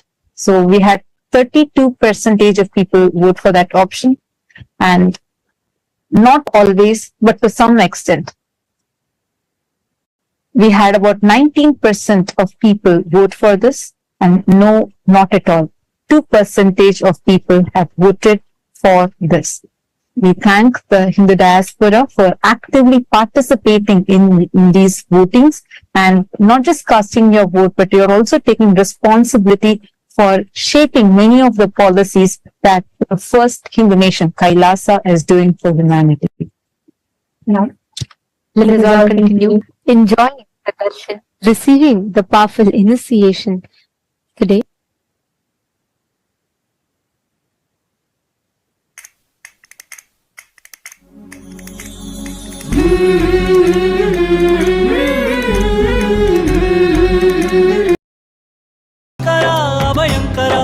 Shankara, Shiva Shankara, Shankara Abhayankara.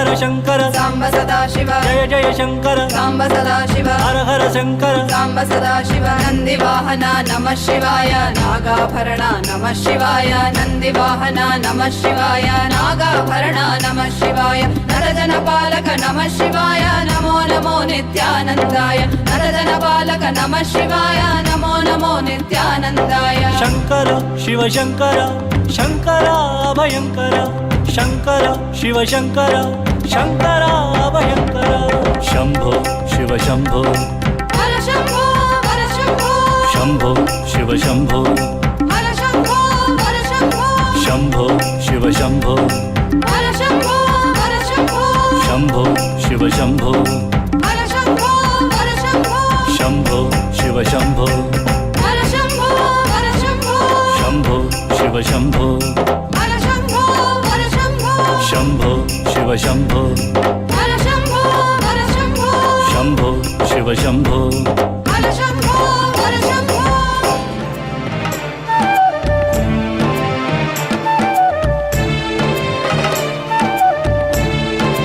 अवतरण अवतरण दिव्यवतरण भव्यवतरण अनन्यवतरण अवतरण अवतरण दिव्यवतरण भव्यवतरण अनन्यवतरण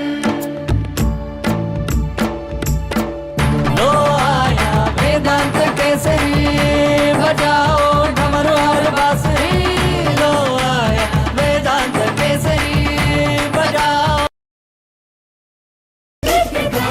तुम्हें प्यार लगे देवी भक्तों को जो सतयोगी निवेदन करे माल जपे सब तुझे मन भाए हो देवी माँ तेरी दिव्य दृष्टि नमामि पराशक्ति कर दे कृपया बढ़ गई चोरी दे दे आत्मज्ञान तेरी महिमा का गुणगान करे जाप करे ध्यान Nithyananda, KAILASA welcomes you to the 7th day celebrations of Navaratri.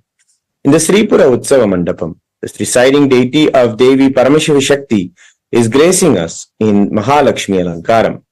Mahalakshmi is one of the most auspicious expressions of the Cosmic Mother who gives abundance in wealth to the whole cosmos, removing the common incompletions in wealth. Devi Lakshmi embodies the Hindu cognition of wealth consciousness, which is based on responsibility and contribution, not on fear and greed. Wealth is the byproduct of our decision to live intensely, life positive, ever contributing, and not focused on hoarding or grabbing. The supreme pontiff of Hinduism, Bhagavan Nithyananda Paramahansa's vision is to infuse wealth consciousness in human society and remove global poverty in the direction of manifesting the blessings of Devi Mahalakshmi. The presiding deity of the Vaikunta Utsava Mandapam, Shri Ananda Venkateshwara, is gracing us in Sarvalankara, and in KAILASA Utsava Mandapam, we are graced by the Utsava Vigraha of the Supreme Pontiff of Hinduism, Bhagavan Nithyananda Paramashivoham, as he is gracing in the Mahalakshmi Alankaram. We will now offer our devotion and worship at the divine lotus feet of the deities of the Navaratri.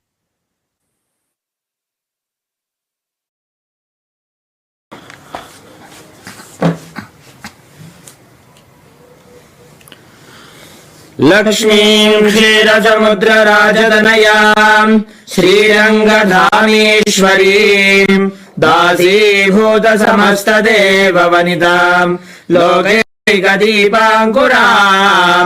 श्रीमन्मन्दकटाक्षलब्धविभव ब्रह्मेन्द्र गङ्गाधरां त्वां त्रैलोक्यकुटुम्बिनीं सरसिजां वन्दे मुकुन्दप्रियाम् क्षीरोदन्वत्प्रदेशे शुचिमणिविलसत्सैकतैर्मौक्तिकानाम् मालाक्लुप्तासनस्फटिकमणिनिभैर्मौक्तिकैर्मण्डिताङ्गः शुभ्रैरभ्रैरदभ्रैरुपरि विरचितैर्मुक्तपीयूषवर्षैः आनन्देन पुनीयादरिनलिनगदा शङ्खपाणिर्मुकुन्दः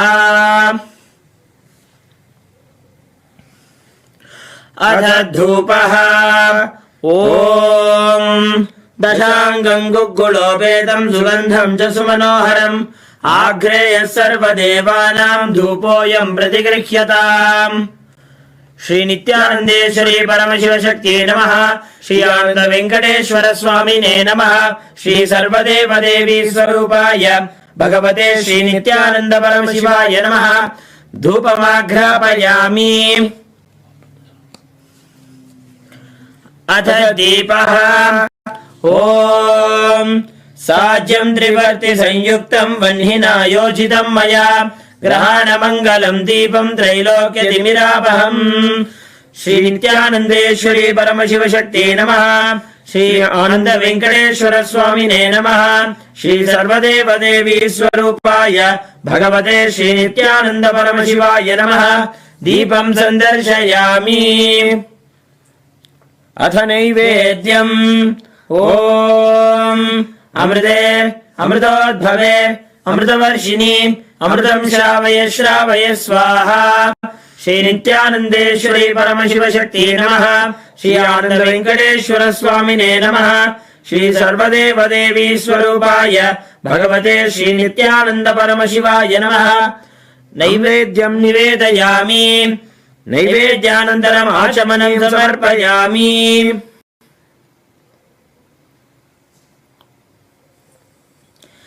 नीराजनम्। ओम सर्वमंगलमांगल्ये शिवे सर्वार्थसाधिके शरण्ये त्र्यंबके गौरी नारायणि नमोस्तुते। निरंजनाय विद्महे निराभासाय धीमहि तन्नः श्रीनिवास प्रचोदयात्। ओम हंसाय विद्महे परमहंसाय धीमहि तन्नो हंस प्रचोदयात्। कर्पूरगौरं करुणावतारं संसारसारं भुजगेन्द्रहारं सदा वसन्तं हृदयारविन्दे भवं भवानी सहितं नमामि। भवं भवानी सहितं नमामि। भवं भवानी सहितं नमामि। श्री नित्यानंदेश्वरी परमशिवशक्त्यै नमः। श्री आनंद वेंकटेश्वर स्वामिने नमः। श्री सर्वदेव देवी स्वरूपाय भगवते श्री नित्यानंद परमशिवाय नमः। कर्पूर नीराजनं संदर्शयामि। रक्षां धारयामि। Today is also the Maha Ashtami. The Shri Durga Puja continues on the glorious day of Maha Ashtami. Today, elaborate rituals are offered to Chandika Parameshwari in the pujas where she is worshipped in the Ugra Chandadi, Navadevata, Navadurga, the Chatushashti Yogini. She is also worshipped in the 51 Shakti Pitas. The pujas are happening, and the Kumari Puja as well as the Sandhi Puja will be happening today. Today, we request the blessings of the Supreme Pontiff of Hinduism, Bhagavan Nithyananda Paramashivoham, for the Sandhi Puja today evening that will be commencing at 7:36 p.m. in Indian Standard Time.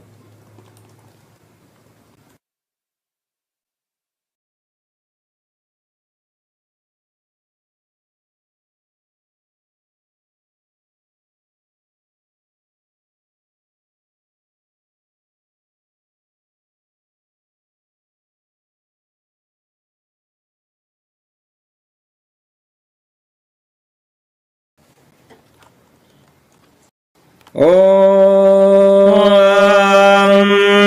कालाभ्राभां कटाक्षेण विपुलभयतां मौलिबद्धेन्दुरेखां शङ्खं चक्रं कृपाणं त्रिशिखमपि गैरुद्वहन्तीं त्रिनेत्रां सिंहस्कन्धाधिरूढां त्रिभुवनमखिलं तेजसा पूरयन्तीं ध्याये दुर्गां दयाख्यां त्रिदशकनिवृतां सेवितां सिद्धिकामैः। अथ धूपः। ओम वनस्पतिरसो दिव्यो गन्धाद्यस्सु मनोहरः आग्रेयः सर्वदेवानां धूपोऽयं प्रतिगृह्यताम्। ओम दक्षयज्ञविनाशिन्ये महाघोरायै योगिनी कोटिपरिविरायै भद्रकाल्यै ह्रीं ओं दुर्गायै नमः। धूपमाघ्रापयामि। अथ दीपः ॐ सुप्रकाशो महादीपः सर्वतस्तिमिरापः सबाह्याभ्यन्तरज्योतिर्दीपोऽयं प्रतिगृह्यताम् ॐ दक्षयज्ञविनाशिन्ये महाघोरायै योगिनी कोटिपरिवृतायै भद्रकाल्यै ह्रीं ॐ दुर्गायै नमः दीपं सन्दर्शयामि अथ नैवेद्यम् ॐ फलमूलानि सर्वाणि ग्राम्यारण्यानि यानि च नानाविधसुगन्धीनि गृह्णदेवि ममाचिरम् ॐ दक्षयज्ञविनाशिन्यै महाघोरायै योगिनी कोटिपरिवृतायै भद्रकाल्यै ह्रीं ॐ दुर्गायै नमः अमृतमहानैवेद्यं निवेदयामि नैवेद्यानन्तरम् आचमनं समर्पयामि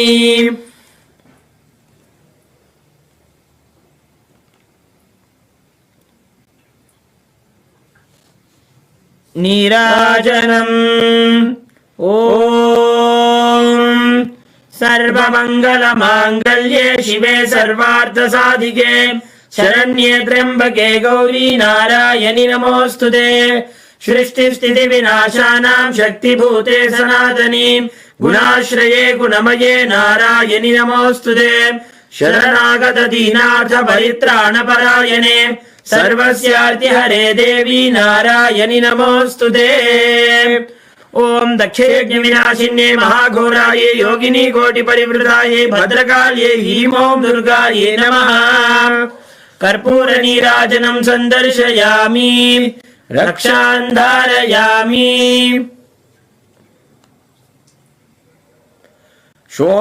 शोणाद्रीशावताराय ज्योतिस्तम्भस्वरूपिणे श्रीकैलासप्रधानाय नित्यानन्दाय मङ्गलम् तत्त्वज्ञानप्रदाताय नित्यानन्देश्वररूपिणे श्रीकैलासप्रधानाय नित्यानन्दाय मङ्गलम् मूलप्रकृतिरूपाय परमशिवशक्तिस्वरूपिणे श्रीकैलासप्रधानाय नित्यानन्दाय मङ्गलम् आदिपूज्याय देवाय सकृत्पूर्णत्वरूपिणे श्रीकैलासप्रधानाय नित्यानन्दाय मङ्गलम् सर्वाभयविनाशकाय शत्रुसंहाररूपिणे श्रीकैलासप्रधानाय नित्यानन्दाय मङ्गलम् योगपट्टाभिषिक्ताय राजसन्न्यासधारिणे श्रीकैलासप्रधानाय नित्यानन्दाय मङ्गलम् सार्वभौमैकपत्याय राजराजार्चिताय च श्रीकैलासप्रधानाय नित्यानन्दाय मङ्गलम् मङ्गलम् कल्पवृक्षाय मङ्गलम् ज्ञानदायिने परमशिवाय श्रीनित्यानन्देश्वराय मङ्गलम् मङ्गलम् श्रीविद्याम्बायै मङ्गलम् कामदायिन्यै सर्वमङ्गलदात्री नित्यानन्देश्वर्यै मङ्गलम् मङ्गलम् गुरुदेवाय मोक्षमूलाय मङ्गलम् परमावताराय नित्यानन्दाय गुरवे मङ्गलम् त्वम् स्मृतमहं धन्य मम प्राणमहेश्वर गङ्गाधर नामेति स्तोत्रस्थानं ददाम्यहम् हरि ओम् तत्सत् सर्वं भगवत् श्री नित्यानन्द परमशिव पादुकार्पणमस्तु ॐ नित्यानन्दम्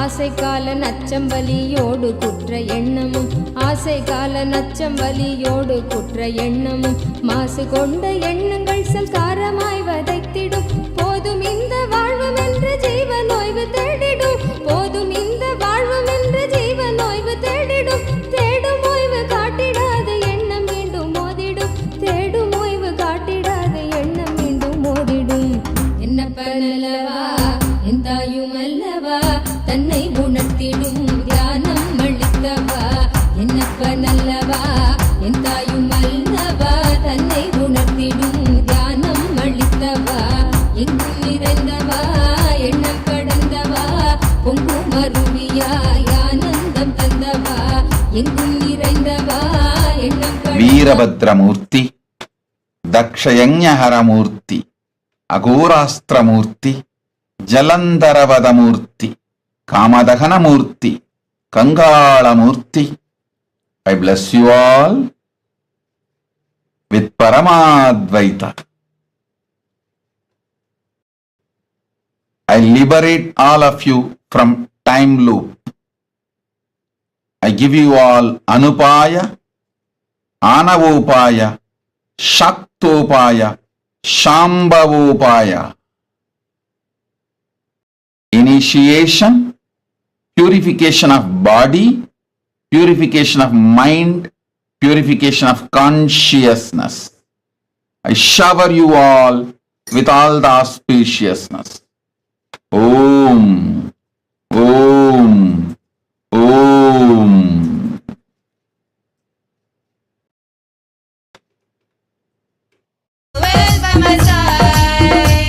तेरे शरण में आया मैं, तेरे चरणों में बसा लेना, तेरे शरण में आया मैं.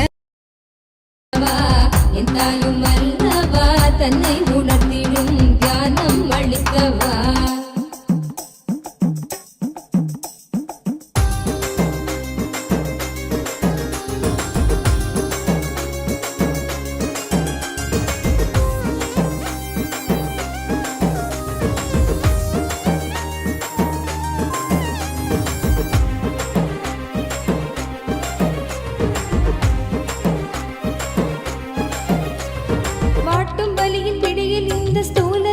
தவித்திடும் சீற்றம் ஏற ஏற அச்ச எண்ணமாய் நிலை பெறும். வாட்டும் பலியின் பிடியில் இந்த ஸ்தூல தேகம் தவித்திடும் சீற்றம் ஏற ஏற அச்ச எண்ணமாய் நிலை பெறும். தாங்கும் ஞான சோளம் வலியின் வலிமை தன்னை வீழ்த்திடும். ஏங்கும் உயிர் நித்திய நருளில் ஸ்தூல தேகம் தாண்டிடும். ஏங்கும் உயிர் நித்திய நருளில் ஸ்தூல தேகம் தாண்டிடும். என்னப்பன் அல்லவா என் தாயும் அல்லவா தன்னை உணர்த்திடும் தியானம் அளித்தவா. என்னப்பன் அல்லவா என் தாயும் அல்லவா தன்னை உணர்த்திடும் தியானம் அளித்தவா.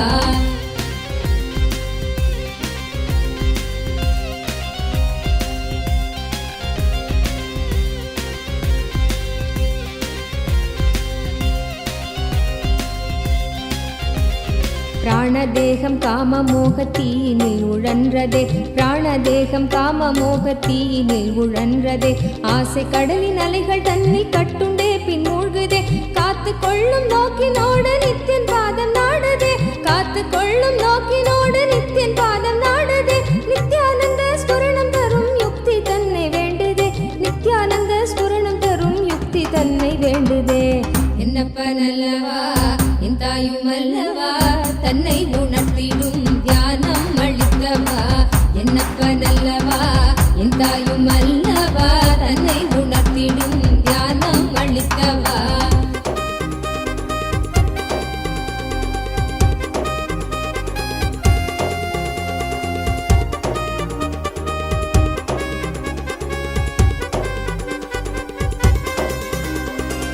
கொண்ட ஆசை மோகம் யாவும் எண்ணமாக வாழ்ந்திடும்.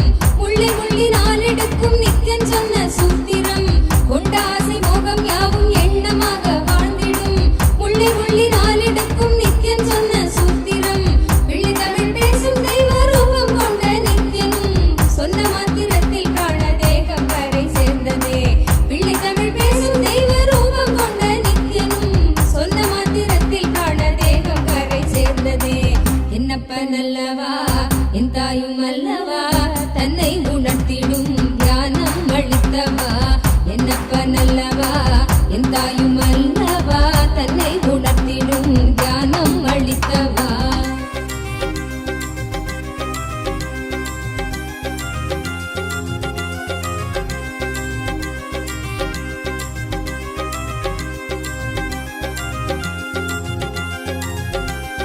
குற்றமாய் உணர்வு கொள்ளும் எண்ண மனதை வாட்டிடும். சற்றும் தெளிவில்லாத நிலை தன்னை தானே காட்டிடும். குற்றமாய் உணர்வு கொள்ளும் எண்ண மனதை வாட்டிடும். சற்றும் தெளிவில்லாத நிலை தன்னை தானே காட்டிடும். சுற்றம் கொஞ்சம் சாற்றும் சுயமாக கொஞ்சம் ஏற்றிடும். கற்ற வித்தை ஏதும் கை கடங்கிடாது போகிடும். கற்ற வித்தை கடங்கிடாது போகிடும். என்னப்ப நல்லவா என் தாயும் அல்லவா தன்னை உணர்த்திடும் தியானம் அளித்தவா. என்னப்ப நல்லவா என் தாயும் அல்லவா தன்னை உணர்த்திடும் தியானம் அளித்தவா.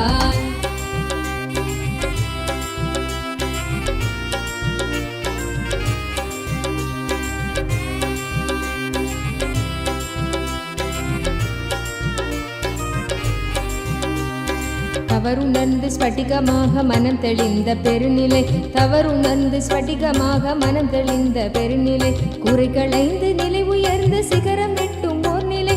சுமை குறைந்து மனசரீரம் கடந்து செல்லும் சீர்நிலை. சுமை குறைந்து மனசரீரம் கடந்து செல்லும் சீர்நிலை. தயபுரிந்து விமல நித்யன் அருளுகின்ற மேல்நிலை. தயபுரிந்து விமல நித்யன் அருளுகின்ற மேல்நிலை. என்னப்ப நல்லவா என் தாயும் அல்லவா தன்னை உணர்த்திடும் தியானம் அளித்தவா. என்னப்ப நல்லவா என் தாயும் அல்லவா தன்னை உணர்த்திடும் தியானம் அளித்தவா. எங்கும் நிறைந்தவா எண்ணம் கடந்தவா பொங்கும் அருவியாய் ஆனந்தம் தந்தவா. எங்கும் நிறைந்தவா எண்ணம் கடந்தவா பொங்கும் அருவியாய் ஆனந்தம் தந்தவா.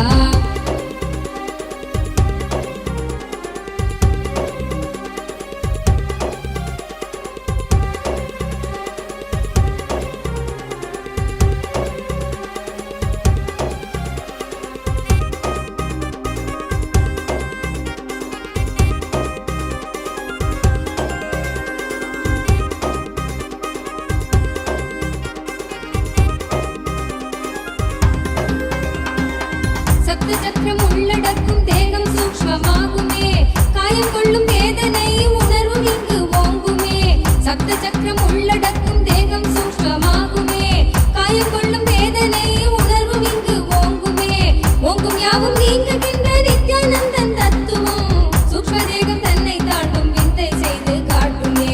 ஓங்கும் யாவும் நீங்குகின்ற நித்யானந்தன் தத்துவம். சூக்ஷ்ம தேகம் தன்னை தாண்டும் விந்தை செய்து காட்டுமே. என்னப்ப நல்லவா என் தாயும் அல்லவா தன்னை உணர்த்திடும் தியானம் அளித்தவா.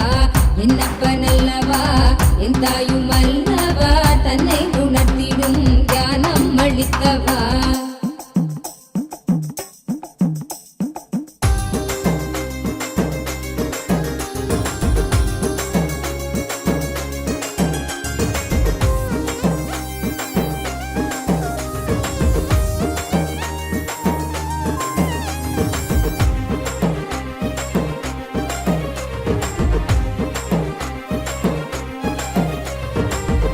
நித்திரைக்குள் காணும் காரண சரீரமும் சூழும் சொப்பனத்தை மெய்யன் எண்ணியே தவித்திடும்.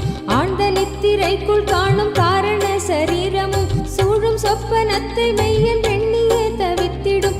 மீளுகின்ற சூத்திரம் அருள் செய்யும் நித்யானந்தனால் காரண சரீரம் தன்னை பூர்ணமாய் கடக்கிறோம். காரண சரீரம் தன்னை பூர்ணமாய் கடக்கிறோம்.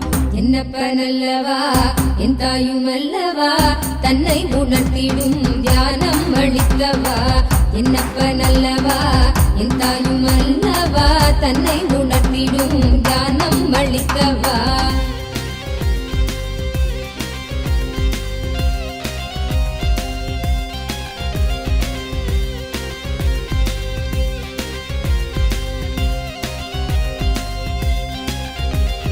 அற்பமான வஸ்து மீது கொள்ளும் மோக எண்ணமே. அற்பமான வஸ்து மீது கொள்ளும் மோக எண்ணமே. ஸ்வர்க்கமாய் தெரிந்து ஆன்ம தேகம் தன்னை ஆளுமே. விற்பனை பொருட்கள் மீது கொள்ளுகின்ற பற்றலாம். விற்பனை பொருட்கள் மீது கொள்ளுகின்ற பற்றலாம். சொற்பமாய் சுகம் அளிக்கும் போகம் விளைவிக்குமே. சொற்பமாய் சுகம் அளிக்கும் போகம் விளைவிக்குமே. என்னப்ப நல்லவா என் தாயும் அல்லவா தன்னை உணர்த்திடும் தியானம் அளித்தவா. என்னப்ப நல்லவா என் தாயும் அல்லவா தன்னை உணர்த்திடும் தியானம் அளித்தவா.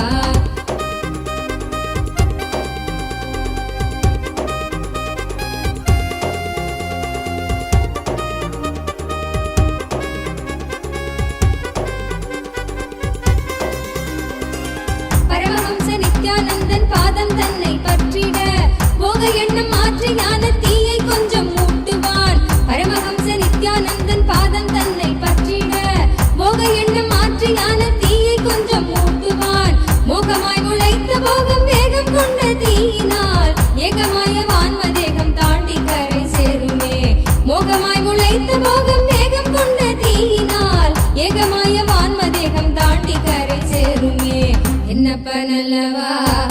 எந்தாயுமல்லவா தன்னை உணர்த்திடும் தியானம் அளிக்கவா என்னப்பனல்லவா எந்தாயுமல்லவா தன்னை உணர்த்திடும் தியானம் அளிக்கவா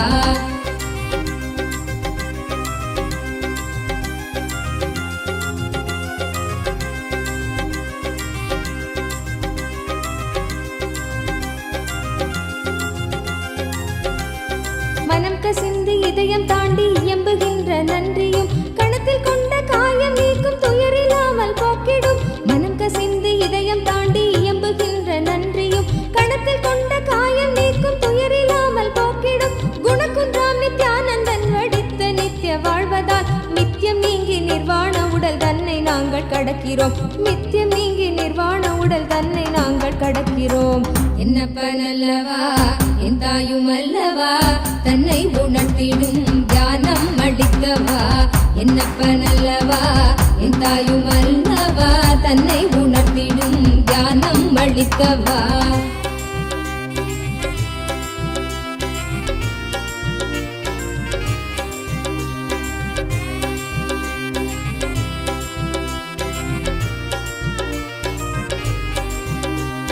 சத்திய வாழ்வு நித்திய வாழ்வு ஆனந்தமய வாழ்வுதான் சத்திய வாழ்வு நித்திய வாழ்வு ஆனந்தமய வாழ்வுதான் அருணை தந்த அமைதி புயல் நித்தியம் தந்த வாழ்வுதான் சம்ஸ்காரங்கள் நீங்கி நாங்கள் நித்தியம் தந்த வாழ்வினால் சம்ஸ்காரங்கள் நீங்கி நாங்கள் நித்தியம் தந்த வாழ்வினால் புதிய பிறவியாய் மலர்ந்து நித்யானந்தம் நெய்தினோம் புதிய பிறவியாய் மலர்ந்து நித்யானந்தம் நெய்தினோம் என்னப்பனல்லவா என் தாயும் அல்லவா தன்னை உணர்த்திடும் தியானம் அளிக்கவா என்னப்பனல்லவா என் தாயும் அல்லவா தன்னை உணர்த்திடும் தியானம் அளிக்கவா எங்கும் நிறைந்தவா எண்ணம் கடந்தவா பொங்கும் அருவியாய் ஆனந்தம் தந்தவா எங்கும் நிறைந்தவா எண்ணம் கடந்தவா பொங்கும் அருவியாய் ஆனந்தம் தந்தவா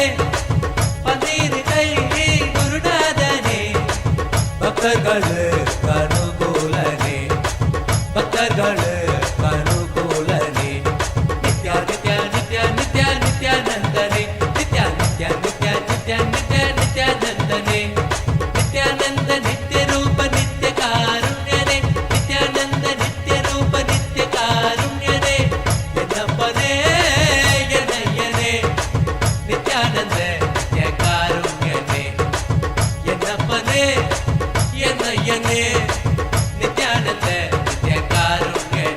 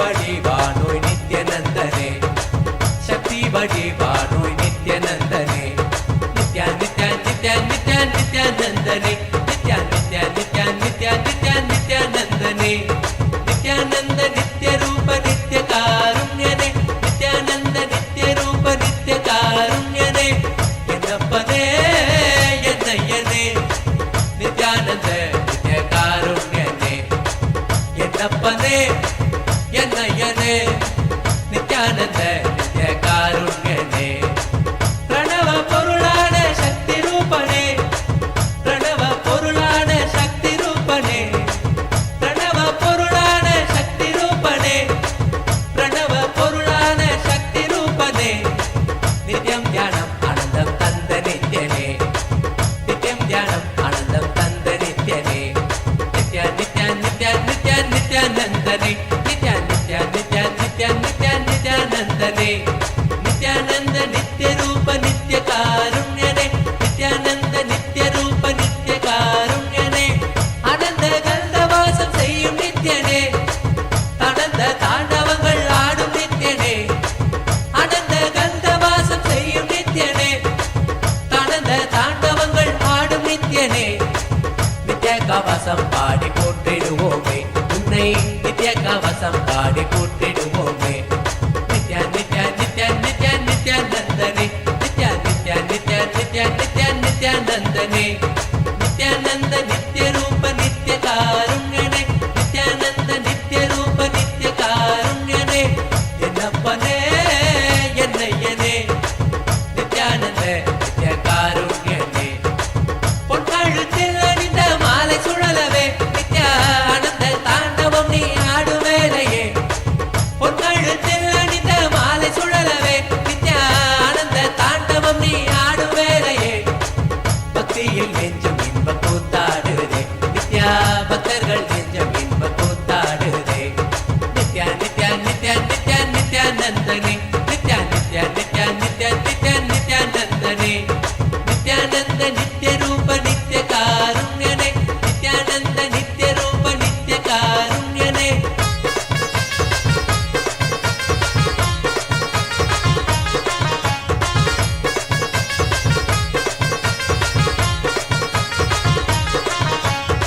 என்னப்பனே என்னையனே நித்யானந்த நித்ய காருண்யனே என்னப்பனே என்னையனே நித்யானந்த நித்ய காருண்யனே நித்யா நித்யா நித்யா நித்யா நித்யானந்தனே நித்யா நித்யா நித்யா நித்யா நித்யா நித்யானந்தனே நித்யானந்த நித்ய ரூப நித்ய காருண்யனே நித்யானந்த நித்ய ரூப நித்ய காருண்யனே பன்னிருகை நித்ய குருநாதனே பன்னிருகை குருநாதனே பன்னிருகை நித்ய குருநாதனே பன்னிருகை நித்ய குருநாதனே நித்யானந்த நித்ய காருண்யனே நித்யானந்த நித்ய காருண்யனே நித்யா நித்யா நித்யா நித்யா நித்யானந்தனே நித்யா நித்யா நித்யா நித்யா நித்யா நித்யானந்தனே நித்யானந்த நித்ய ரூப நித்ய காருண்யனே நித்யானந்த நித்ய ரூப நித்ய காருண்யனே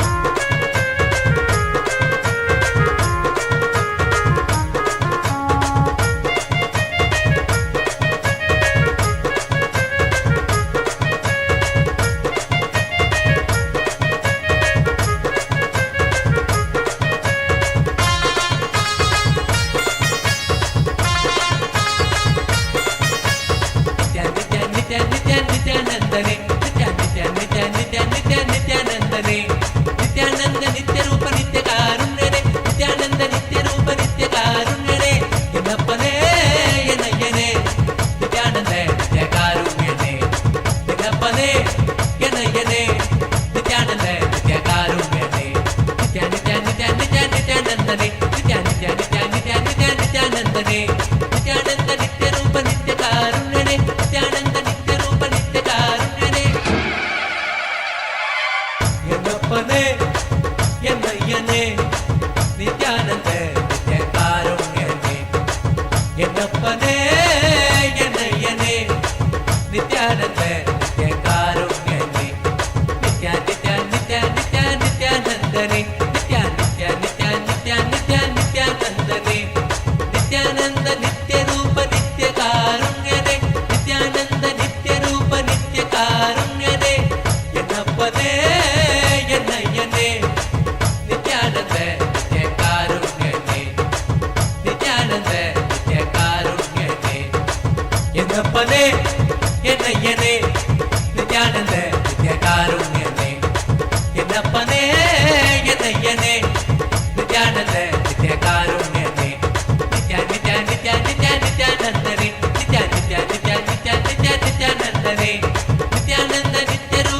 Shankar you.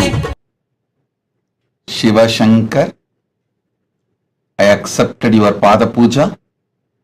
I shower you with Guru Kripa, wealth, enlightenment, healing, blessings for Manju Shankar, Shiva Shankar, Udaya, Uma, Subha, Sarvika, T.P. Kumar, Tilagavadi, and Murthy.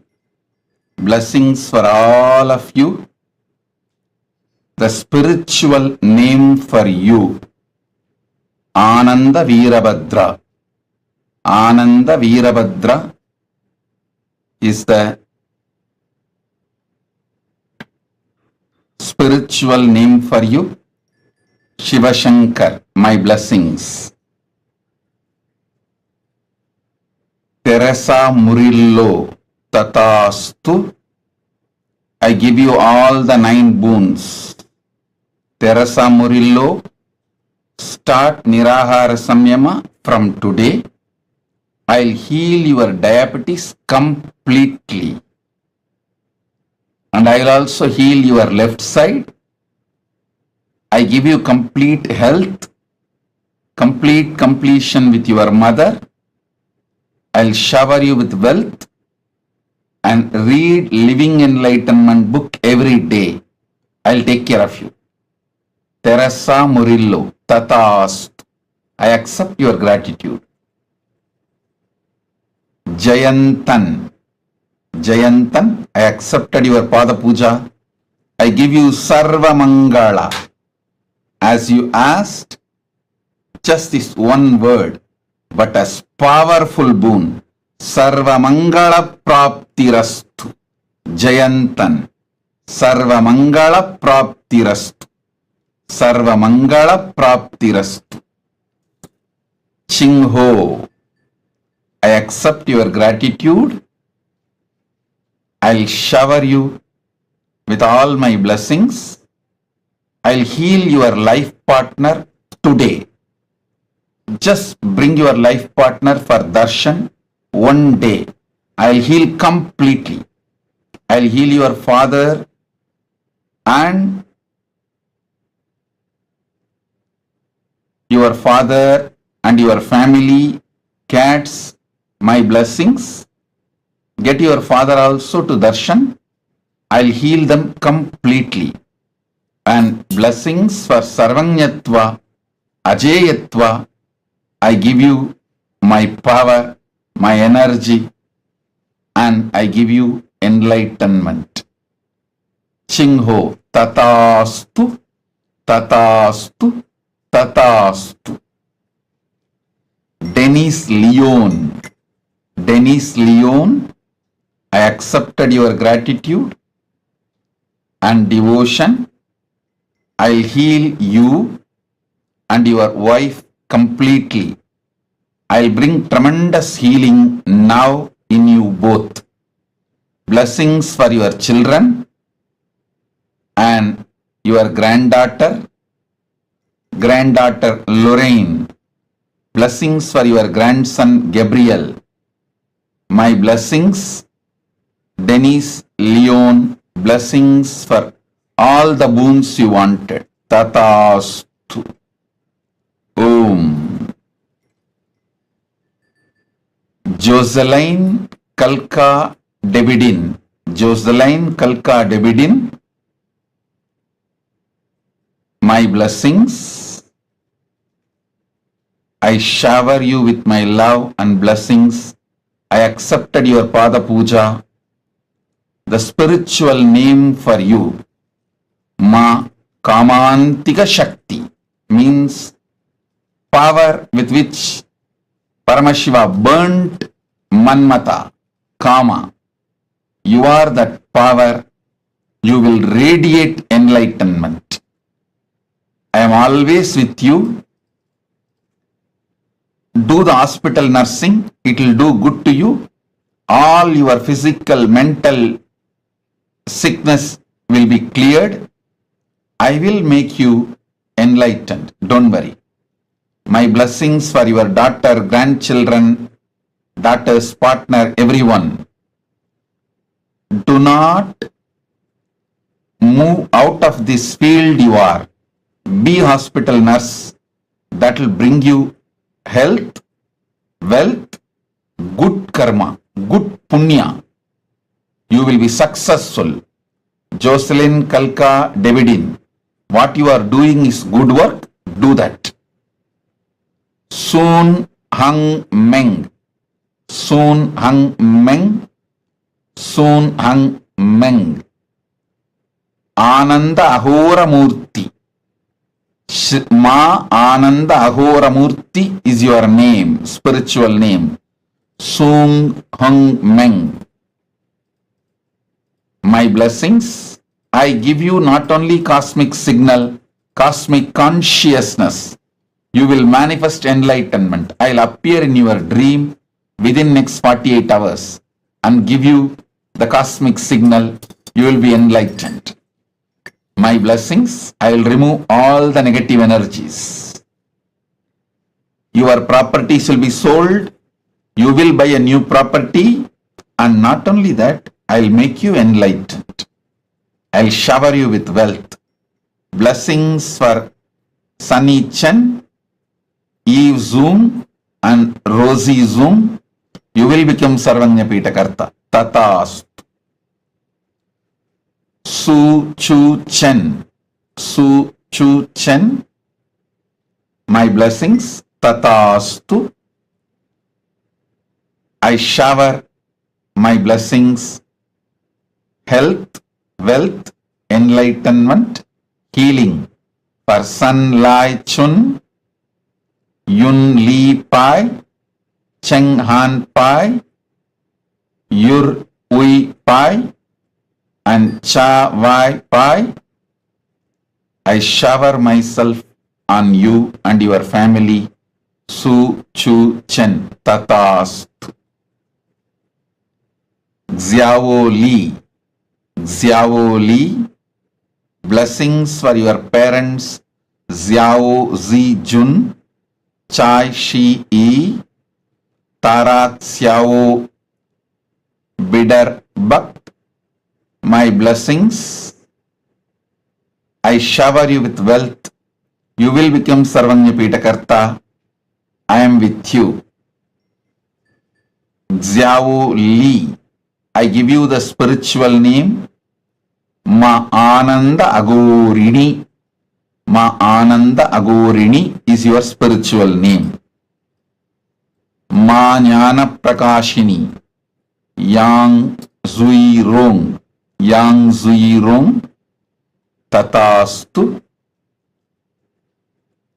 I give you all 7 boons. You will manifest all the 21 kinds of superpowers. You will become Sarvanya Pitakarta before this year, before coming Jayanti. My blessings, I bless all of you. Yang Kurong, Cheng Liang Ngui, Chen Ying She, Yang Kurong, Chen Liangui, Yang Xiang Ying, and Chen Ying She.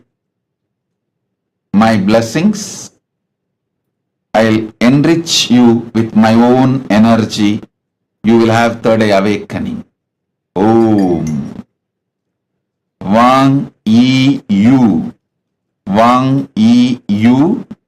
I accepted your Pada Puja. I shower Devi energy. You will have the punya, good merits, powers, blessings of Chandi Homa and Devi Shakti. I am with you. You will become Sarvanya Pitakarta and you will be part of KAILASA. Wang Yi Yu Tatastu. Cheng Guan Sheng. Cheng Guan Seng. My blessings, I'll awaken all your 7 chakras and third eye. I'll shower you with all auspiciousness. I'll give you all the good. Tatas. Limi Yao.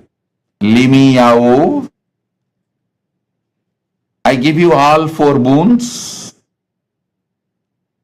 I'll make sure you radiate enlightenment. You will have large wealth. You will become Sarvanyapita Karta. I shower you with Guru Bhakti. Blessings for your husband, Duan Guangxiang, and children, Duan Bingxiao, Duan Bingjia. Tatas. My blessings. Sal Yuan Cheng. Sal Yuan Cheng. My blessings. I give you all 7 wounds you want. Your life will be peaceful. You will have health. You will manifest superpowers. And you will manifest so much of positive confidence, energy. Tatas. Om. Nai Chang Xiao. Nai Chang Xiao. Blessings. I give you the blessings for dentist dental implant. And Sichuan, my blessings. And I'll shower you with wealth, successful career, and enlightenment. Blessings for your family. I'll heal you completely. You will become Sarvanyapita Karta. Nai Chang Xiao. Tatas.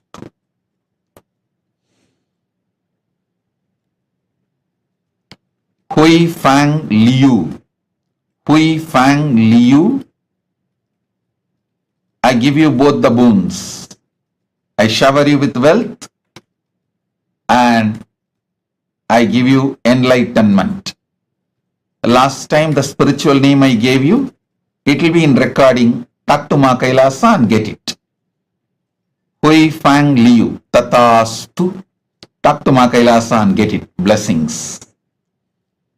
Ling Du. Ling Du.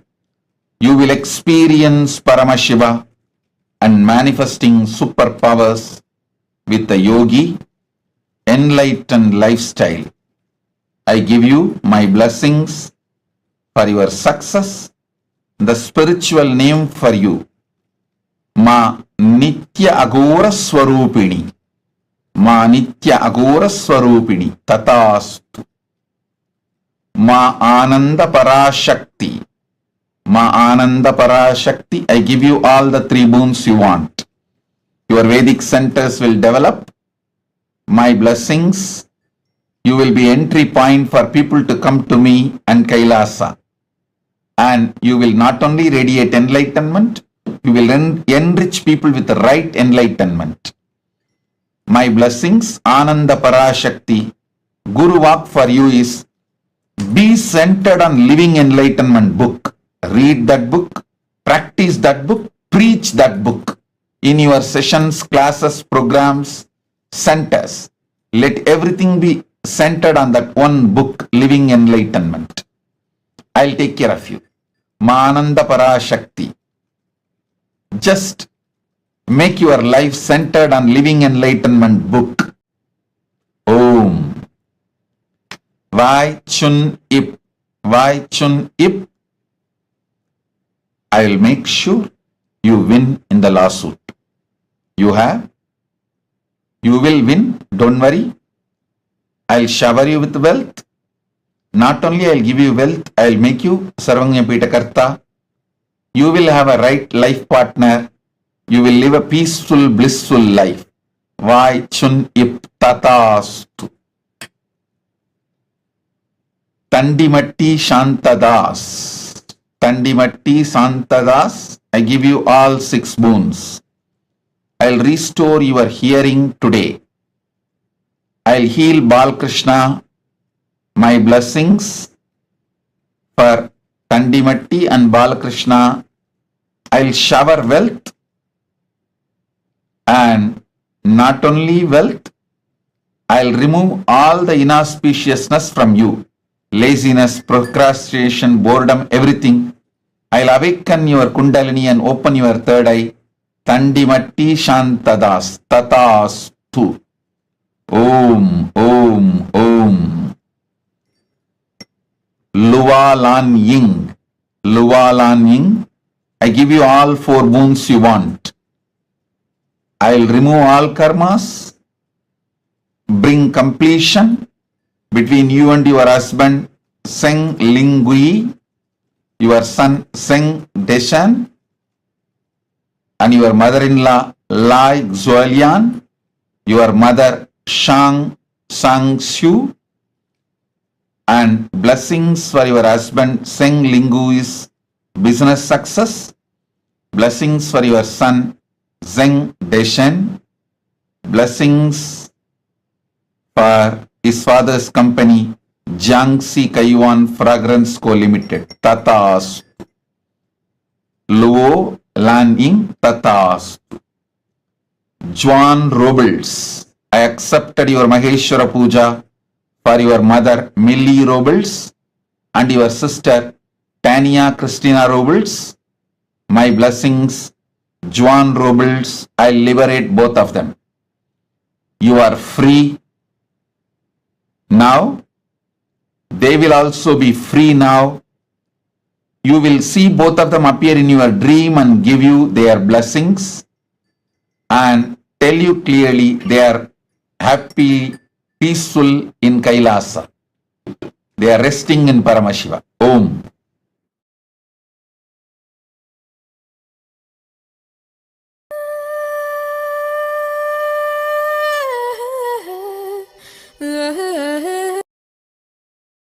स्वयं श्रेष्ठो बलवीरो बलो गणः गणकर्ता गणपतिर्दिग्वासा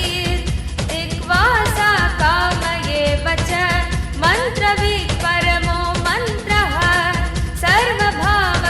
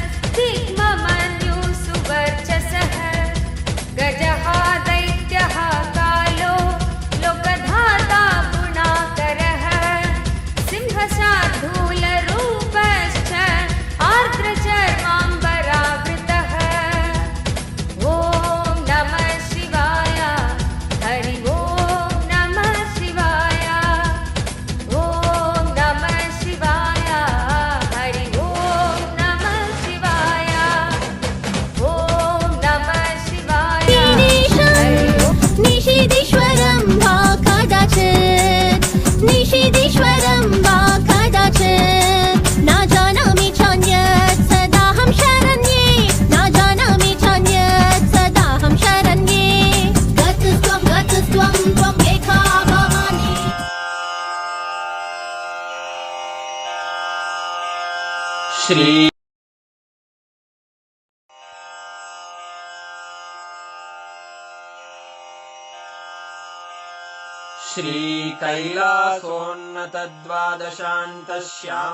श्रीकैलासोन्नतद्वादशान्तश्यामलापीठारूढ श्रीमीनाक्षिसुन्दरेश्वरा भिन्नस्वरूप परशिवपुत्ररत्न कुमार गुरुमण्यतुल्यावतार श्रीपार्वतीस्तन्यपानलब्धदिव्यज्ञान विश्रुतसकलनिगमागमसारभूतद्राविडवेदप्रवक्त्रे श्रीमत्परमशिवकरुणासमधिगतमुक्तामयचतुरश्रयान् गीयमानछत्रचामर श्रीचिह्नकाहलादिसमस्तबिरदावल्यलङ्कृत ज्ञानविज्ञानचक्रवर्ती सर्वजनसङ्घसद्यो निर्वाणदीक्षाव्ययापवर्गवर्ष विश्राण जीमूत परमतकलभकेसरी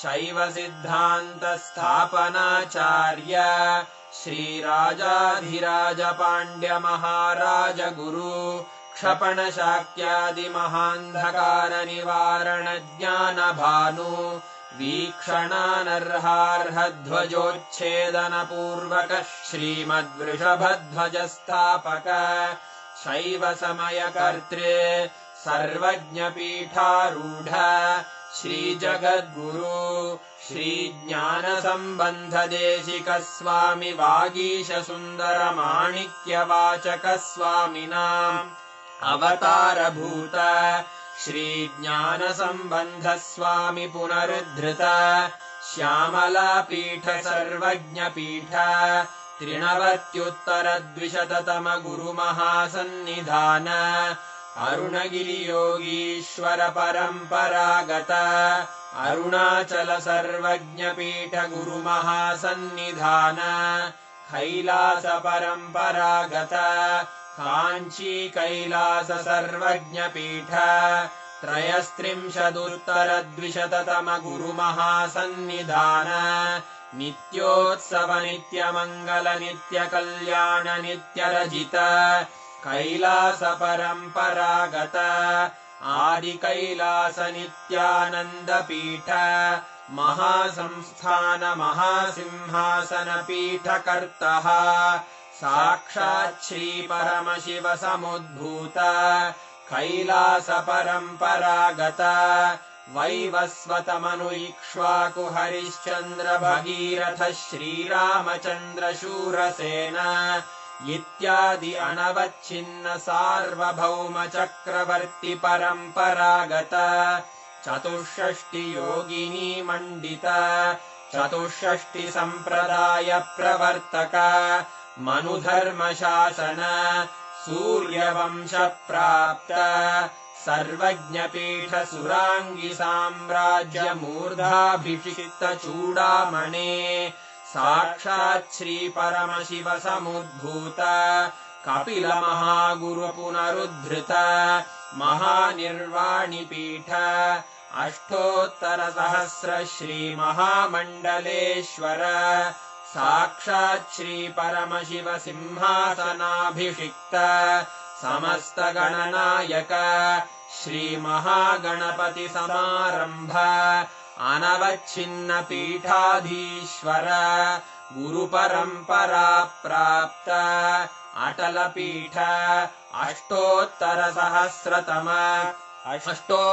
सहस्र श्री अटल पीठाधीश्वर धर्म मुक्ति स्वर्गपुर स्वर्ण पीठ त्रयोविंश गुरु महासन्निधान कैलास परम्परागत आदिपीठ सर्वज्ञपीठ जगद्गुरो श्रीकैलास पुनरुद्धारक श्रीकैलास परमाचार्य श्रीमत्परमहंस परिव्राजकाचार्य वर्य सच्चिदानन्द प्रणव स्वरूप श्रोत्रिय ब्रह्मनिष्ठ श्रीमज्जगद्गुरु श्रील श्री भगवत् श्री नित्यानंद परमशिव श्री ज्ञान संबंध देशिक परमाचार्य स्वामिन् अत्रागत्य परिपाल्य च अस्मान् विज्ञानवितरणेन विजयी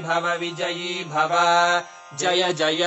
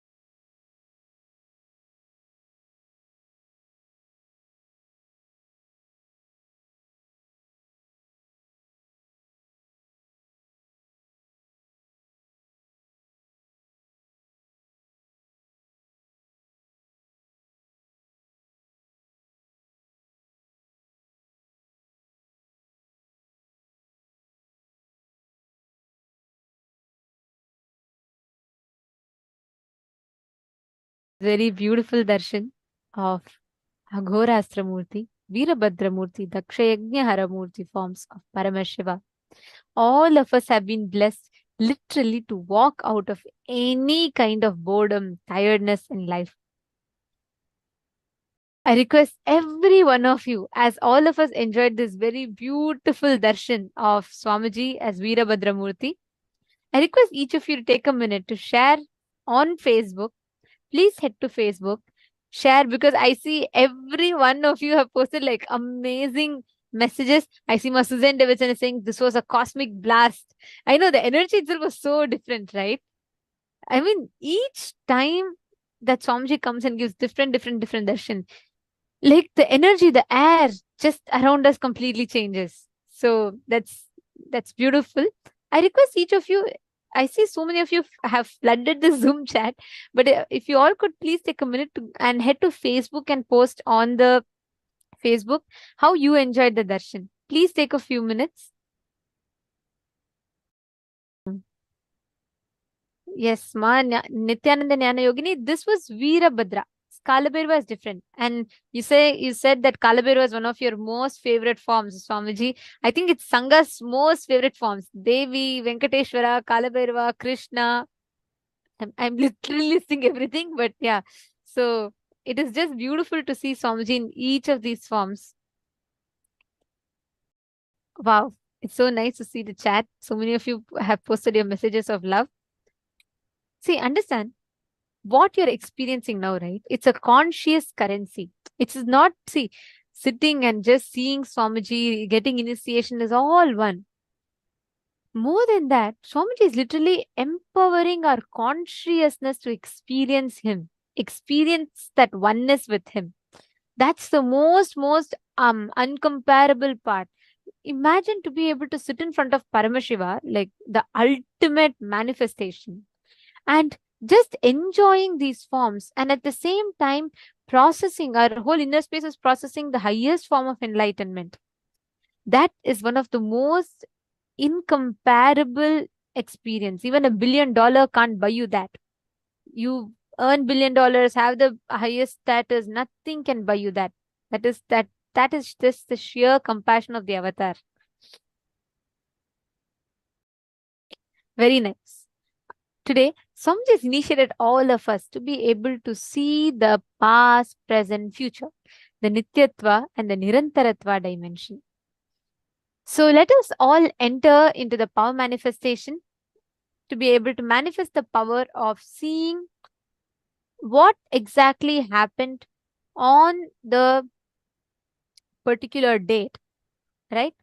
Just take any one date. Like, let's say someone gives you a date. Like they say, what happened on the 5th of June, 2016. You will be able to scan, identify exactly what happened in their life on the 5th of June. That is the power that we all will be able to manifest.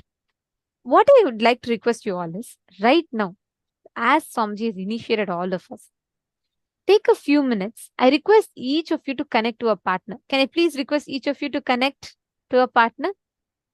Post in the Zoom chat itself, please.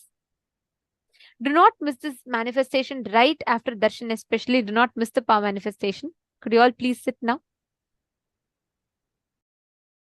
Yes, Ma Geetanjali, Ma Mahabhairava Jnana, Ma Mahabhairava Jnana, and Ma Hridayastha, Ma Nithyananda Jnana Yogini, Shakti Das, Cecilia Lam. I request each of you to please connect. Ma Prema Tavasi, you can connect to Ma Shakti Das, Ma Cecilia Lam, Ma Nitya Naresha,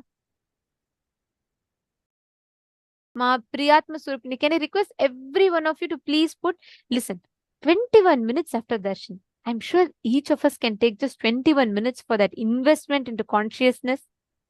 This is much more worthy than all the money that we make.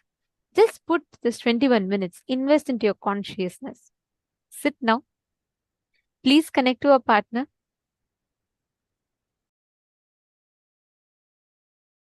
I'll tell you all what exactly you're going to do. See, listen very carefully.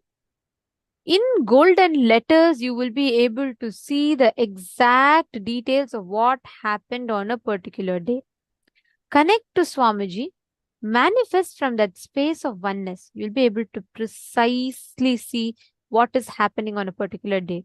Just go on sharing that to your partner. Start with that. From there, let's move on. Please chant the Mahavakya. Connect to a partner. Let us all start.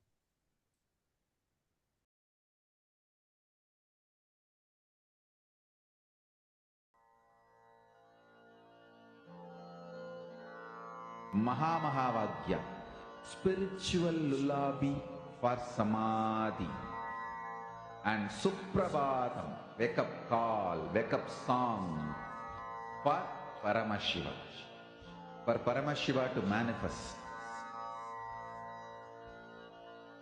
With this one spiritual powerful cognition, chant this Mahavagya. Om Nithyananda Paramashivoham.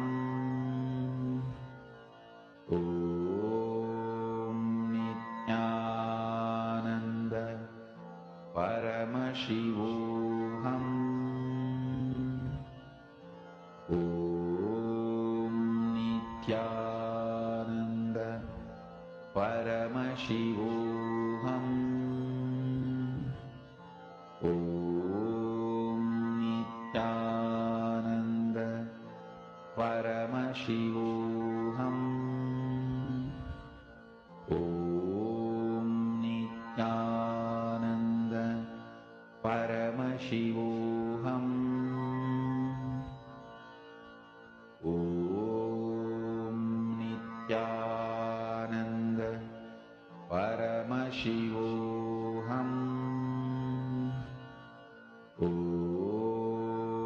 Nithyananda Paramashivoham. Om Nithyananda Paramashivoham. Om Nithyananda Paramashivoham. Om Nithyananda Paramashivoham. Om